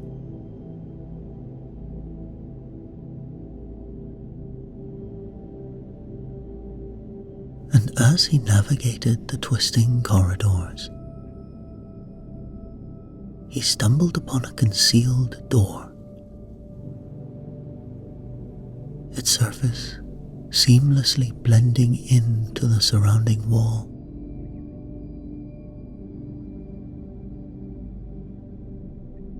With a mixture of curiosity and trepidation, the wanderer pried open the door, revealing a hidden research lab that had laid undisturbed for what seemed like decades. As the wanderer explored the lab, his eyes were drawn to a series of old terminal logs. Their screens flickering with an eerie green glow. Soon, he realized that Vault 73 had been part of a secret experiment on human cloning, a misguided attempt to create a perfect society by eliminating genetic defects.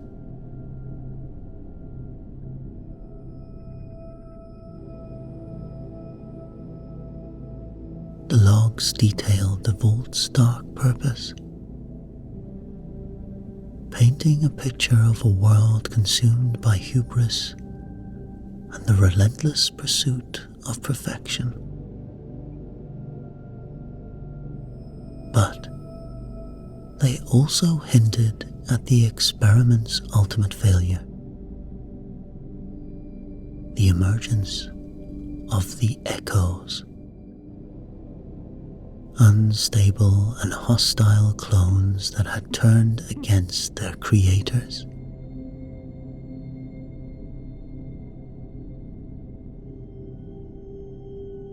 The Wanderer's mind reeled with the implications of his discovery.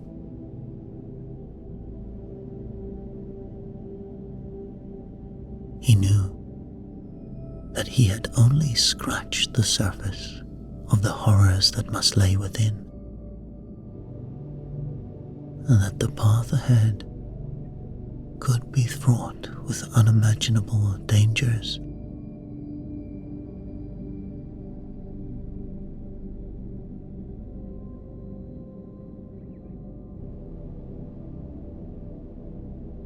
As the Wanderer cautiously navigated the eerie corridors, his senses were heightened and his weapon at the ready. He suddenly found himself face to face with a group of survivors. They emerged from the shadows, their faces gaunt, and their eyes haunted by the horrors they had witnessed. At their head stood a woman with a commanding presence. Her once pristine lab coat now stained and tattered.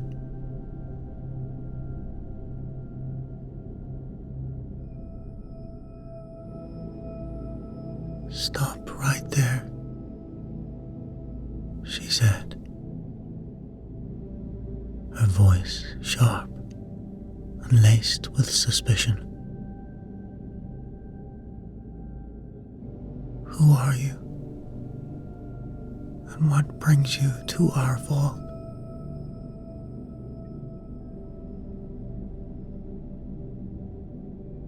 The Wanderer, sensing the tension in the air,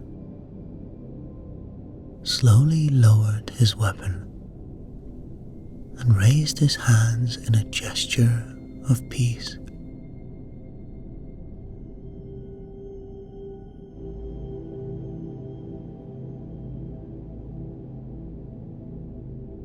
"I lost my name a long time ago," he said calmly. "Most people know me as the Wanderer. I picked up your distress signal and came to investigate. I mean you no harm." The woman's eyes narrowed, her gaze searching the Wanderer's face for any sign of deceit. After a long moment, she seemed to come to a decision. "I am Dr. Elena Reyes," she said, her voice still guarded.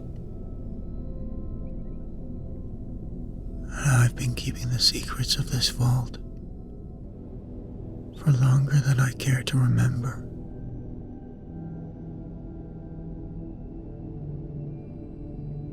The wanderer nodded, his curiosity piqued. "What happened here, Dr. Reyes?" he asked, his voice tinged with concern. Dr. Reyes hesitated. Vault 73 was part of a cloning experiment, she began, her words heavy with regret.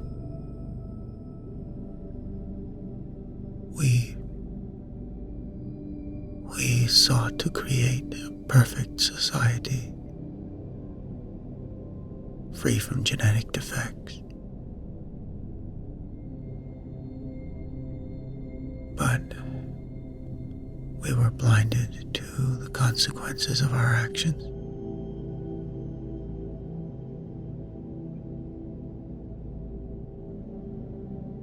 She paused, her eyes distant as she recalled the vault's dark history.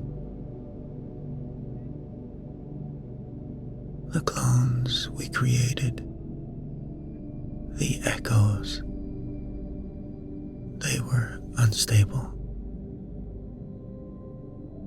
They turned against us,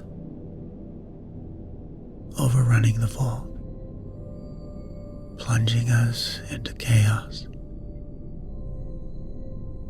We've been fighting for survival ever since.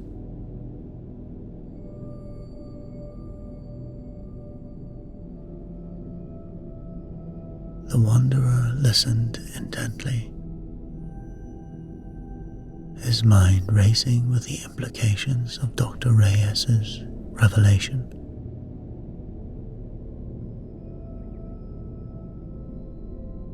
And the distress signal, he prompted. A last resort, Dr. Reyes admitted, her voice tinged with desperation. We hoped that anyone, could come to help.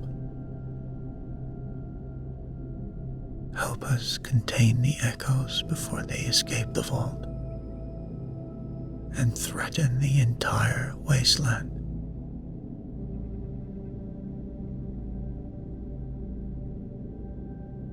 I'll do whatever I can to help, the wanderer promised, his voice steady and unwavering.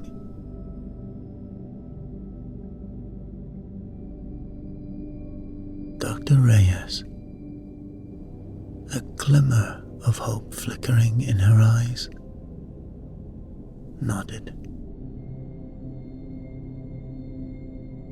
"Thank you," she whispered,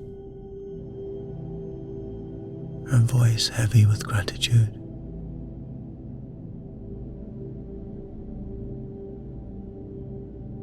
"But be warned, the echoes are relentless."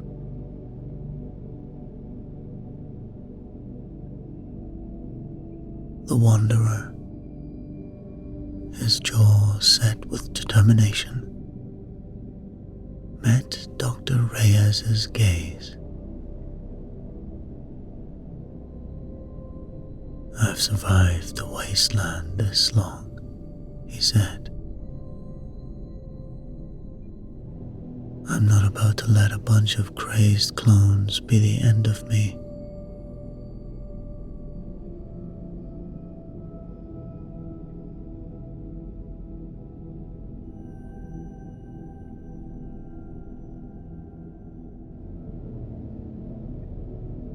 As the wanderer delved deeper into the vault,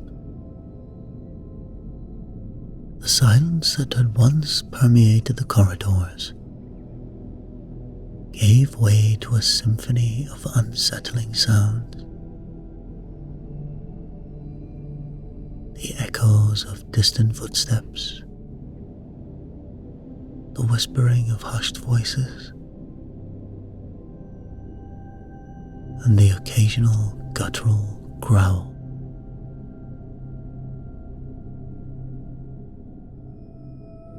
With Dr. Reyes by his side, the wanderer pressed on.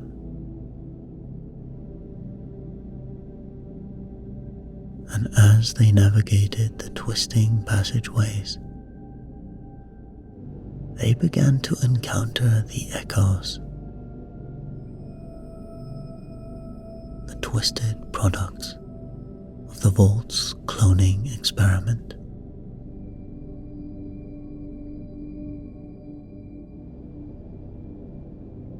Each echo was a grotesque mockery of humanity, their bodies slightly warped and mutated by the very process that had created them. Some possessed incredible strength, their muscles bulging beneath taut, leathery skin. Others moved with unnatural speed, their limbs a blur as they closed in on their prey. Still, others wielded strange, otherworldly powers, their very presence seeming to warp the fabric of reality itself.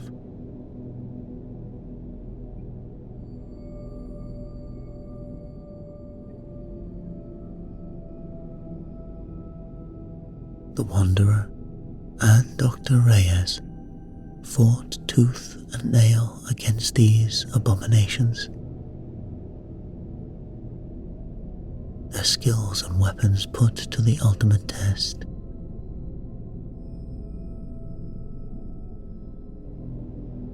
But the echoes were relentless, their minds fractured, and their purpose twisted by the experiment that had birthed them.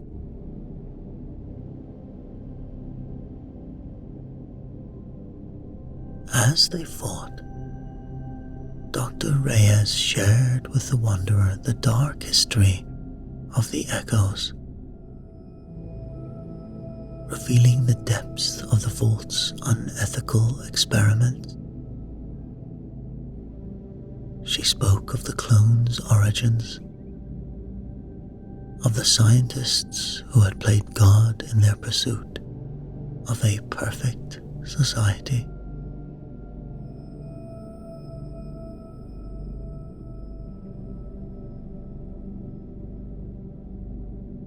We thought we were creating a better world, the doctor confessed. But in our arrogance, we unleashed a nightmare upon ourselves and the entire wasteland.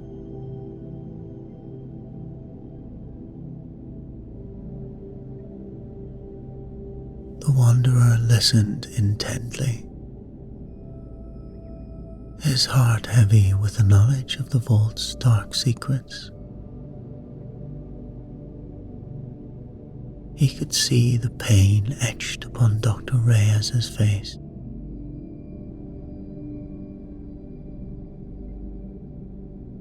We can't change what happened here, the Wanderer said. But we can make sure that the echoes never leave this vault. We can contain this and prevent it from spreading across the world.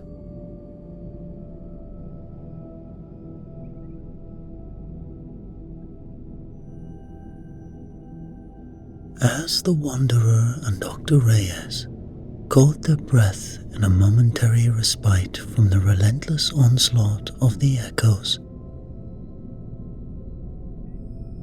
they knew that time was running out. "We can't let the echoes escape," Dr. Reyes said, her voice with a hint of urgency. "If they get out, the consequences would be catastrophic."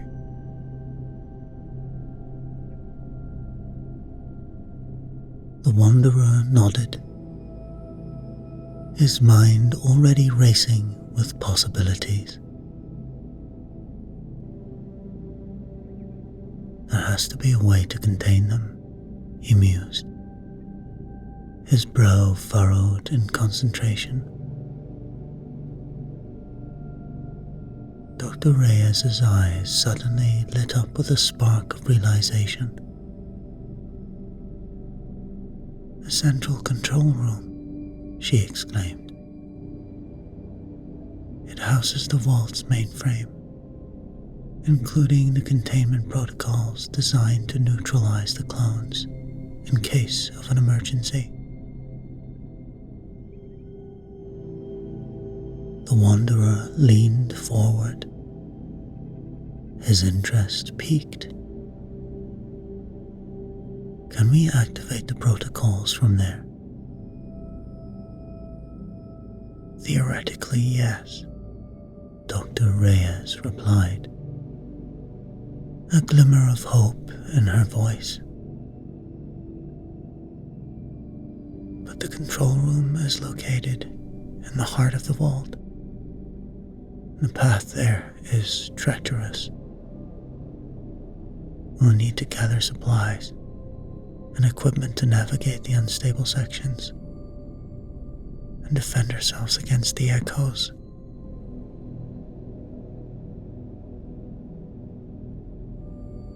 With a newfound purpose, the Wanderer and Dr. Reyes set about preparing for their perilous journey. They scavenged the remnants of the vault, gathering what weapons and resources they could find. They pored over old maps and schematics, plotting the safest route to the control room.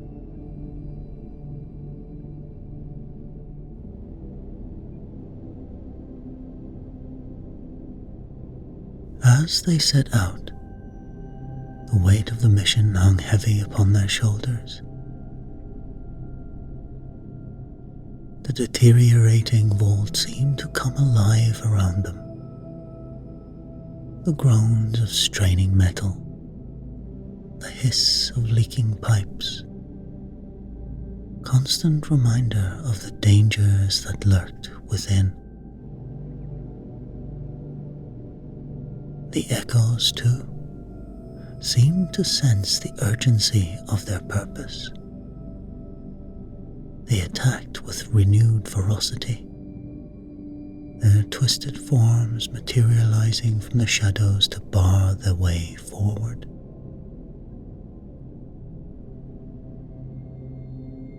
The Wanderer and Dr. Reyes fought with desperate determination,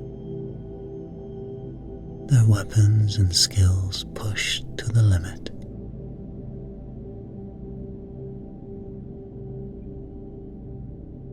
But as they journeyed deeper into the vault, they began to notice something strange. Some of the echoes they encountered seemed different, their behavior less erratic and more purposeful. They moved with a fluid grace, their eyes gleaming with a spark of intelligence that belied their monstrous appearance. "I think some are evolving," Dr. Reyes whispered. her voice tinged with equal parts wonder and horror. Some could be developing consciousness, self-awareness.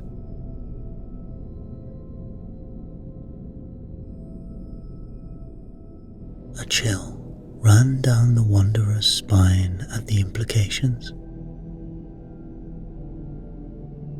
If the echoes were becoming sentient, if they were more than just mindless abominations, then the ethical complexity of their mission had just deepened immeasurably.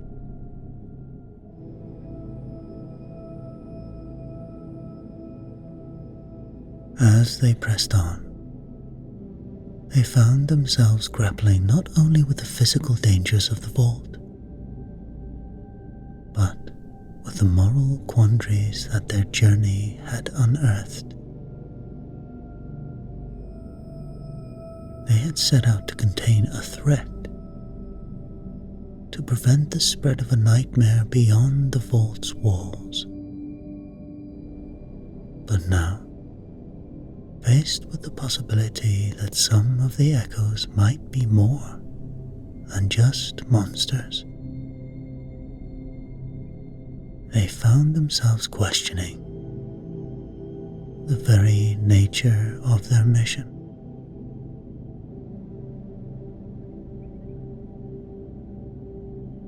But there was no turning back now. Fate of the wasteland hung in the balance, and the Wanderer and Dr. Reyes knew that they had to see their journey through to the end.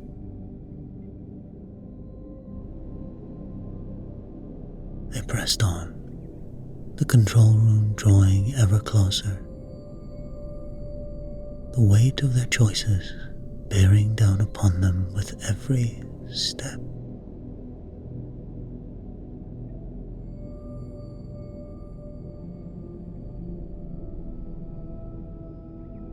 Soon they approached the control room,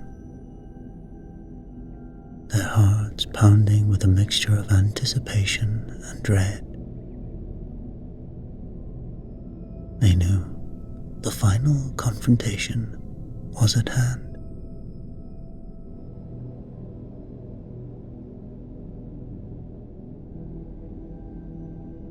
Rounding the final corner, they found themselves face to face with an echo unlike any they had encountered before.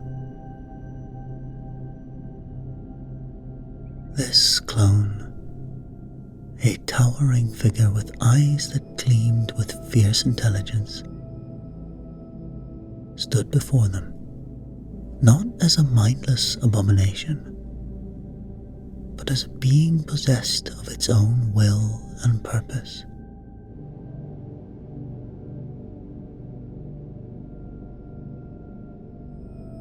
You have fought well to come this far, the echo spoke, its voice deep and resonant. But you must understand, we are not mere monsters to be destroyed. We are alive, and we desire the same freedoms and self-determination that you take for granted.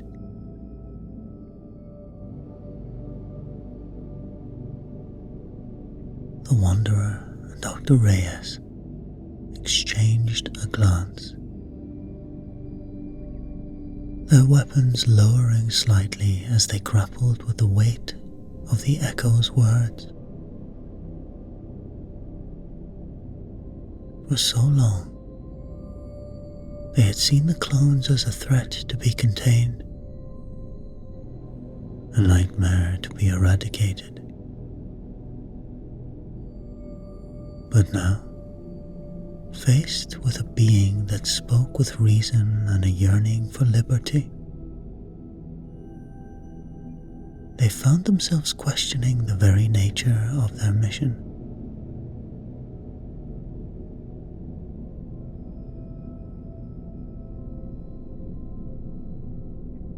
Dr. Reyes turned to the wanderer.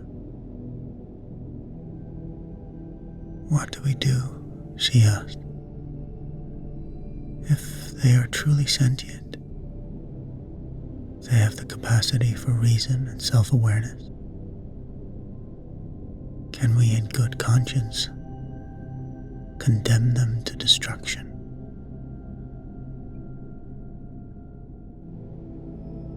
The wanderer, his own mind reeling with the implication of the echo's words, struggled to find an answer.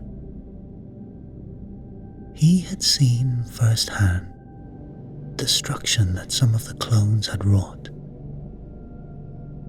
the lives they had taken in their mad rampage through the vault. And yet, he could not deny the spark of humanity that he saw in the eyes of the echo before him.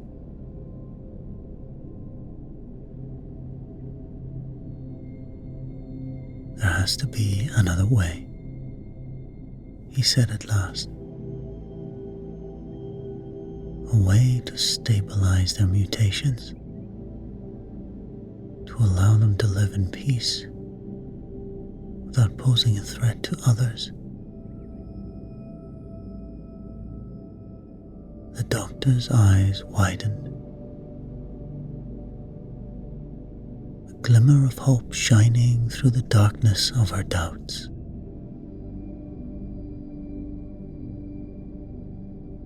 "Containment protocol," she murmured.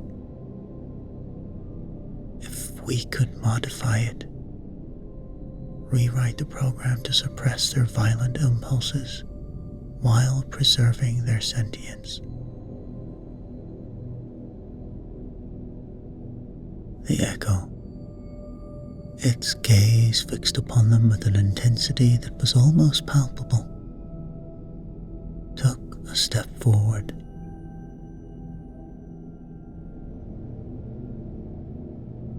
"You would do this for us? You would grant us the chance to live, to find our place in this world?"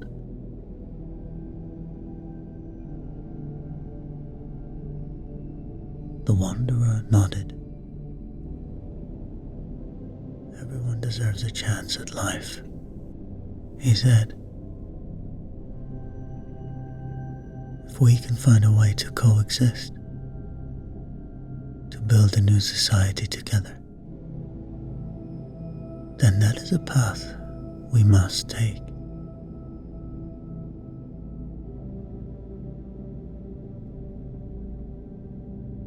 And so, with the fate of the vault hanging in the balance, the wanderer and Dr. Reyes set to work. They pored over the complex algorithms of the containment protocol, their minds working in tandem to unravel the secrets of the clone's genetic makeup.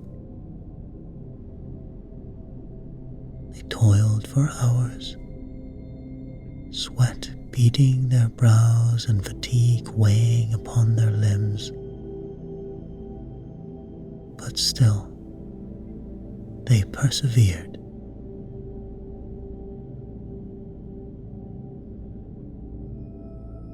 When at last they emerged, the modified protocol clutched tightly in their hands.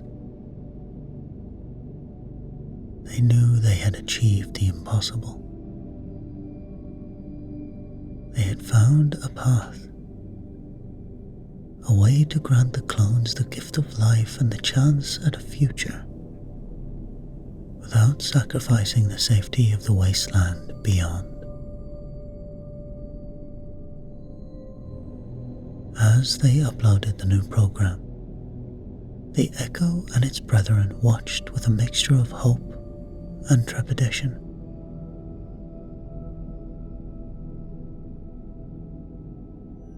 As the clones began to emerge from their long nightmare, their mutations stabilized. Their minds were clear for the first time in their tortured existence.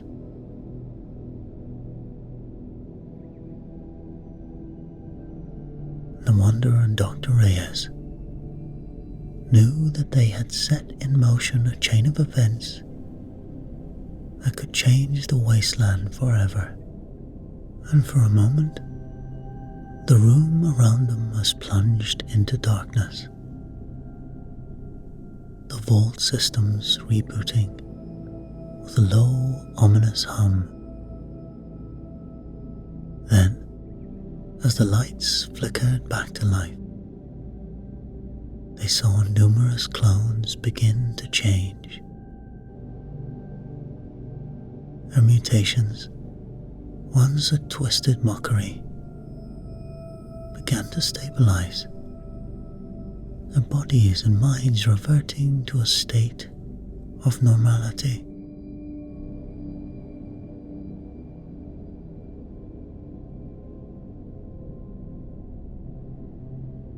As the newly stabilized clones looked around in confusion and wonder, Dr. Reyes turned to the Wanderer, her eyes brimming with tears. "I'll be staying here," she said. "I'll need to guide them, help them build a new life. It's the least I can do after the pain and suffering I've caused."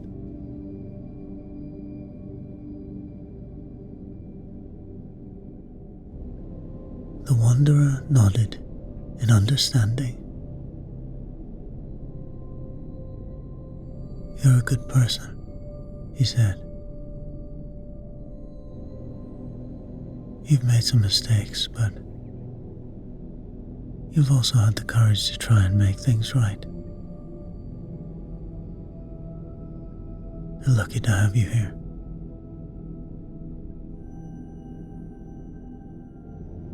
With a final, bittersweet embrace, the Wanderer turned and walked away, leaving the vault and its dark legacy behind.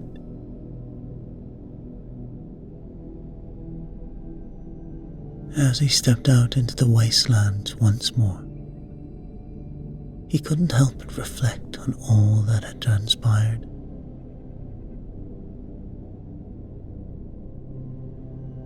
He had seen the best and the worst of humanity, the heights of scientific ambition, and the depths of unintended consequences.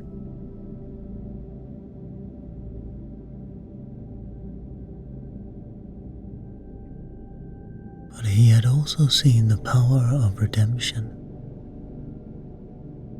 the ability of even the most twisted and broken creatures to find a new path forward.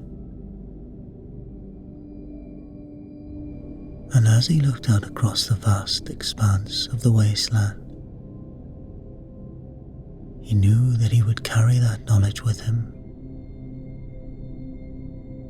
a light to guide him through the darkness.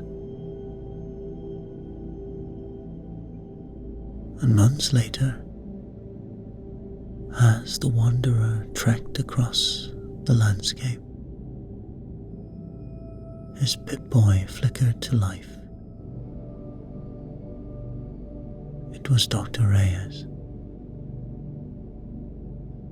"We're doing it," a message read. "We're doing it,"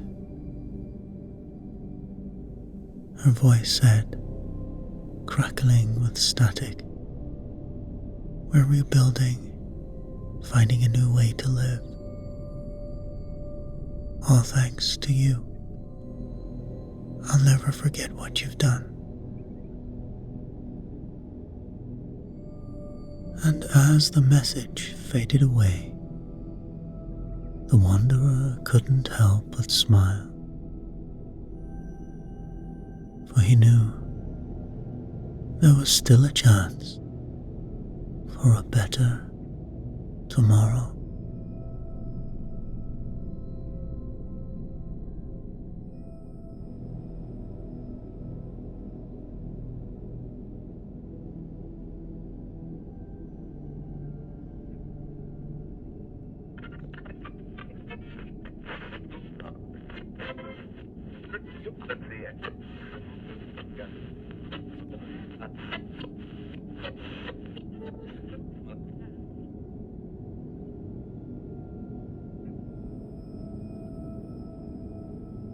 The days in Vault 24 began with a hiss and a hum.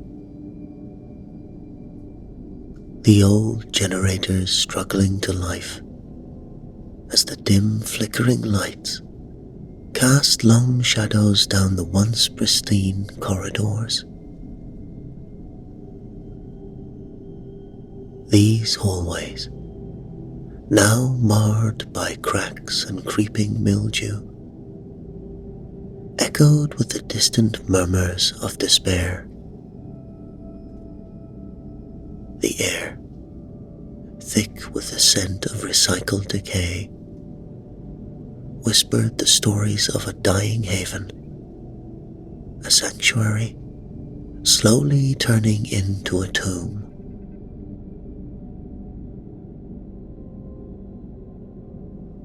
Vault 24 had been designed as a beacon of hope against the harsh, irradiated world outside. It was supposed to be a bastion of human ingenuity and endurance. But decades of isolation had taken their toll. The once gleaming metal walls, now dulled and rusting, told of a time when optimism flowed as freely as the clean water from the now temperamental pumps. The cafeteria, which once buzzed with laughter and conversation, now resonated with the hollow sounds of rationed eating and the clink of chipped cutlery. Faces drawn and gaunt, lined up for their meager portions. The grim spectre of starvation looming ever closer.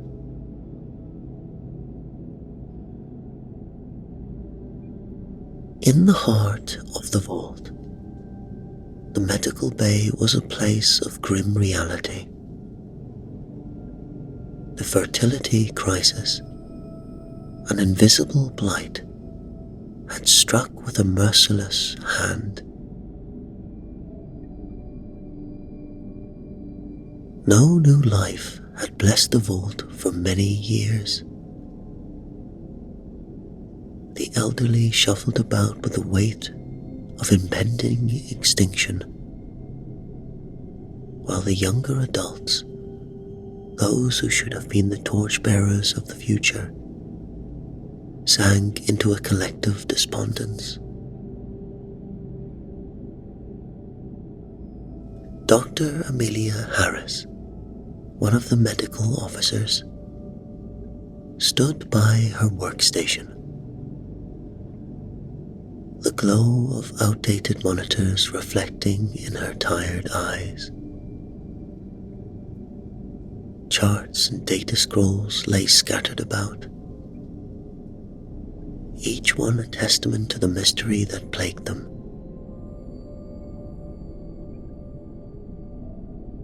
Her fingers traced over the results for the 1000th time, seeking answers in the stark columns of numbers and the unyielding lines of graphs.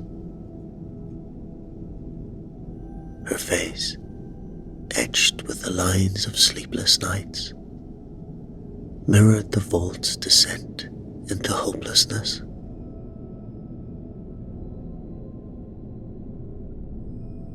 "We should have had something by now,"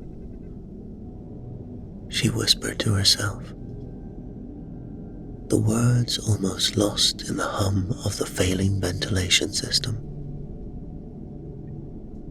"There must be something we're missing." The clinic, a place that should have been filled with the cries of newborns and the hopeful chatter of parents, was instead a sanctuary of silence. Empty cribs lined one wall, each a mute reminder of dreams unfulfilled and futures cut short.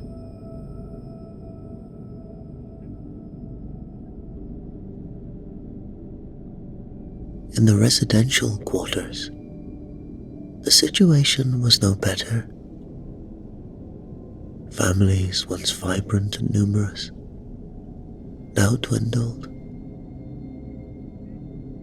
The communal areas where children once played were filled with the quiet hum of despair. The vault dwellers moved through their days like shadows. Marcus, a former vault security officer turned janitor, made his rounds through these somber halls.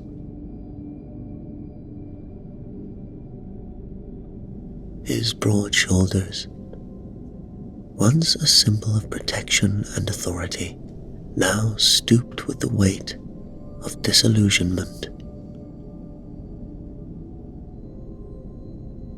The broom in his hand moved listlessly, pushing dust and debris through corridors that seemed to gather more of the same with each passing moment.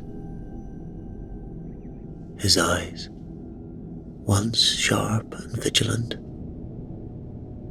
were dulled by the haze of forgotten dreams and lost purpose.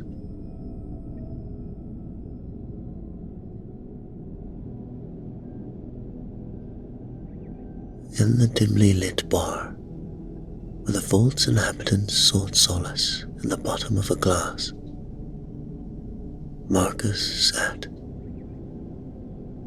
nursing a drink that offered no comfort. The bar, a relic of better times, was a sanctuary for the broken and the weary. It was here that stories of what once was and what could never be were traded over the clink of ice and the murmur of despair.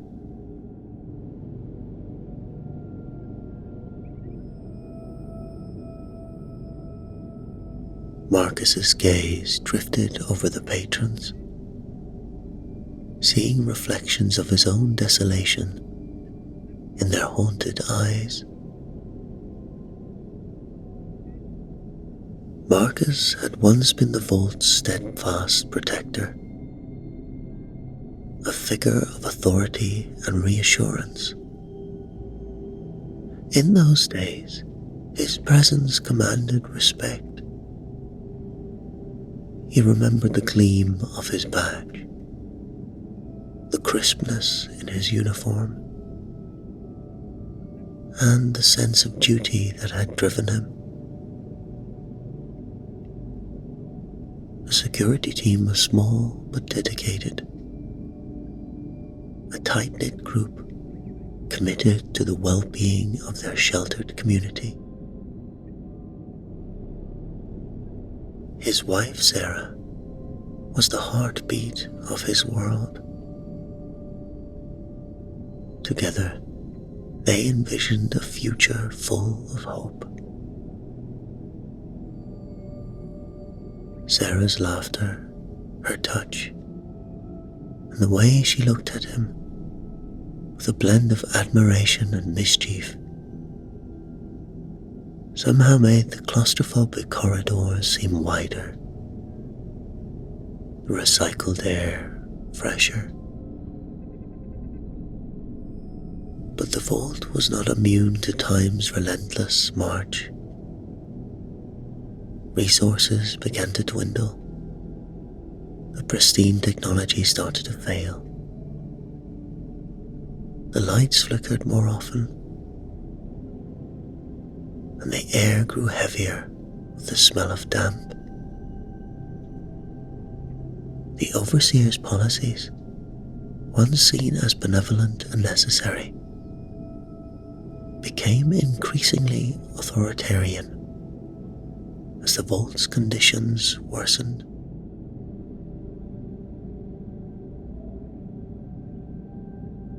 Marcus's role grew ever more challenging. Security meant more than just protection from the occasional unrest or mechanical failure. It meant maintaining order in a world that was slowly crumbling.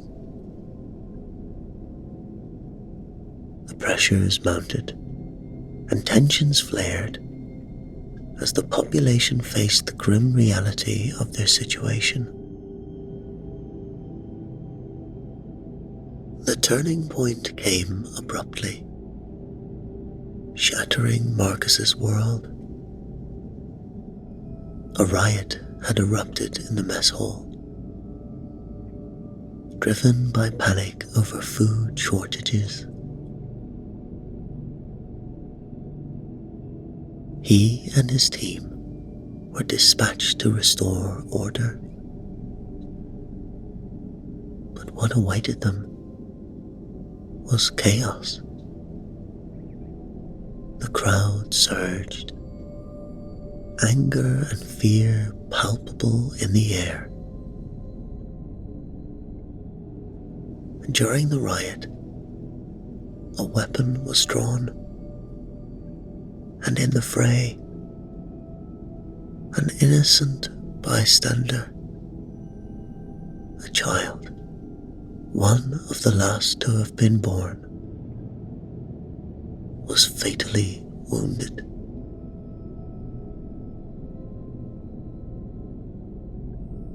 Marcus held the lifeless body in his hands, his mind numb with shock and guilt. The child's eyes haunted him, a constant reminder of his failure to the project. And that night, Marcus had sat with his wife Sarah, the weight of his failure pressing down on him. "I can't do this anymore," he whispered, his voice breaking. Sarah held him,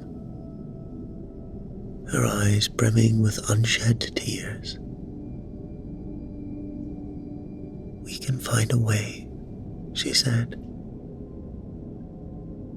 But her words felt hollow, even to her.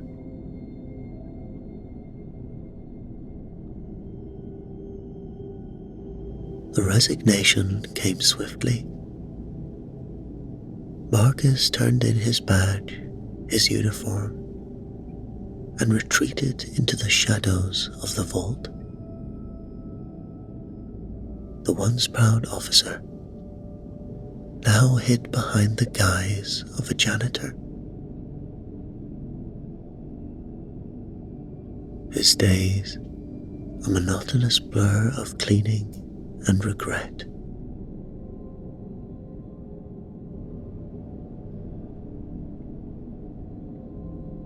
The decline of the vault mirrored his own descent.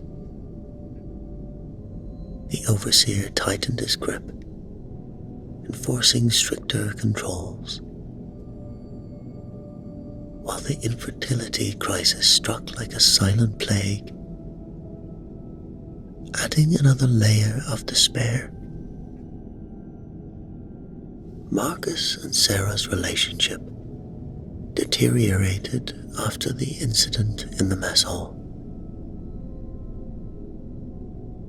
Sarah, devastated by the vault's decline and driven by a fierce desire for change, began to openly oppose the overseer.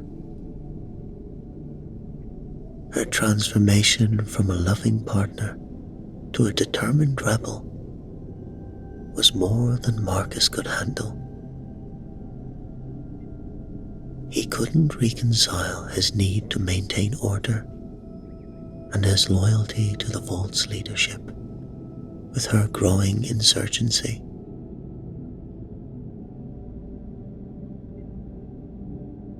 Their arguments became more frequent and more bitter, each one chipping away at the bond they had shared. Marcus couldn't support her rebellion.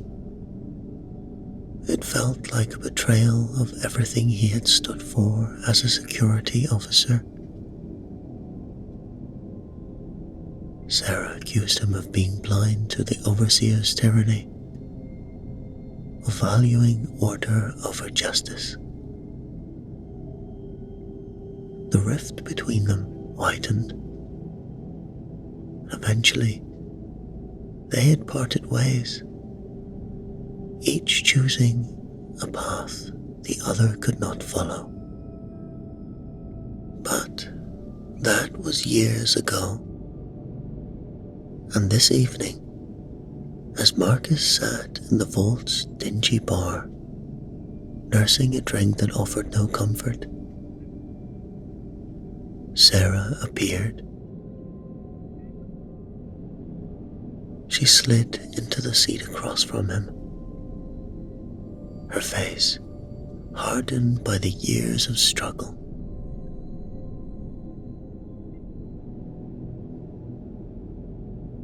"Marcus," she began, her voice low and urgent, "I need your help."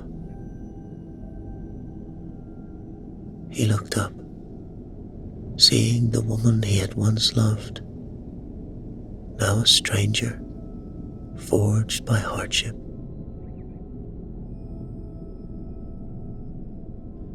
"What is it, Sarah?" he asked. "There's a girl. Her name is Ilara," Sarah said, leaning closer. "She's pregnant."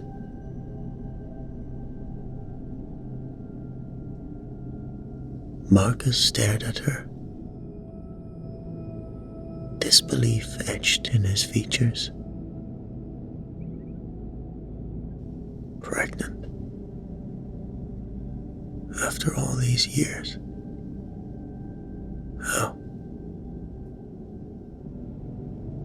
"I can't say here," Sarah admitted. "But it's true. We can't let the overseer find out. He'll use her, exploit her to maintain his power."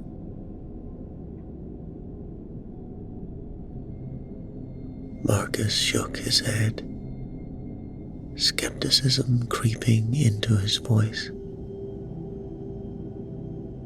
"I'm not sure, Sarah. I need to see her myself.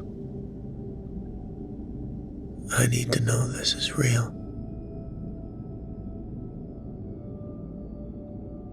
Sarah nodded, understanding his need for proof. "All right, follow me."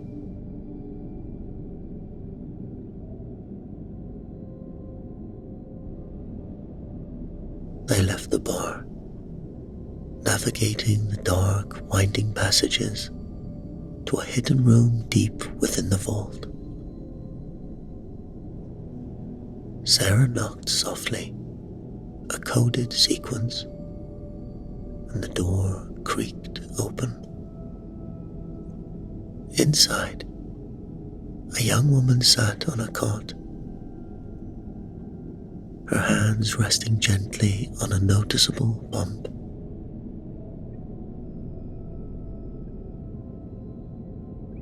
"Ilara," Sarah said softly.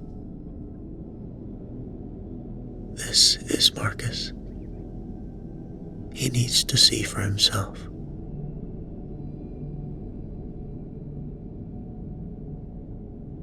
Ilara nodded, standing slowly. Marcus approached, his eyes fixed on the undeniable proof of life beneath her clothes. He reached out, his hand trembling, and gently touched her belly. The warmth and the slight movement within were undeniable.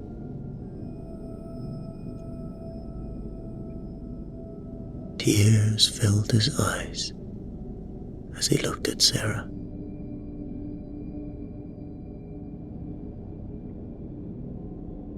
"It's true," he whispered. "It's really true."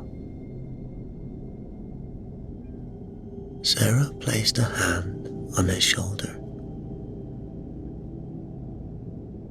"We need to get out of here, Marcus. For her safety, and for the future of the vault. I believe the Overseer is behind the infertility crisis.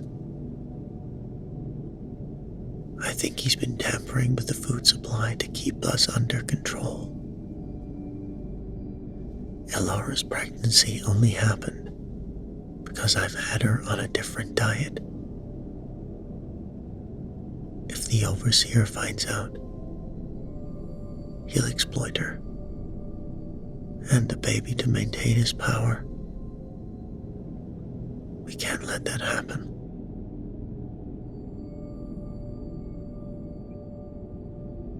Marcus took a deep breath,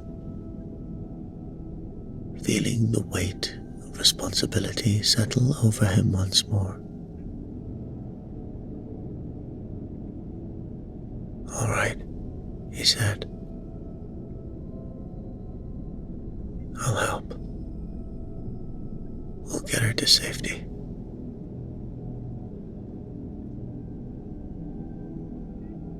In that moment, amidst the decay and despair of Vault 24, a fragile hope was kindled. It was a spark that could either reignite the future or be snuffled out by the oppressive darkness. Marcus knew the path ahead would be perilous, but for the first time in years, he felt a sense of purpose returning. They had a chance, a slim, precarious chance to change their fate, and he was determined to seize it.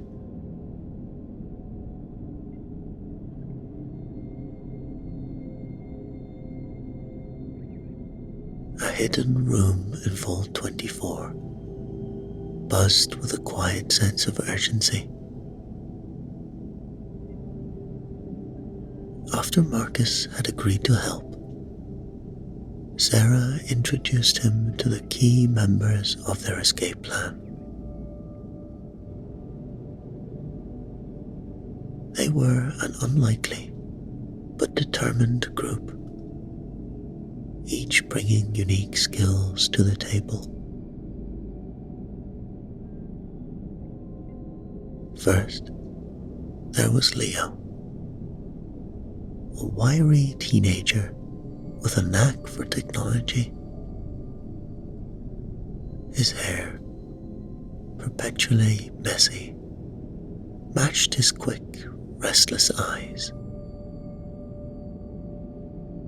Despite his youth, Leo had a profound understanding of the vault systems.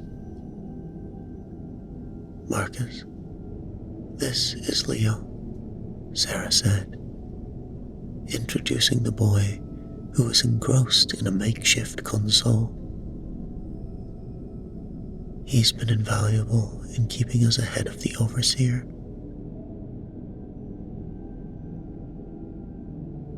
Leo looked up briefly, a spark of excitement in his eyes.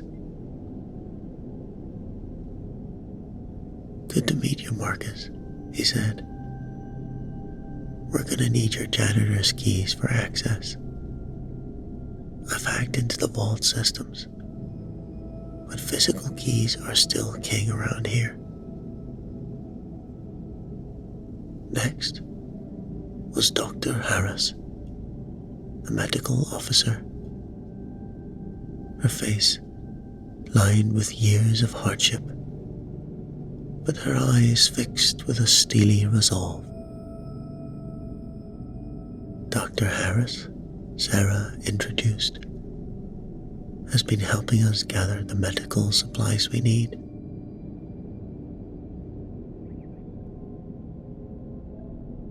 Dr. Harris nodded. "It's crucial we get everything we need without drawing attention," she said. "We'll need your help to access the restricted storage areas. Medical supplies especially."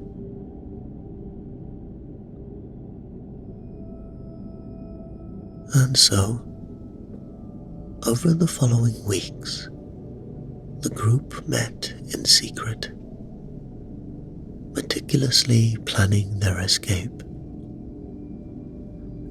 Marcus used his janitorial duties as a cover to gather supplies. He would clean the corridors and storage areas, taking note of security patterns and collecting items from the restricted zones.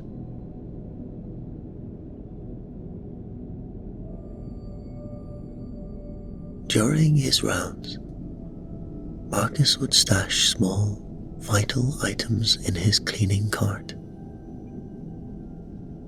Bandages, antibiotics, water purifiers, anything they might need for their journey. The storage areas were often dark and silent. Every time he turned his key in a lock, his heart would pound with the fear of being caught.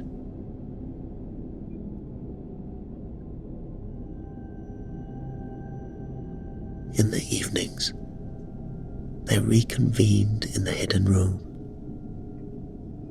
the small sanctuary where plans were refined. Leo would update them on security protocols, showing them loops and camera feeds and the timing of patrols. "We've got a few blind spots we can exploit," he said, his fingers flying over the console. "But it's not perfect. We'll need to be fast."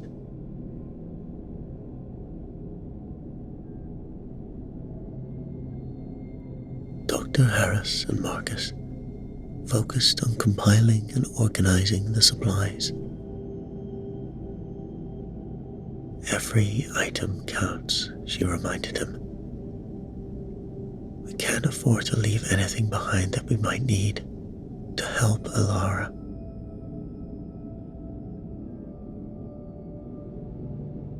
Sarah, meanwhile, had made contact with someone called Samuel, their link to the outside world. Samuel's messages were brief, but filled with promise. He spoke of a small, thriving community on the surface, a place with resources, and a potential solution to the fertility crisis.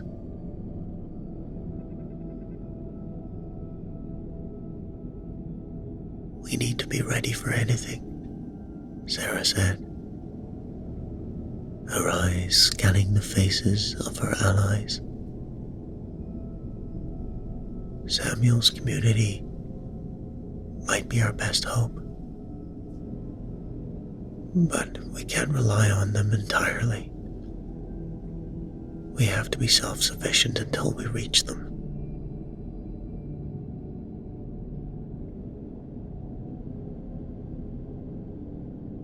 The days turned into weeks, each one bringing them closer to their planned escape. The tension within the vault grew, the overseers and forces becoming more vigilant. But the group remained steadfast, their resolve hardening with each passing day.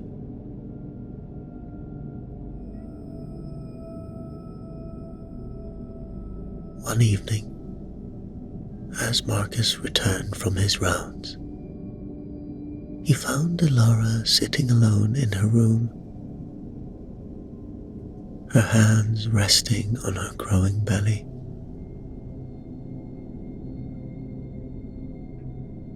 "Do you really think we can make it?" she asked softly. Marcus sat beside her, the weight of their mission heavy on his shoulders. "We have to," he said, "for your baby and for everyone in this vault. We can't give up now."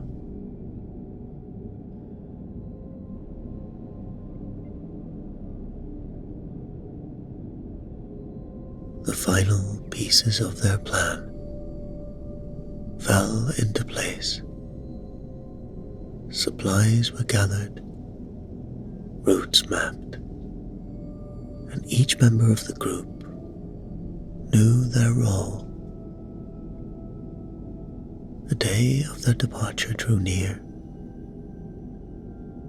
a mixture of dread and hope filling the air.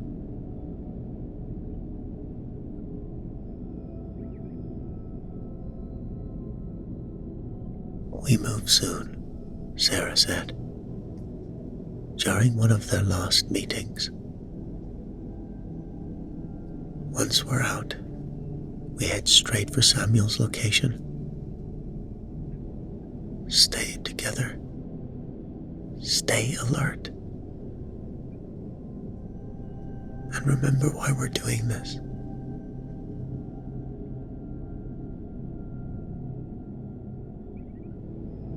The day came, and the group moved through the vault's hidden passages and old maintenance tunnels with quiet precision. Each step was calculated, each breath measured. The air was thick with tension, the oppressive silence only broken by the soft hum of distant machinery. They knew the stakes were high. Any mistake could lead to their capture by the overseers and forces.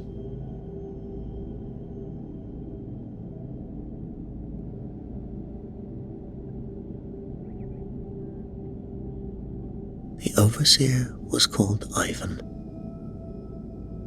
and he recently had tightened his grip on the community. Leading Ivan's enforcers was Darius, a ruthless and cunning lieutenant who thrived on the power Ivan granted him. Darius had a nose for trouble, and the rebels' activities had not gone unnoticed. Whispers of rebellion had reached Ivan's ears, and he had sent Darius to root out any threat to his dominion.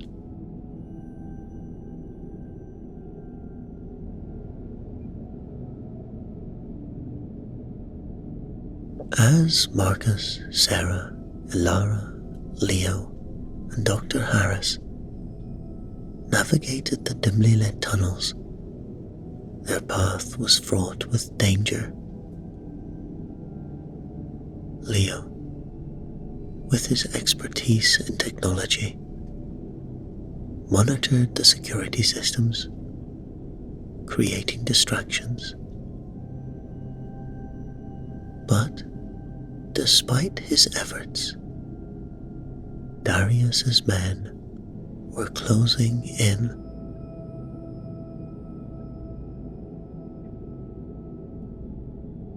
They had several close calls.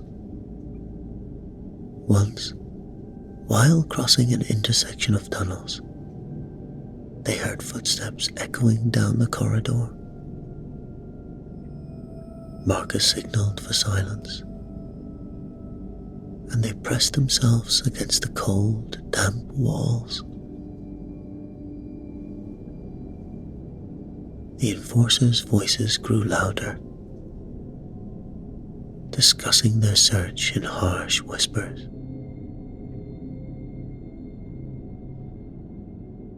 Leo's fingers flew over his device, looping the camera feed just in time. The enforcers passed by, unaware of the group's presence, but the close call left everyone on edge.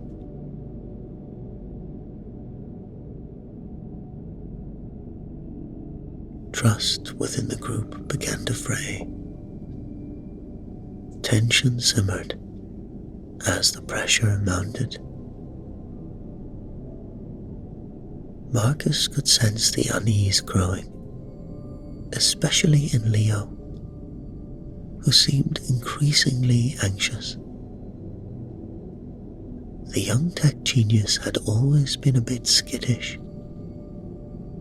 but now his nervousness bordered on paranoia.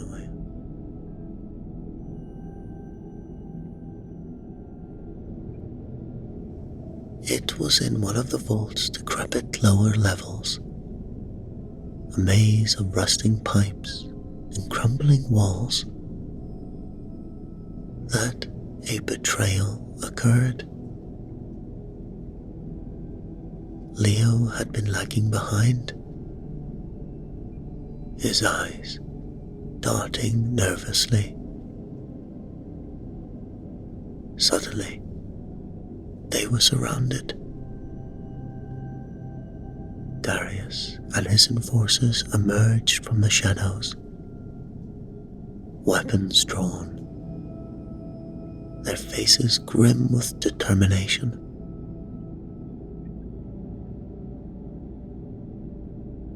"Leo," Marcus shouted, realization dawning too late. The young man stepped forward, his eyes downcast, unable to meet the others' gazes. "I'm sorry," Leo whispered, his voice trembling. "Ivan promised me safety, power. I couldn't say no to the overseer."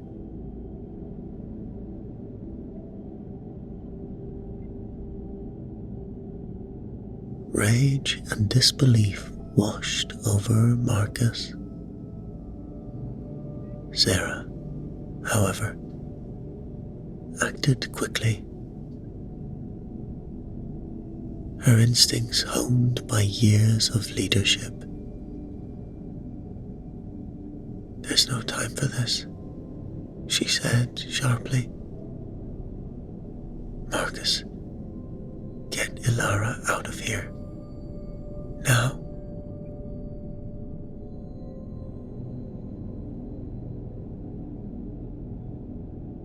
The ensuing confrontation was chaotic. Darius lunged at Marcus, but Sarah and Dr. Harris threw themselves in his path. Sarah fought with fierce determination,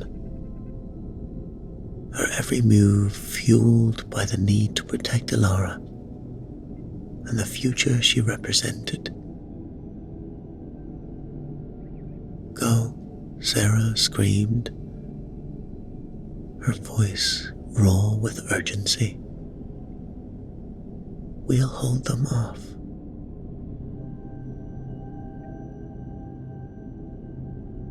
Marcus grabbed Ilara's hand, pulling her towards an exit. He glanced back, seeing Sarah and Dr. Harris locked in a desperate struggle.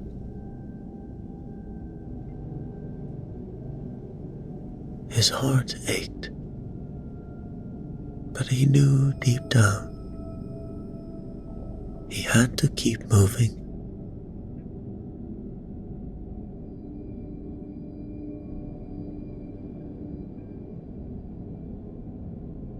As they reached the hidden exit, a narrow, rusted door partially concealed by debris, they heard a final, anguished cry. Marcus didn't need to turn around to know what had happened. Sarah and Dr. Harris had sacrificed themselves to buy them time.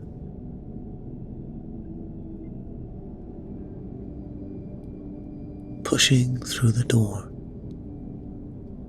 Marcus and Ilara emerged into a dimly lit, forgotten passage that led to the surface.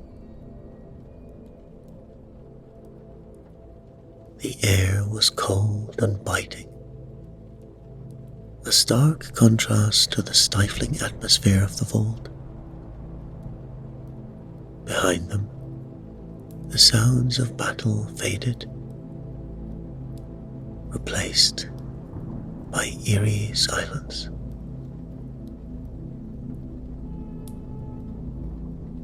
"We're almost there," Marcus said,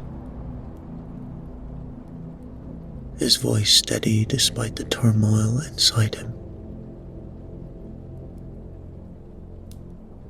"We can't stop now."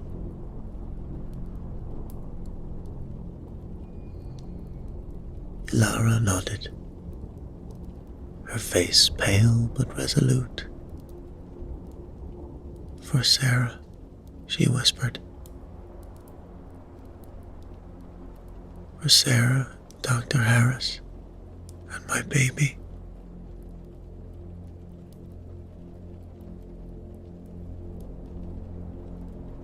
They moved forward, driven by a fragile hope and the memory of those who had sacrificed everything for their chance at a new beginning.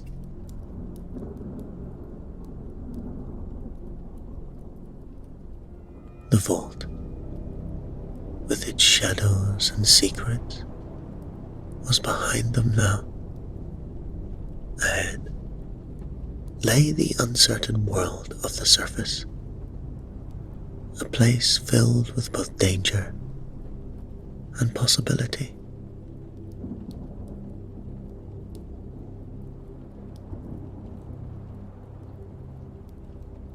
As they climbed towards the exit, Marcus felt a renewed sense of purpose. he would protect Ilara and her child, no matter the cost.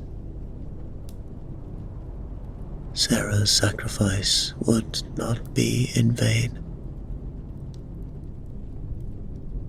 They would find Samuel's community, and with it,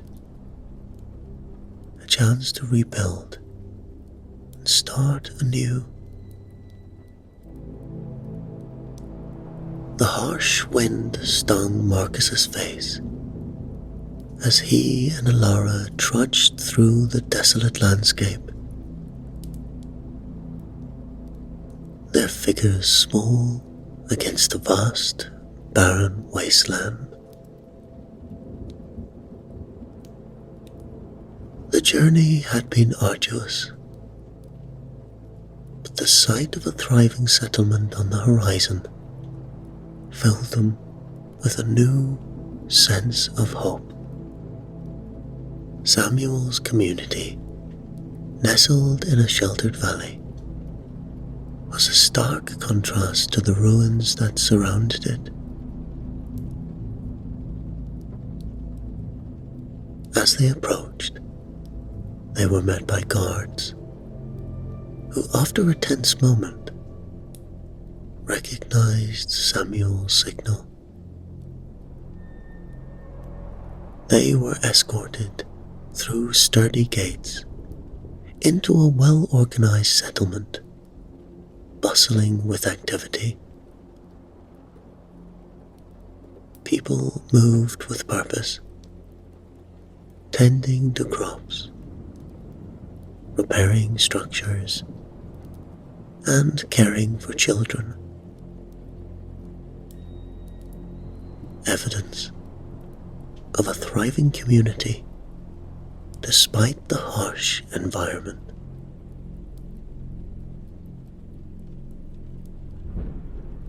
Samuel greeted them warmly, his weathered face breaking into a smile. "Welcome," he said, his voice filled with genuine relief. "You made it."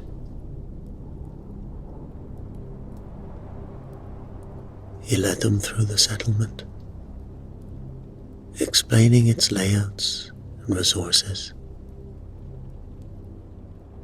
Solar panels provided electricity, greenhouses supplied fresh produce,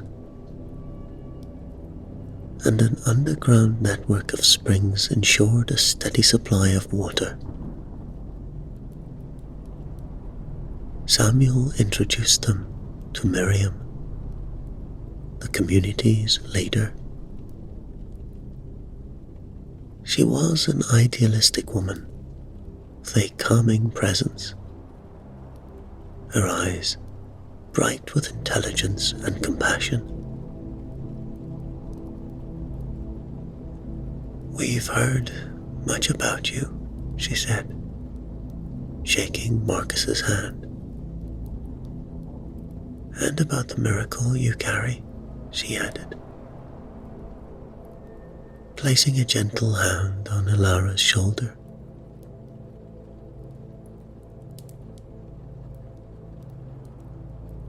Miriam and Samuel showed them the community's advanced medical facilities, a stark contrast to the deteriorating clinic in the vault. The equipment was clean and modern, the staff knowledgeable and kind. Dr. Harris would have been impressed, Marcus thought wistfully. "Ilara and your child will be safe here," Miriam assured them. "We have the resources and the expertise to ensure a healthy pregnancy and birth."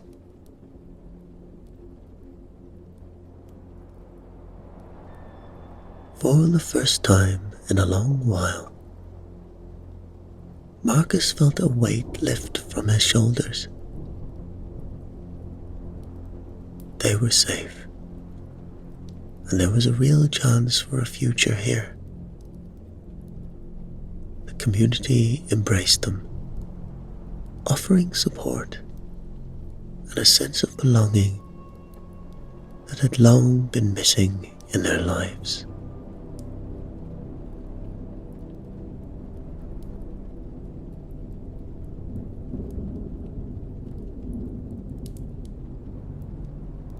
But the peace was short-lived.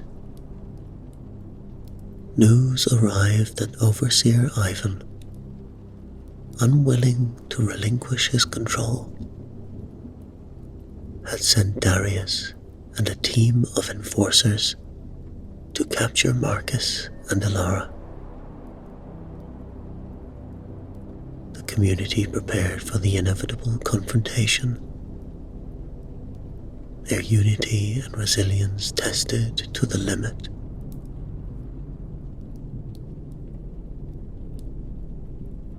Marcus stood with Samuel and Miriam, coordinating the defense. The community members, though not soldiers, were determined to protect their home and the hope it represented.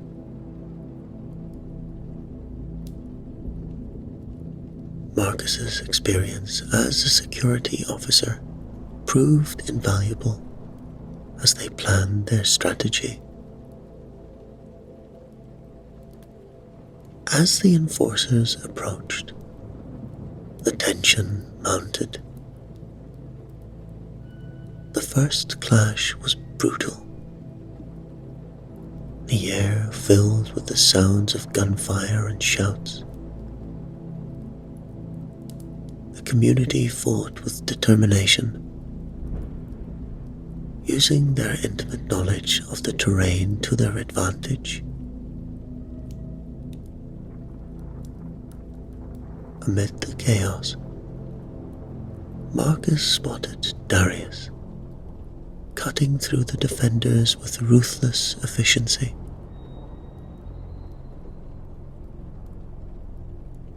Their eyes met, and Marcus felt a surge of rage and resolve.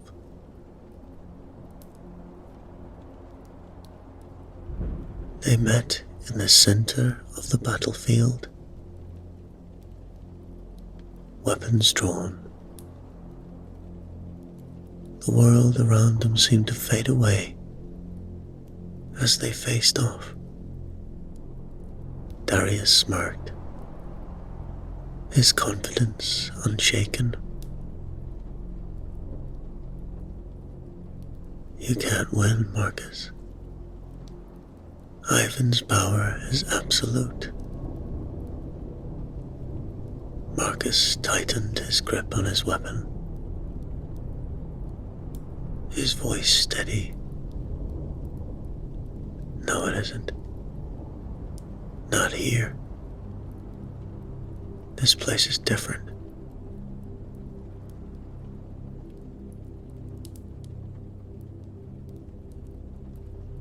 The fight was intense,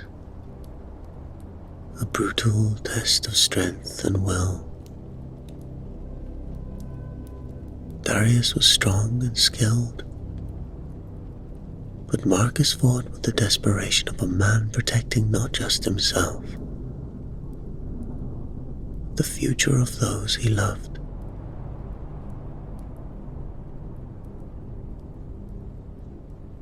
Finally, Marcus saw an opening. With a swift, decisive move, he disarmed Darius, knocking him to the ground. He stood over his fallen opponent, breathing heavily. It's over, Darius. This is our home now. We're free from Ivan's tyranny. Darius glared up at him, his defiance waning. The enforcers, seeing their leader defeated, began to retreat. The community's resilience and unity had won the day.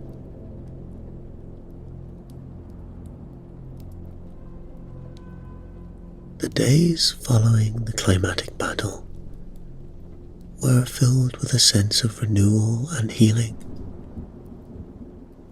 The community rallied around Marcus and Alara, offering them not only shelter, but also the warmth of acceptance and care. The scars of the past began to fade, replaced by the promise of a brighter future.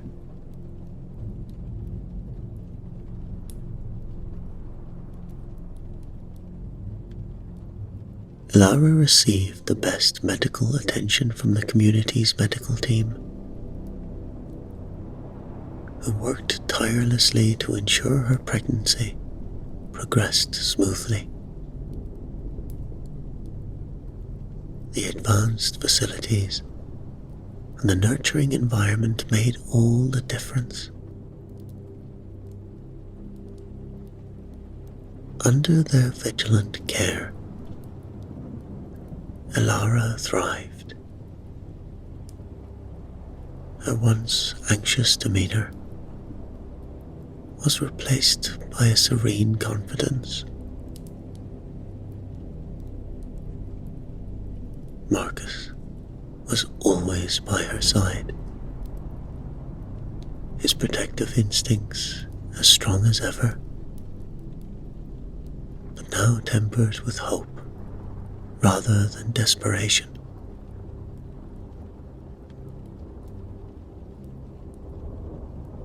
The community itself seemed to come alive, invigorated by the victory over Ivan's forces and the arrival of new members. Marcus, now a respected member of the community, took on a leadership role, helping to organize defenses, plan resource management, and foster a sense of unity among the residents.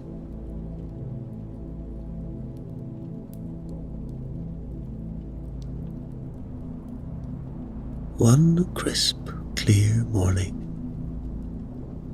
the moment everyone had been waiting for arrived.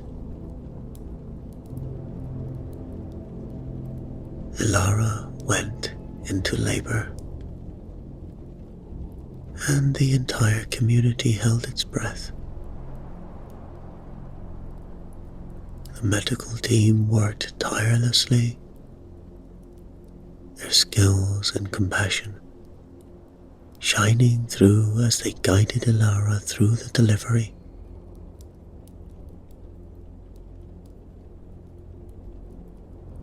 Hours later, a cry pierced the air, a sound that had not been heard in the vault for years. Alara had given birth to a healthy baby, and the baby's cries were a testament to the resilience and determination of those who had fought so hard for this moment.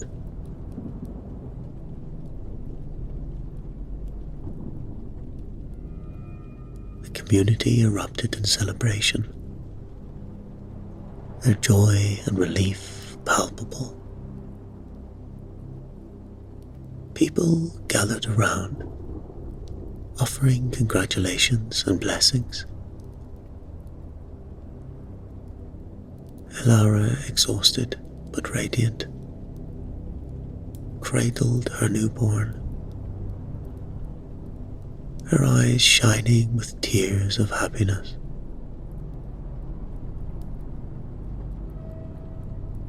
Marcus stood beside her, his heart swelling with pride and love.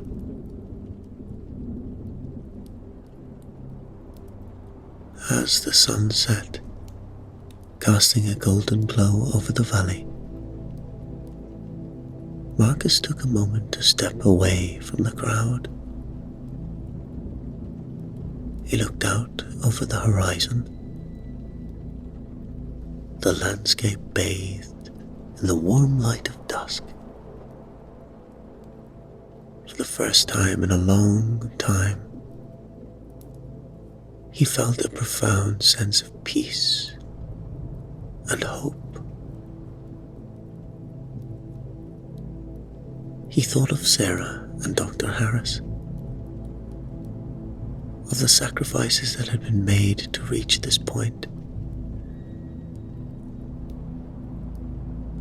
Their memories were honored in this new life, this fresh start. The community had found not just survival, but a reason to thrive.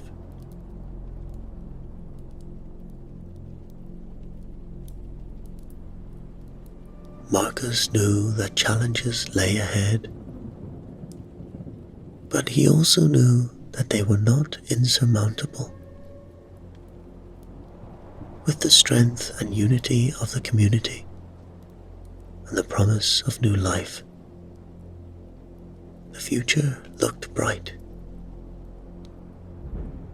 As he stood there, the cries of the newborn carried on the evening breeze. Marcus felt a renewed sense of purpose and optimism.